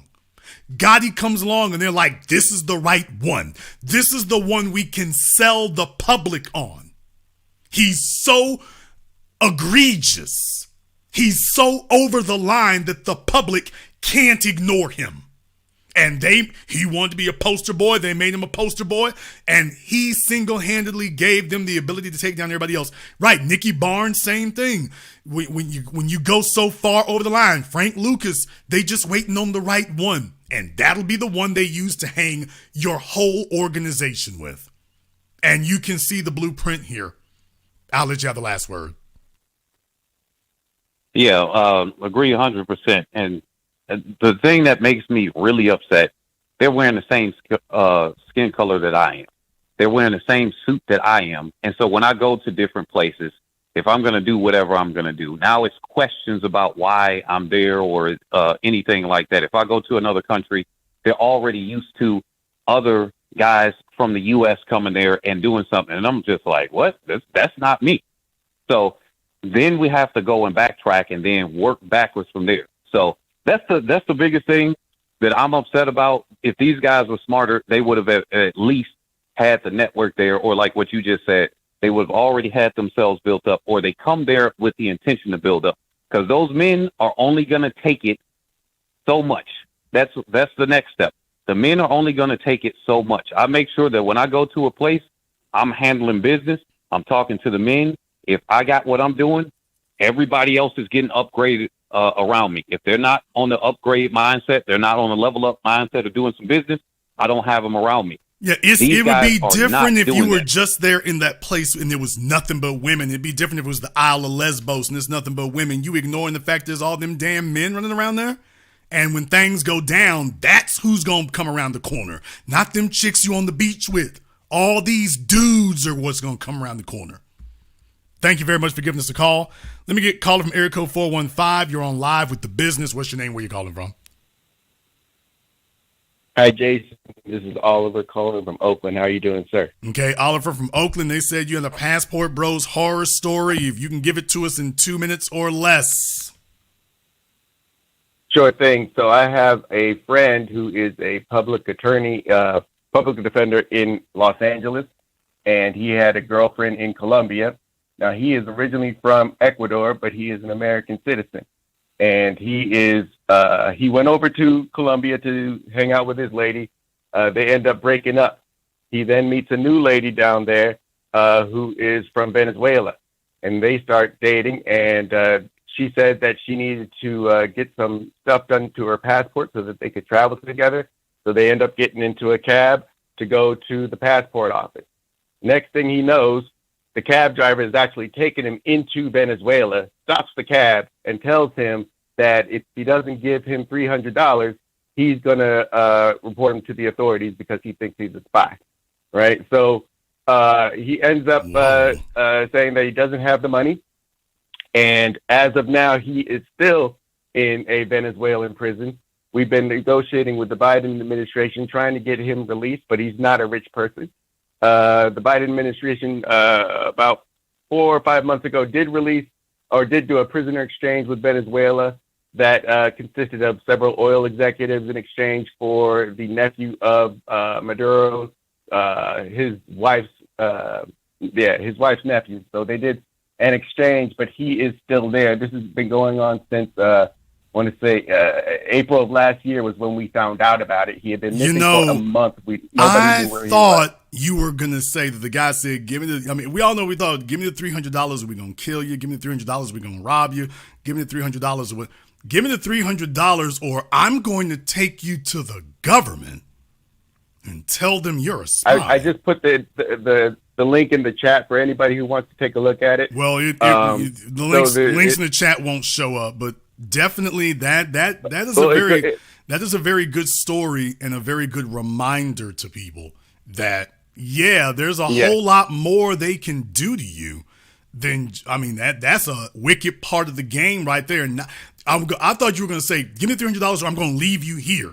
Give me the $300 or we're going to leave you on the roadside. Give us the $300 or we're going to chop your arm off. Give us the $300 or we're going to do something else. Give me the $300 or I'm taking you for another ride.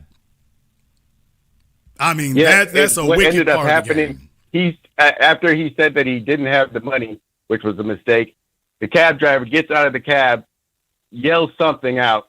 A bunch of guys storm the cab, throw bags over his head and the head of his lady, and throw them into the back of a van and drive off. Next thing he knows, he's in a prison. And I say that to say this: a lot of these guys with the passports are a little too comfortable, or real too comfortable, And I think that's a big problem with the Austin situation.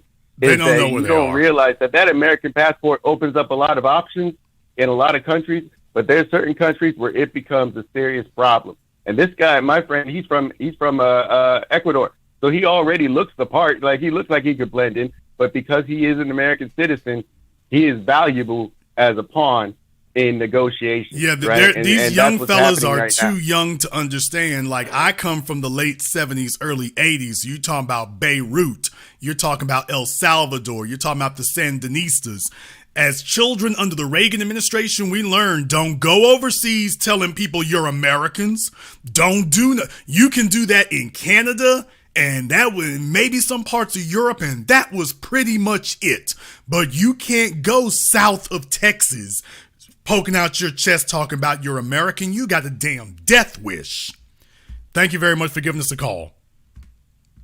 They ain't teaching these young cats that. They're sitting up here giving them, these people have given them absolutely no reference in history, and they're hanging out in some of the most dangerous places on the planet and finding out the hard way where they are. Calling from area code 330, you're on live with The Business. What's your name? Where you calling from? It's fantastic. I'm calling from Florida. Okay, and what's your name again? Fantastic. All right, fantastic. From where at in Florida? Yeah, what's up, bro? Okay, let's try this again. Fantastic. From where in Florida? Oh, Jacksonville. Okay, what's on your mind?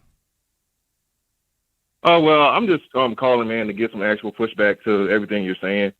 I'm trying to figure out as to how and why only black men can't travel like every other man on the planet. Because you live because you live in a system of white supremacy. Next question. No, you don't. Sir. You're on the white man's internet right now, right? Sir, hang up the phone. You use YouTube. Sir, hang up the phone. No, you don't want to have an actual debate. Okay. Jason, don't run, Jason. All right.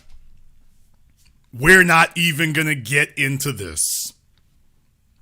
We're not even going to waste the brain cells on this. If you are in denial that you are in a system of white supremacy and this dude is literally on the run for his life and you're so silly, you go, no, you ain't. Ain't no white what? No. Why can't we do that? Ain't no white supremacy. No. Man, get the hell off this phone. If your parents left you out here this cornball goofy, I don't have the time. Let me tell y'all about the last young man who tried to call me up and debate me that water wasn't wet. Let me tell you about the last young man about this passport bros stuff. I'm talking about one of your superstars, big time, big name, called me up to debate with me that water wasn't wet and fat meat wasn't greasy. Let me just tell you about the last one who called me up talking like that.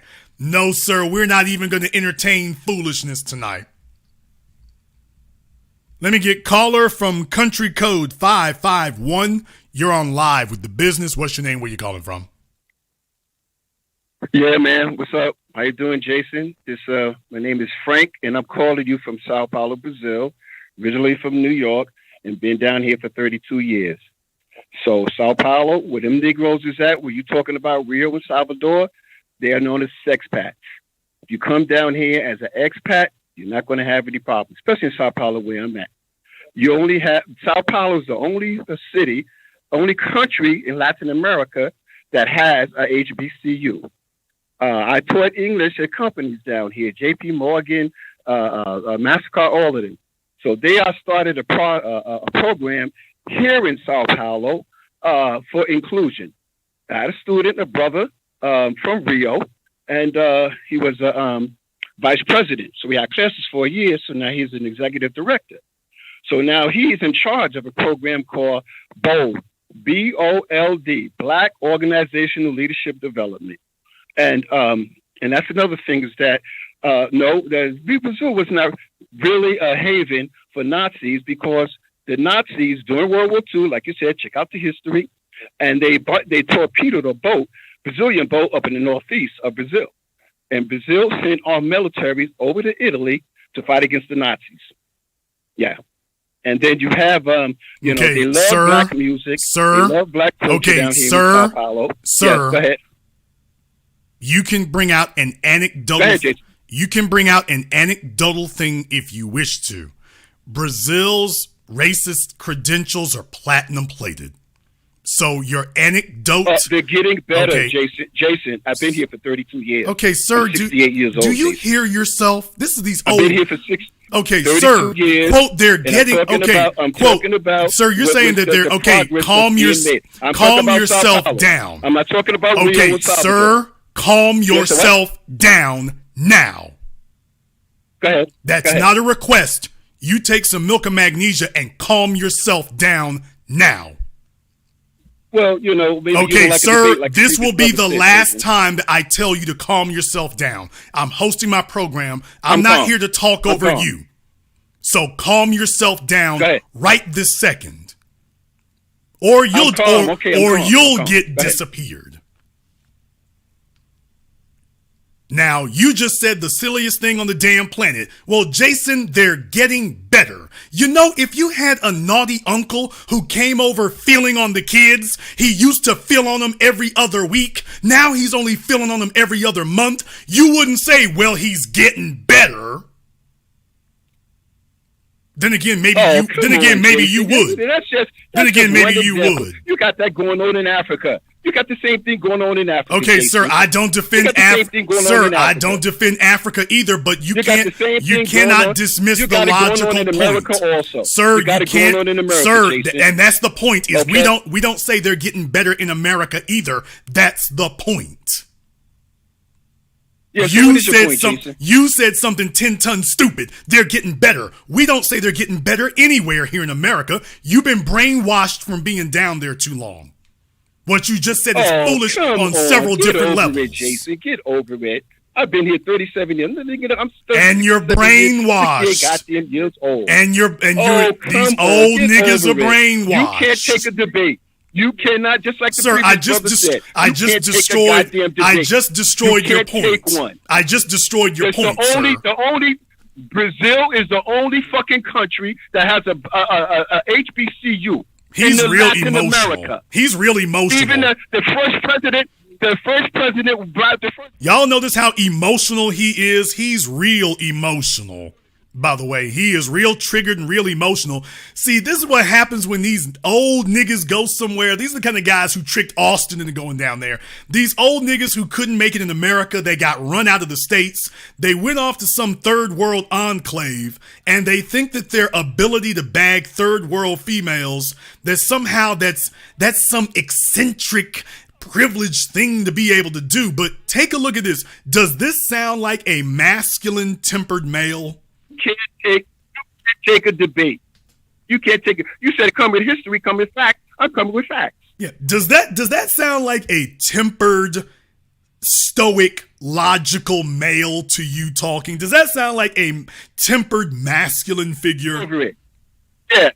The minute somebody steps to you with facts, here you come, with the, trying to minimize the person. Man, go get over it, Jason. Yeah, he sounds real. I used to teach J.P. Morgan. Yeah, J.P. Morgan and their executives would take lessons from this. Have you ever been to Brazil? Have you ever been to Brazil? Yeah. By the way, Austin tried that one too. Tell me how that worked out.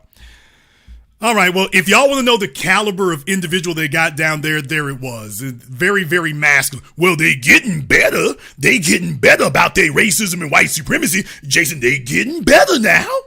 Oh, they getting better. Do you realize these guys are willing to die to get interracial sexual access?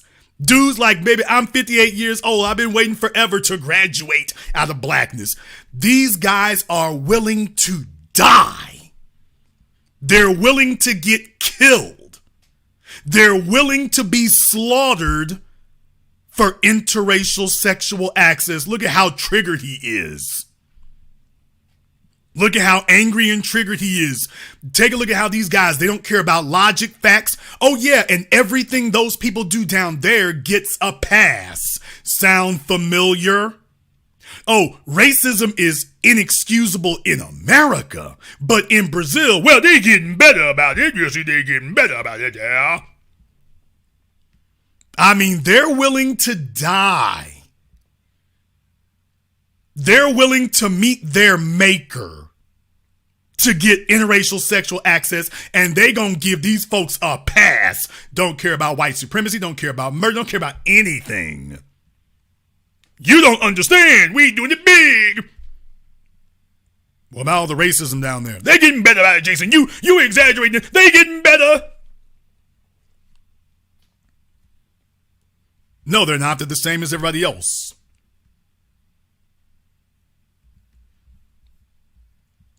Bro, you ain't seeing it right, Jason. You need to be with the rest of us. No, I don't need to be brainwashed. Thank you very much. Caller from area code 424. You're on live with The Business. What's your name? Where you calling from? It's Snacks from Playa del Rey, California. All right, Snacks, what's on your mind? I just wanted to push back against you against the passport bros a little bit. I was going to say, sure, almost every country has racism, but in America, you're assumed criminal if you're black already. But in other countries, it's basically like you're invisible. So, sir, are you saying that racism does not exist to equal or greater proportions in Brazil than it does in the States? No, well, I haven't been to Brazil. Okay, but I've been sir. to 15 countries and lived in 3 of them, Sir, so I know. Tell me the countries that you think you've been in that racism is not equal or greater than the United States. I want to know where the hell on Mars you've been. I've lived in Egypt, I lived in Spain, and I lived in Sir, China. are you So, telling me that places- you're telling me that Egypt is not equally or more racist against black people than America? Yes, but we don't.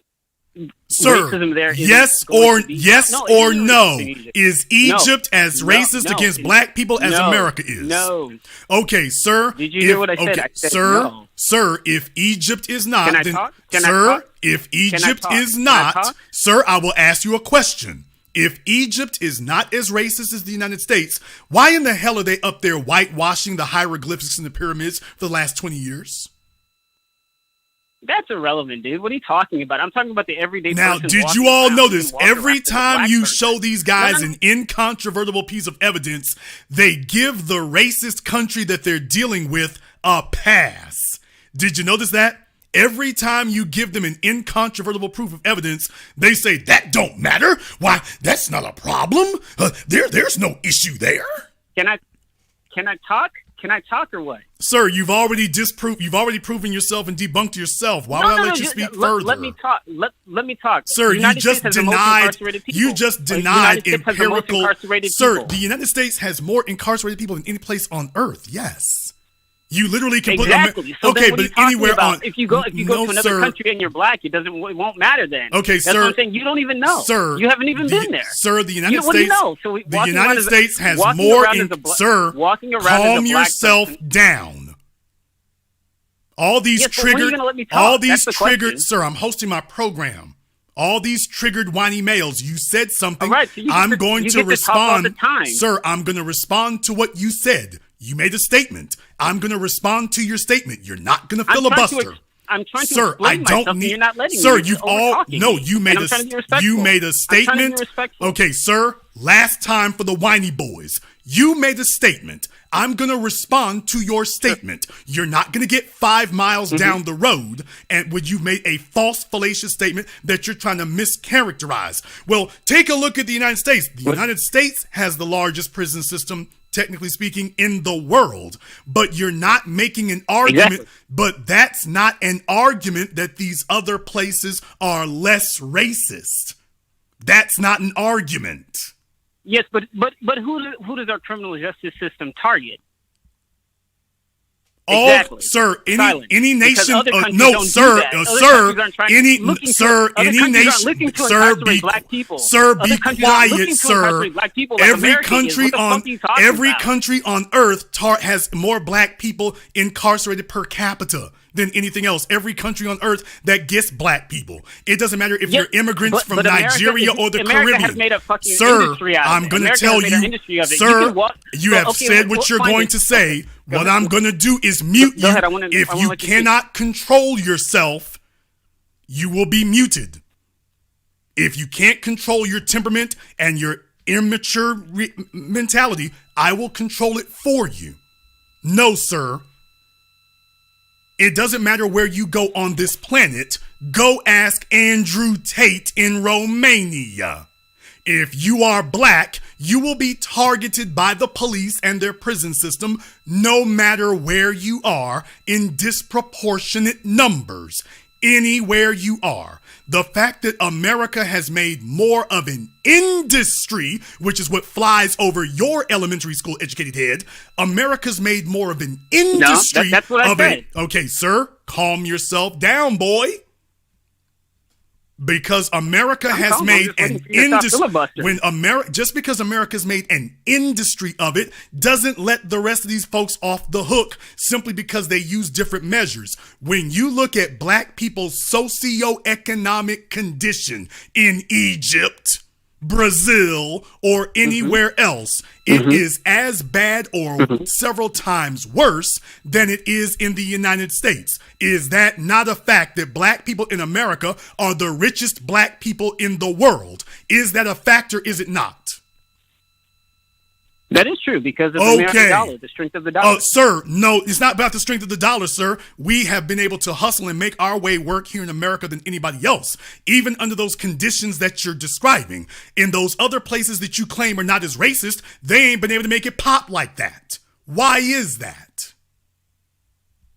Those are ethnocentric countries. Sir, the British pound They're is ethno-based. British pound is worth more than the American dollar. Why is it that black folk in Britain are not in a more preeminent socioeconomic position than black people in America? Silence. I couldn't tell you why. Silence. Yeah. Come Say it back again? on. I said silence. Come back on amateur night, kid. But you're veering the conversation. Boy, I stagger dazed him. It's like I'm like Ali in the Damn, ring dude, on them. can I Stagger talk or dazed what? him. Can I talk or what? Damn, Can I talk or dude. what? Damn, dude. Stagger dazed Can I him. talk or what? Boy, he's punch Can I drunk, talk y'all. or He's what? stumbling. Stop filibustering. I'm just saying that in the United States, they target black people to be in prison. In other ones, they don't. You're telling me that these other countries do not target black people? No, you can. Okay, if you're on the street in Sir, America, you're on the telling me corner in these America, other they're like, countries "What is that don't black target black God damn, man, what the fuck, dude? Can someone goddamn talk? Can someone fucking talk? You have a fucking 3-hour show and nobody can talk? What the fuck? You are a really whiny, triggered little panty waist. Your mother didn't birth and you just like to hear yourself talk. And you just like to hear yourself talk. 'Cause Sir, don't wanna you hear this said a shit. false statement. If you- I'm not going to let you get 10 miles down the road. So what happened to Breonna Taylor? What happened to Breonna Taylor? Do you think that happens in China? Do you think that happens in Egypt? Sir, do you want to hear about what China? Exactly. Sir, No, it what does doesn't. China? No, it doesn't. What does No, it China doesn't. do It to doesn't black happen to people that- in China? What What does happens to Ahmaud what does Arbery? That China doesn't do happen to them? there. That doesn't happen there. Sir, you're out of your mind. So if you're a black We person, already if you're covered black, that if during you're a the black person, Olympics. Do safer- you know what you're- they do if to you're a black person, you're immigrants? safer Sir, overseas. what do they do to black immigrants in China, sir? You can Google that right now about what China does to African immigrants. I lived there. I lived there for fucking 8 months. What are you talking about? You haven't even stepped foot in that country. What the fuck are you even First talking about? First of all, who are you to speak on where I've been, sir? I'm pretty sure you haven't been there. Okay, Have you been there? He's and how long pretty, did you stay? He's and how long did you stay? He's How long did pretty you stay? sure. He's just as sure as he was about that black folk are not targeted for racism in Egypt. He's just that sure. And meanwhile, you all can go Google it right now about how the Chinese government treats African immigrants. You can look that one up right now. It is no different than anywhere else. He's so desperate for interracial sexual access, he's just going to make up lies. Have you been there? You haven't answered the question. Have you been there? You haven't been to Brazil, and you haven't been to China. What the fuck do you know? All you know is being on the plantation. How old are you, kid? It doesn't matter how old I am. You can't even have a decent civil conversation Sir, with somebody who's how pushing much back on anime, facts. how much Whatever manga do happened you to own? I can't hear you. Hold on. Say it How again. much manga do you own, kid? I can't hear you. I can't hear you. How much manga do you own, sissy boy? I don't own any manga, and I'm not a sissy boy. Okay. Here's what I want you to do. I want you to grow some chest hair and get a baritone. Call us back when you've finished exiting puberty. I think you need to get a passport. When you've exited puberty, let me know. By the way, do you all realize what we're dealing with here? Racism deniers. He literally just sat here and told us there's no racism in Egypt. Black people are not targeted in Egypt. He literally just said that black people are not targeted in China. When you've got the African Union that told China that y'all are sitting up here oppressing African immigrants, illegal immigrants, during COVID. And he just sat here and said it ain't happening. Just sat here and said it's not happening. Nothing going on. It doesn't matter what prison system you look in the world, they target black people. But by the way, when you take a look at black people's socioeconomic condition around the world, you can't compare that to America. And he's telling you that's irrelevant. He's telling you that's irrelevant. That doesn't matter right there. We don't need to worry about money. Money doesn't matter here. No problems there. None at all. What do you mean? We don't need money for that. None at all. We're doing good over here. Money's we don't need money for that. Well, the rest of you need to learn how to tolerate white supremacy. Caller from area code 980. You're on live with The Business. What's your name? Where you calling from? Good evening, brother. This is Jay from Miami by way of Fort Bragg, North Carolina. All right, Jay from Miami. What's on your mind? First and foremost, brother, I want to say you have the patience of Job to dialogue with some of these Urkels. Most of those guys that went over to those countries, these are simps that couldn't make it. Yeah, I'll land my plane with that, man. Thank you very much. They're showing through their temperament when you can see how temperamental and whiny they are. Ain't no American female gonna deal with your damn Dennis the Menace ass. What American female is gonna want to deal with you? They sit up here and act like this and then wonder, see, these American women are tough to deal with. They're not going to... That guy who was sitting up here whining at me, but you see what damn, dude, why don't you let me talk? Damn, dude. What female is going to want to fool with him and make him the head of her household? What female is going to want to do with that? What the hell? Who the hell is looking for him? What female? Show of hands in the chat room. And those of you listening recorded later, would you want that guy who just got off the damn phone sitting up here being your masculine representative, your protector and provider? That guy that's the symbol of masculinity you looking for as a woman? Damn, dude, why don't you calm down? The fella from Sao Paulo claims he's teaching JP Morgan. Here's the problem. You just want to debate. You just want to debate. Those guys, and then they wonder why American females don't fool with them.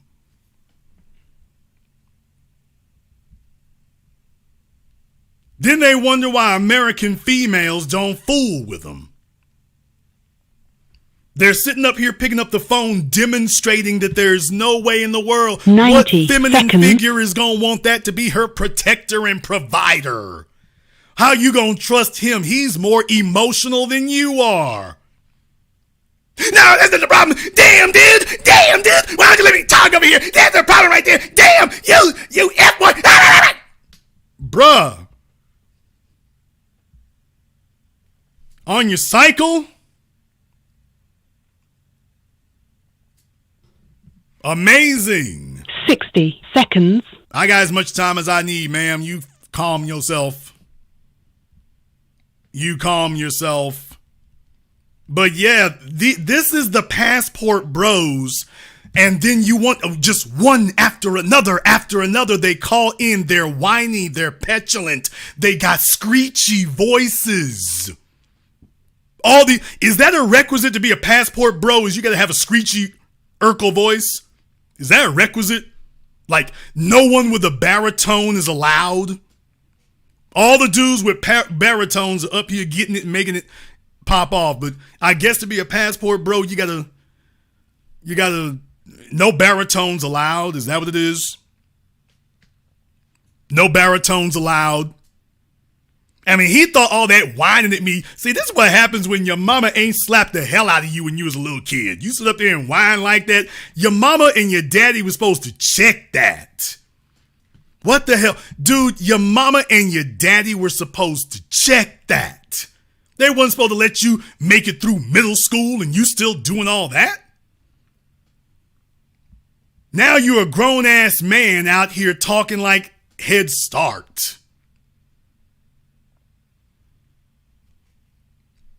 Come on now, y'all know it's real. Your daddy was supposed to check that when you was 5, 6 years old. The first time you whine like that, they let these dudes whine like that. That's the problem. He's the kind of fella look at his mama. I hate you, you old wench. And his mama just sit there. I'm so hurt. That is such a mean thing for you to say. You shouldn't talk to your mother like that. Stuff it, you old bag. That's the kind of little dude, one of them military brats or whatever. He's a side chick baby. That's one of them side chick babies by one of them military dudes. But she figured out a way to finesse her way to get him taken on the bases around the world. So one of them side chick babies talk to the mama like that. I'll be damned. She was supposed to lay your little ass out. She was supposed to lay your little ass out. There wasn't a man around to check that. Now he's grown, sitting in front of other grown men, and he thinks that whining at us is going to move something. That's the problem! You let me talk to! Bruh! Take your Ritalin.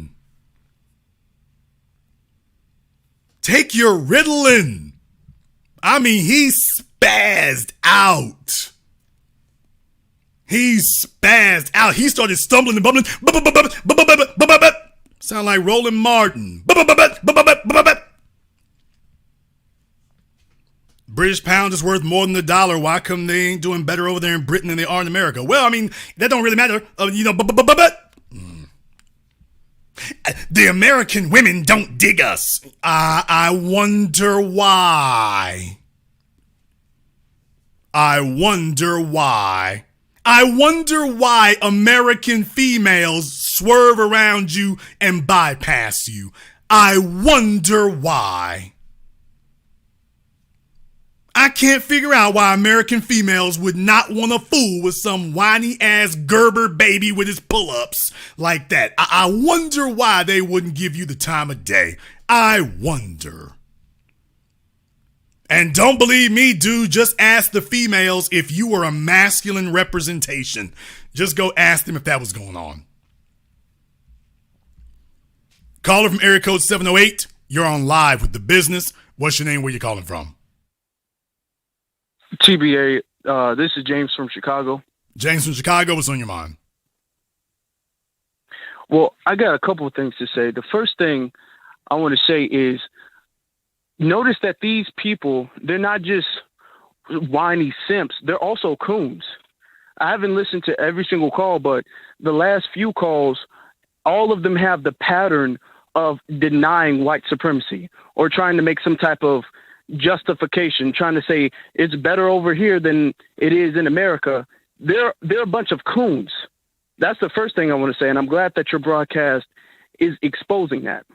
The second thing is I don't think that they really believe what they're saying. I think that they know that, female nature is a global thing.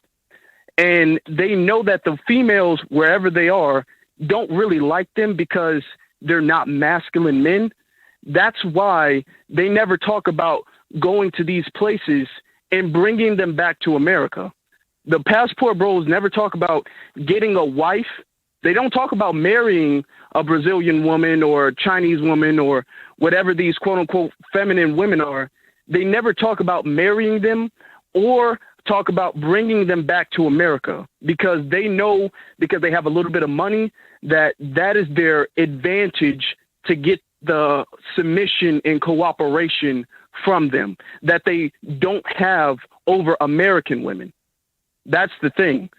And they don't marry them because they know they'll lose that advantage. They don't bring them back to America because they know they'll lose that advantage in America too. So they know even the quote unquote feminine women that they claim is all around the world, they know they're not feminine. They're coons in America, so they can't get FBA women in America, and they're lame outside of America. That's why they don't marry any women outside of America or bring them back to America. Brother, I've been all over the United States. I have yet to meet a female who don't cook, don't clean. I have yet to meet that. I mean, you got to struggle to meet that. New Year's night in Atlanta, bro. It's females falling out of every tree. What the hell you talking about? I was telling everybody when I went to the Westin in 2021, I literally could have picked up the whole damn front staff if I wanted to. If it was just like that. Dude, do you realize how lame you have to be in America today to not get a friendly, submissive female? Do you realize how lame you got to be? Do you realize how bad it has to be? The real thing is they're taking a look at these dudes and the whininess and beta-ness is dripping off of them. So they go to a place where it's just like, okay, look, it's just going to be an exchange. And these females can see, okay, I'm lame, but I got dollars. So let's make this transaction. And it's like that. But in any other place, brother, do you realize how lame you got to be in America today with females sitting up here going for any old arrangement? Do you realize the level of lameness you have to be reeking of in order for that to be the situation? And let's be clear about what I said before, which you just echoed. You're not marrying them, and you're only going to be with them for a year or two. Do you realize how lame you have to be in America to not be able to get a feminine, submissive girlfriend for a year or two? For just a year or two. 12 or 24 months. An associate's degree. You realize how bad that's got to be? How bad you have to be. How lame. You're just reeking. So what these fellas are doing is they're not looking at themselves, and they're a bunch of these, I'm just saying, a lot of these dudes probably come from middle class families or more. They come from military families, and they've seen more than a lot of black folk do on average. So they think that they're better. So they've been in places where folks speak more than one language because it's part of their profession. So they've been exposed to more. They've been exposed to more, but they haven't had the maturity put in them. Now they're grown, and they don't really have any of the maturity or solid foundation that they need. So they're back in the States where being an American is mundane. So instead they're like, hey, I need to go to a place that's been colonized and where I get an edge. Because let's be clear, it's the 21st damn century, man. It's the 21st. Let me tell y'all right now, if you walk through a hospital in America today and you can't pick up 2 or 3 chicks before you leave, something wrong. Something wrong. If you walk through a hospital and you can't get 2 or 3 CNAs, 2 or 3 LPNs, something's wrong. If you've been to a hotel in America and you can't get the number of house cleaning, front desk, something's wrong. If you've been to a beach on the eastern seaboard, and you can't pick up something's wrong. If you can't go to the Epic, the IHG, Biscayne Bay, Ocean Boulevard in Miami and pick up 6 or 7 numbers, something's wrong. Something is real damn wrong. Period. I got hit on in the elevator at the Westin Bonaventure in downtown Los Angeles twice on a Saturday. So if females ain't talking to you like that, something's wrong. But then again, it's probably because they can see your hostility gushing out of you. See, women have to be attuned to see when a man is just hostile, when he just doesn't like you. That's a survival mechanism for a woman. A woman can't survive when she's in the company of a man who so obviously is harboring animosity towards you simply because you're there. Simply because you're there. And he's got animosity towards you. A woman can see when you're harboring resentment. Women can see that, especially in America. Women can see when you are just harboring resentment, when it's just very, very clear. You're just hostile. She's going to be like, yeah, let me back off of him. And then especially if you start talking with that whiny voice. You start talking with that whiny voice. Hey, where you from here? Y'all just all stuck up. Okay, at that point, she's going to be like, yeah, let me back the hell up. Let me back the hell up. No, it's not that the females are crazy like that. They're like that around the damn world. Chicks in South America, Mexico, quick to cut you. Quick to cut you. But they give that a pass. That's okay for them. That's okay for them. They can go ahead and do that. That's all right. Talking about Rio de Janeiro. They quick to cut you there. Tijuana, quick to cut. They quick to slice you there. But that will get a pass. Oh, they're feisty. They're fiery Latinas. That's not antisocial. That's not anti-feminine. That's not non-feminine.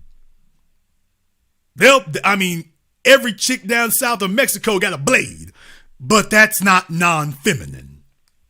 But you, with a mouth on you, that's non-feminine. So you're right. It's cooning, it's buffooning, it's giving everything a pass, and what it basically shows is you have an innate hostility that you're carrying. That's what it is. Thank you very much for giving us a call. Let me get caller from area code 424. You're on live with The Business. What's your name? Where you calling from? Brother Jason, I think it's me. It's Jeff Brown. Brother Jeff, man, I wish I'd known you was on the line. What's on your mind, brother? Hey, man. Wow. You got him on fire tonight. The couple cats before me put it down perfect. The operative word here is simp. It's simp. These dudes that call themselves passport bros are exactly that. Bros. I don't know one brother that I respect, admire, conspire with, hang out with, that refers to himself as a bro. Let's start with that. Now, on the other hand, having stepped on every continent, first as a Marine and then as an entertainer, the very energy that makes these dudes simps is what gives being out of the country a bad name. It is not because racism is everywhere. There's no place on the earth where black men, this whole myth that you could go to blank space on the globe and it's better than America is bullshit. And I have been everywhere. The thing is, I'm from Chicago. I was raised by pimps and hustlers. So you're not finna get me in a cab and take me down some damn road and take shit from me. That's the thing. Jason, I would say I've been to Brazil a few times. As a matter of fact, I'm thinking very seriously about buying some property down there. If you and I were to go to Brazil, brother, we would have a ball, because the truth is more slaves were dropped off in South America than even here. So there's a great much of your face and your body and your representation there. But to say that it's much better and that the women are better because you a dump truck. A dump truck here is a dump truck anywhere on the planet. What say you? Yeah, I mean, it's not like these guys are going there. Let's be very, very clear. The women of Brazil ain't bragging on these guys. They're going down there bragging about the women of Brazil. You and I have never been anywhere, and the women of Brazil, Colombia, Bogota, or anywhere else are bragging about, you know what, but it's really about the black men from America who come down here. You bragging on them. Then none of them are going around the world bragging on them. Well, again, Brother Jason, this is about the simps. If you and I were to go, we're going to have to holler, man. If you and I were to go to Brazil, we would have an entirely different experience than Mr. Whitey that was on the phone with you a few minutes ago. That dude was on my nerves, too. Hey, you want to let me talk? Come on, you let me talk? No, nobody wants to hear from you. No black woman. Yes, if you can't get with sisters here, your best bet is your money somewhere else. That's just what it is. That's just you are basically a John in another country. You're a John with a passport. That's what these dudes are. Nobody wants to be honest about that. These dudes are plain and simple Johns. They're down there leading with their wallet, their parking lot pimping. They ain't no better than the dude that come out the club and got to let you see him. He needs to see you see him get in his car to get some play. It's the same dude. It ain't the dude that can pull women off the bus. It's not the player that rocks with the mouthpiece. If you go down there like that, that is a different story. This I can vouch for women out of the country. This was my experience in Brazil. And bruh, my children are from black women. I love black women. I prefer black women. Yes, I have. If God sent a woman here of another color, I done had some of it. But to me, white women are like Magic Mountain. You have fun, and then you go home. I love black women. My experience in Brazil was this, is that most women there are lawyers who are married to janitors in Brazil, because they do not look at money. They do not look at status the same way.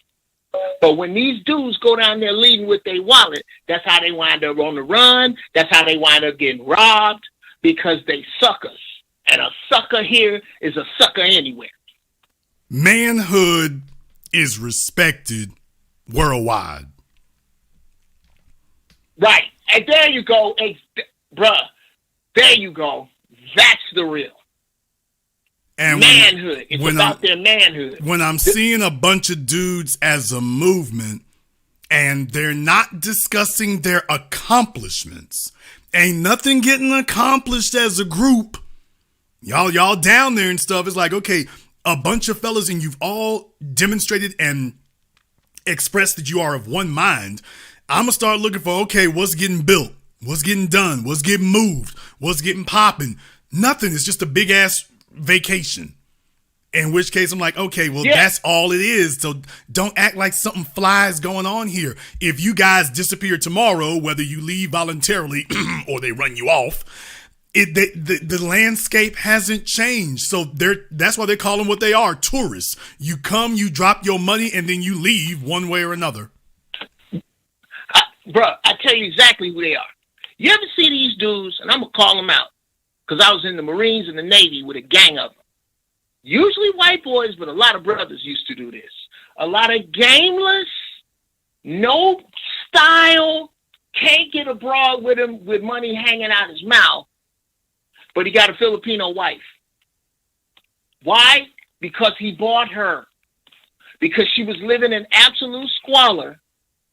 And the concept of free medical and dental was like that steak on the top of Fred Flintstone's car. These are the same dudes that brag on Brazil and give traveling out of the country a bad name. Once you say that white supremacy is everywhere, then it makes everywhere even. It's dudes like me and you that, bruh, we ain't gotta go nowhere. Like you said, you can go to I'm a blissfully married man. But if I was, God forbid, to break up my marriage tomorrow, I gotta try to figure out where to put my shit, what's hers, what's mine. But the last thing I'm worried about, if I throw a water balloon up at 12 noon in any major city, I'm going to wet the pantyhose of 5 sisters that fit the following description. Over 35, fine, paid, with no kids, and alone. If you can't get down in that atmosphere, then you can't get down nowhere. I'm not finna badmouth the sisters here. I can't do that. Not in the interest of Brazilian women over them.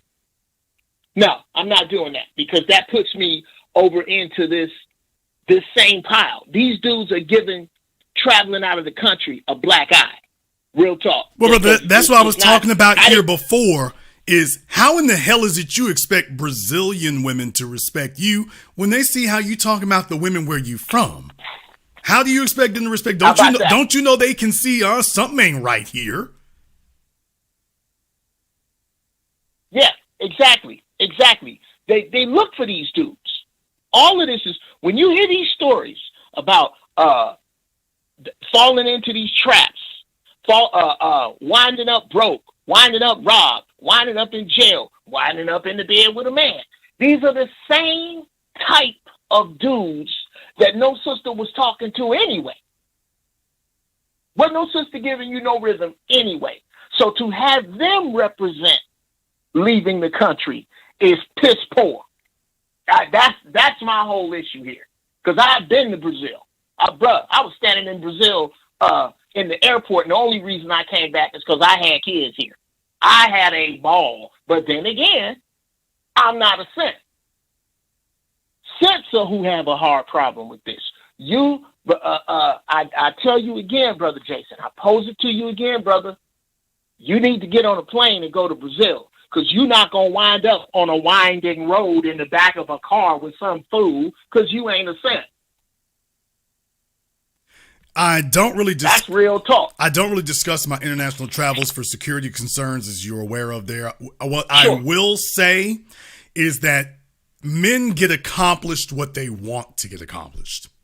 If a man wants to make money, he ain't going to be... You got a bunch of dudes who claim they broke all the time. They're perpetually broke and their money is just never right.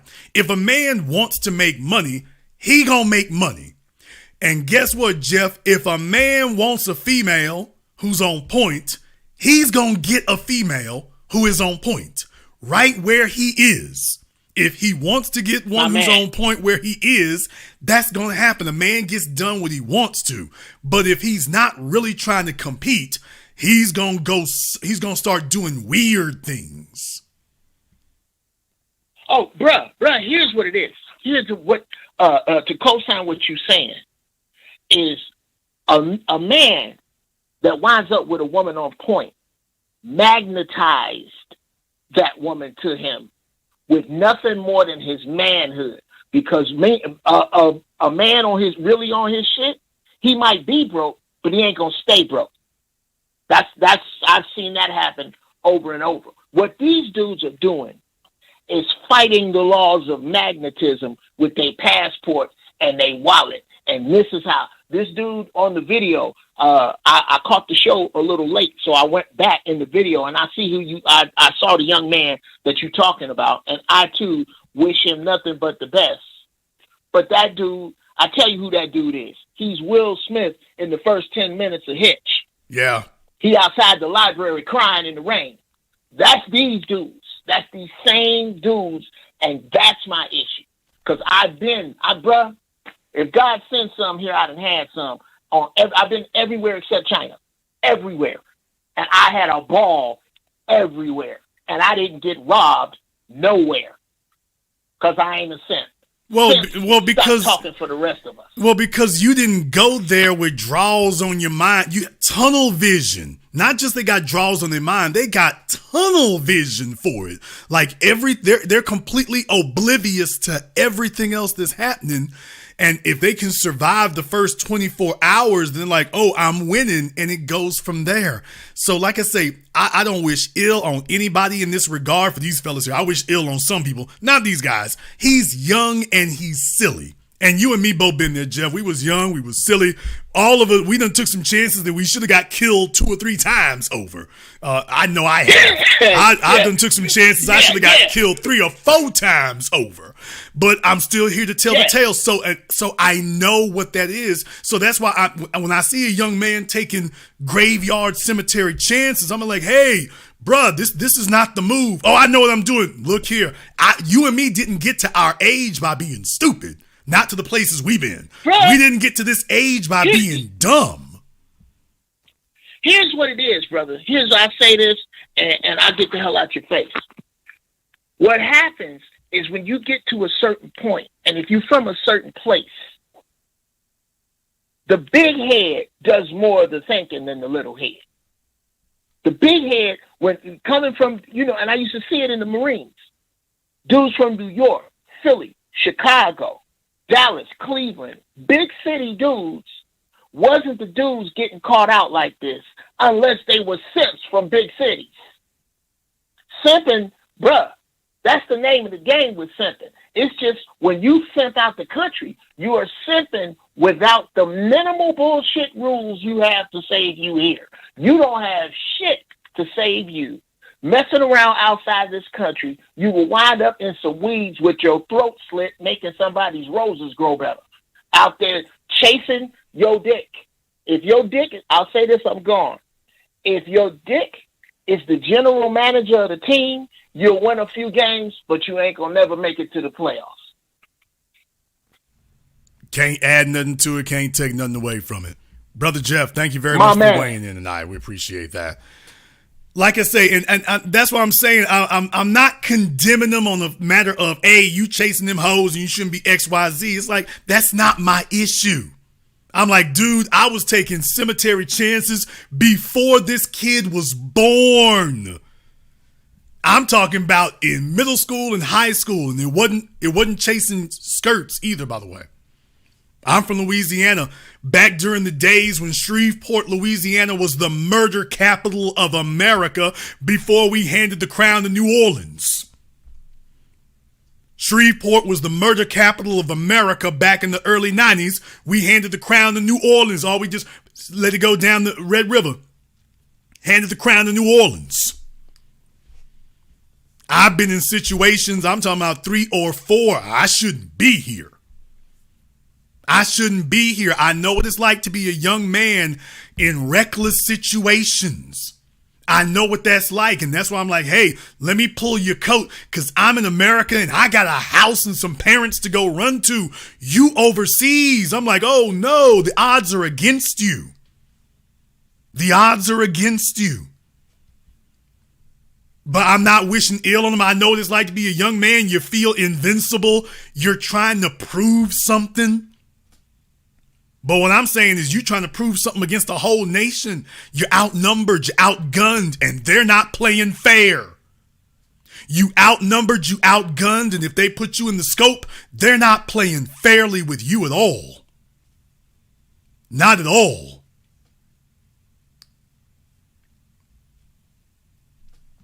Kenyatta, you sound every type of stupid there is.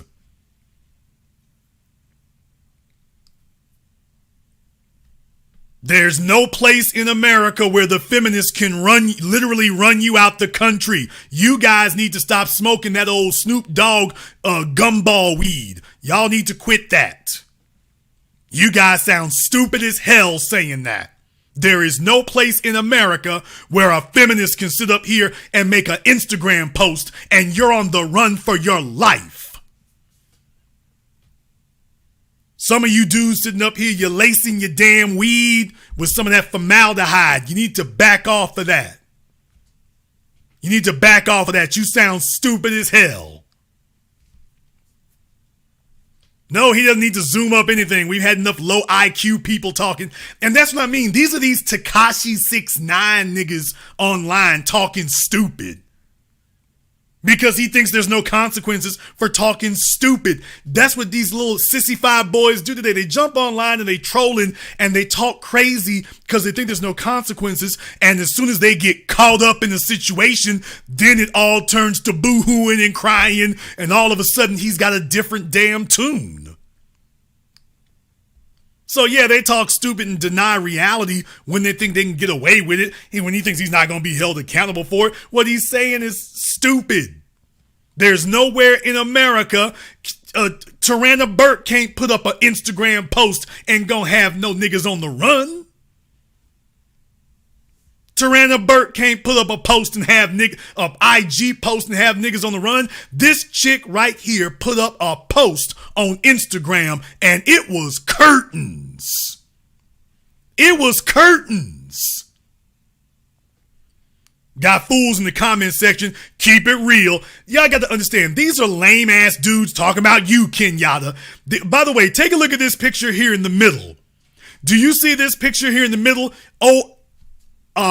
He is sitting up here cheesing big as he can. He's sitting up here cheesing as big as he can. What the hell is he doing? Austin is cheesing big. Does that look like a dime he got on his left? I ain't dissing the young woman. But that's Kenyatta. That's where you qualify at. He would be telling us this is a dime sitting there. Really? That's a Brazilian dime? That's the dime. I'd hate to see the penny. Hate to see that. Sitting here looking at it. I'm talking about his teeth showing big cheese. Big cheese. That's the dime? Okay. That's the dime. All right. We're the silly ones. We're the silly ones.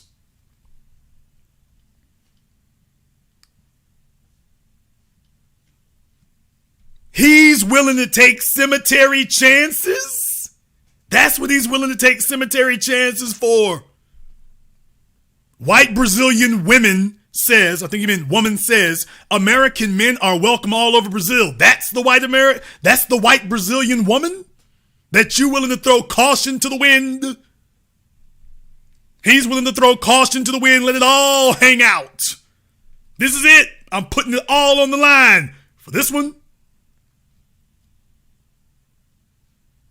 No, young man, listen to some older cats who gonna keep you out of a bind. Listen to some old cats gonna keep you out of a bind. Nobody said you can't do this. What we're saying is you doing it wrong. You doing it wrong, raggedy and reckless. You doing it wrong. This is how you get caught up. This is how you get caught up. You can't avoid it.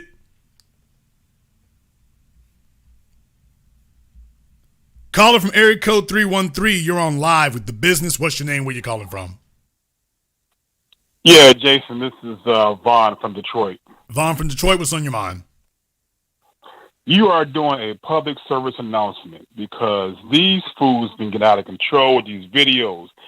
Listen, I was in the service back in the 90s, around the world also, particularly South America. I don't think they really understand. Medellin was a war zone back in the 90s. Pablo Escobar took Colombia to war in Medellin. Medellin is cocaine central. Cocaine is grown and around Medellin. I don't think they really understand that. You can ride around the dirt roads. You can see the cocoa leaves growing on the side of the road is so common. That is one of the most dangerous cities for the last 30 years on planet Earth. And these guys want to go out and hang out down there. I don't understand. I don't think they understand what that city was like 20 plus years ago. And then on top of that, these fools want to go and hang out in these, what they call it, favelas in Brazil. Who wants to go and hang out in the ghetto of a third world country? But these idiots actually put videos and posted about hanging out in these favelas. I don't understand what they missing in this world. No, they didn't. Obviously, they didn't have men guidance growing up. All these bastard baby mamas out here, void of men around them. So all they know is like a Lord of the Fly. All these kids get together and they come up with their own version of manhood. They breaking all the rules. They're breaking all the rules. You don't, this type of thing they doing, you don't broadcast or talk about. You talk about among yourselves in a vacuum era of women and the general public and say, hey, this is what was going on, this and that. They put it out there. I mean, you're buying pussy.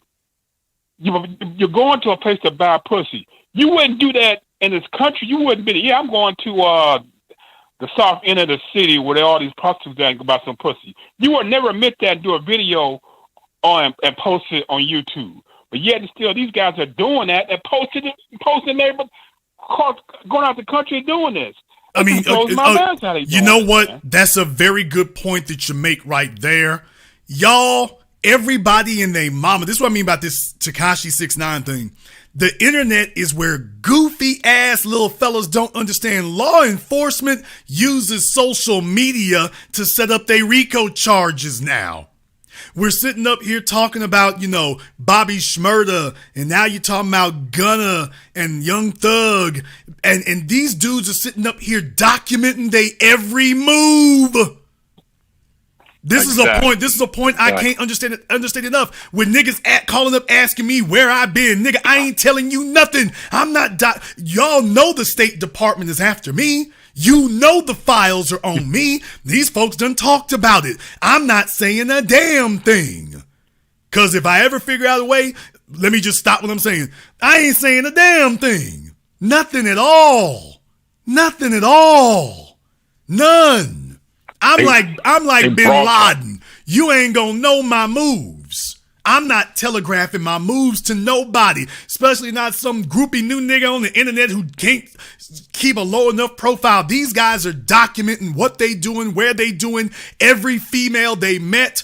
All the prosecutor has to do is go to this dude's YouTube page, and he's got the names, the faces, the places, his collaborators. Man, you done built the damn prosecutor's case against you. Well, they ain't got no case. Nigga, all we need is one of these broads to flip on you. Just one. And then you're gonna find your ass in a Brazilian RICO charge. That's all they gonna need. Exactly. One broad to say, yeah, these fellas down here doing things they shouldn't be doing. Y'all think about this for a moment. How did they get Gunna? How did they get Young Thug? How did they get Bobby Shmurda? How did they get all these dudes they keep getting, all these drill rappers they keep arresting? AR Ab and the rest of them. I'm sitting there on a video watching AR Ab. No disrespect. Always respected AR Ab in the Philadelphia. But AR Ab is on video with the rest of these dudes talking about this my man right here. If he go pop a nigga, he'll do that and come make a song about it. Tell you exactly what he did. We down like that. I'm like, bruh, here come the prosecutors. The prosecutors playing the video saying, Your Honor, jury, here he is on video saying when we commit a crime, we make videos about it. Now let us take you through his discography and his song list. Because he just said we make songs about the crimes we commit. So he is indicting himself. These dudes are going places. Now they want to go out here and prove they went somewhere, prove they shot something, prove they popped some caps, prove they was on a block. The prosecutor can go to your damn YouTube or Instagram reels and put the case against you. They don't even have to look for evidence anymore. Between that and triangulating the location of your cell phones, these dudes are building RICO charges against themselves now.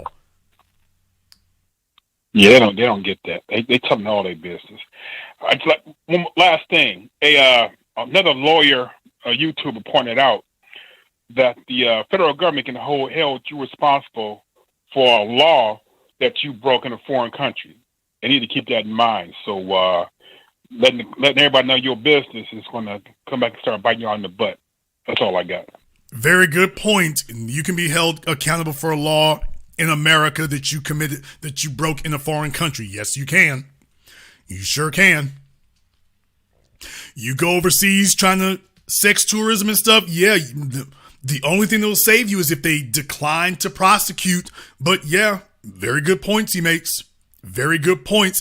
See, this is why we don't like rolling with these young dudes who ain't been taught properly. They'll blow up the whole damn spot. They'll have all of us walking out in handcuffs because they're too damn reckless. Hell, dudes like them would be, man, getting arrested and going to jail, that's fun. That'll be fun, man. I can get to go think about the story. I get to tell about that, man. I get to tell everybody, yeah, nigga, I was down there in the Brazilian jail, bruh. Yeah, I was locked up down there in the Brazilian jail. Man, look here. If y'all don't stay the hell away from these green banana niggas, if y'all don't stay the hell away from them, they'll be thinking that going to jail is part of the tourism package. He'll think that's part of the tourism package too. Yeah, man, we went to jail and got locked up for a while. Man, okay. Yeah, I'm good. I'm good on these fellas. I'm good on that. Austin, I didn't do this tonight to beat up on you.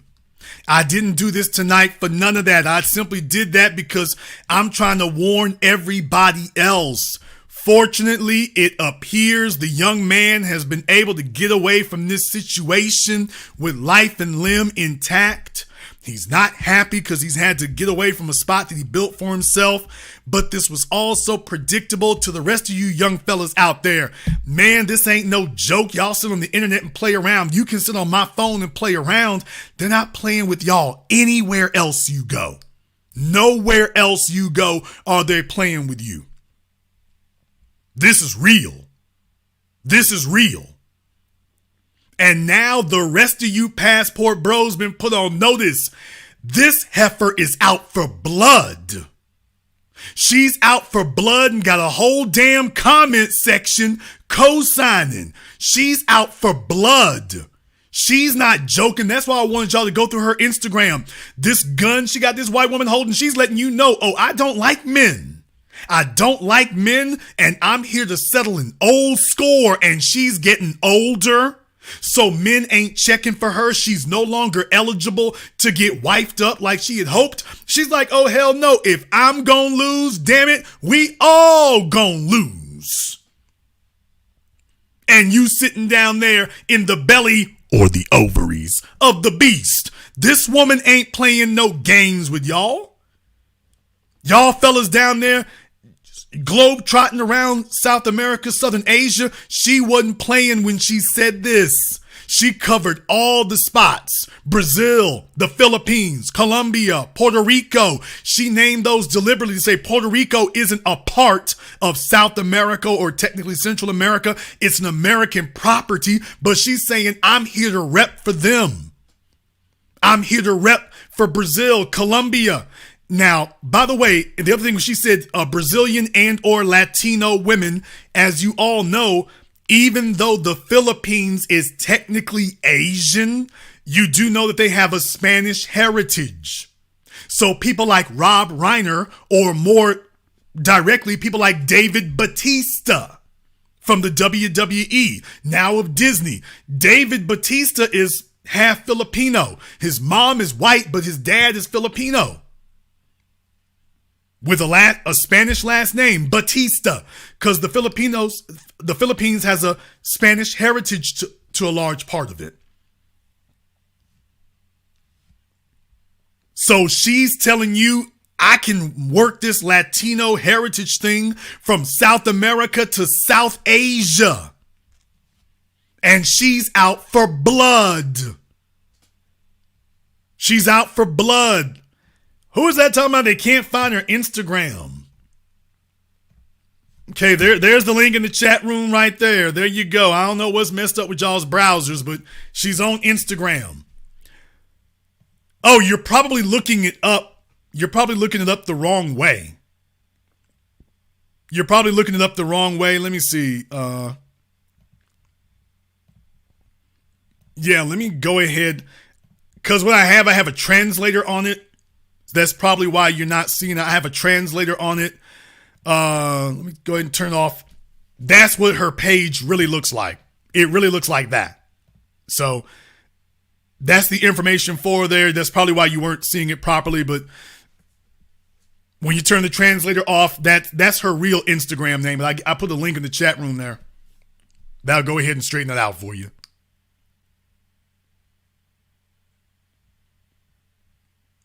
We're going to go ahead and wrap things up here. Like, fellas, I'm just telling you. I'm telling you. Y'all better recognize and understand what the hell's going on. This woman is out for blood. She's not joking. She's not joking and she's not playing. She is serious as hell. She wants to see folk go down. She wants to see folk go down. She wants to see men hurt. She feels like she's out here to serve justice. And it's going to come at your expense. Play around about this if you want to. Goo-goo and gaga and sit up here and laugh and giggle it up. I knew another young man who was laughing and giggling it up before. I knew another young man who was laughing and giggling it up before. They ain't giggling so much right now, and I don't want anything happening to them. I don't want anything happening to them. But y'all can't move this recklessly. You've been moving reckless. You can't move like this. You playing sex games. The governments and cultures and societies you dealing with, they ain't playing the same game you are. They ain't playing the same game you are. Not at all. Not at all. We're going to go ahead and wrap things up here tonight. Big shout out here to my man, Mr. Gabriel. Old screechy voice, that's a side chick, baby.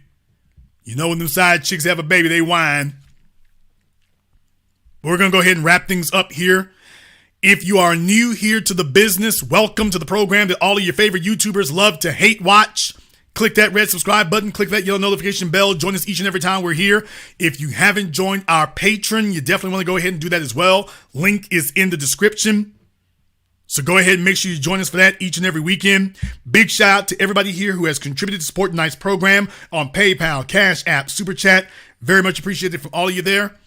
And I want to thank all of you here for joining us here live tonight over almost 4.5 hours. So all of my night shift nurses, warehouse workers, long haul truckers, we done got you halfway through your shift again. Very glad to do that. And this concludes tonight's broadcast of The Business. I am your host, your brother, your humble servant, Mr. Jason Black. And until next time, my brothers and my sisters from around the world, remember, handle your business or your business will handle you.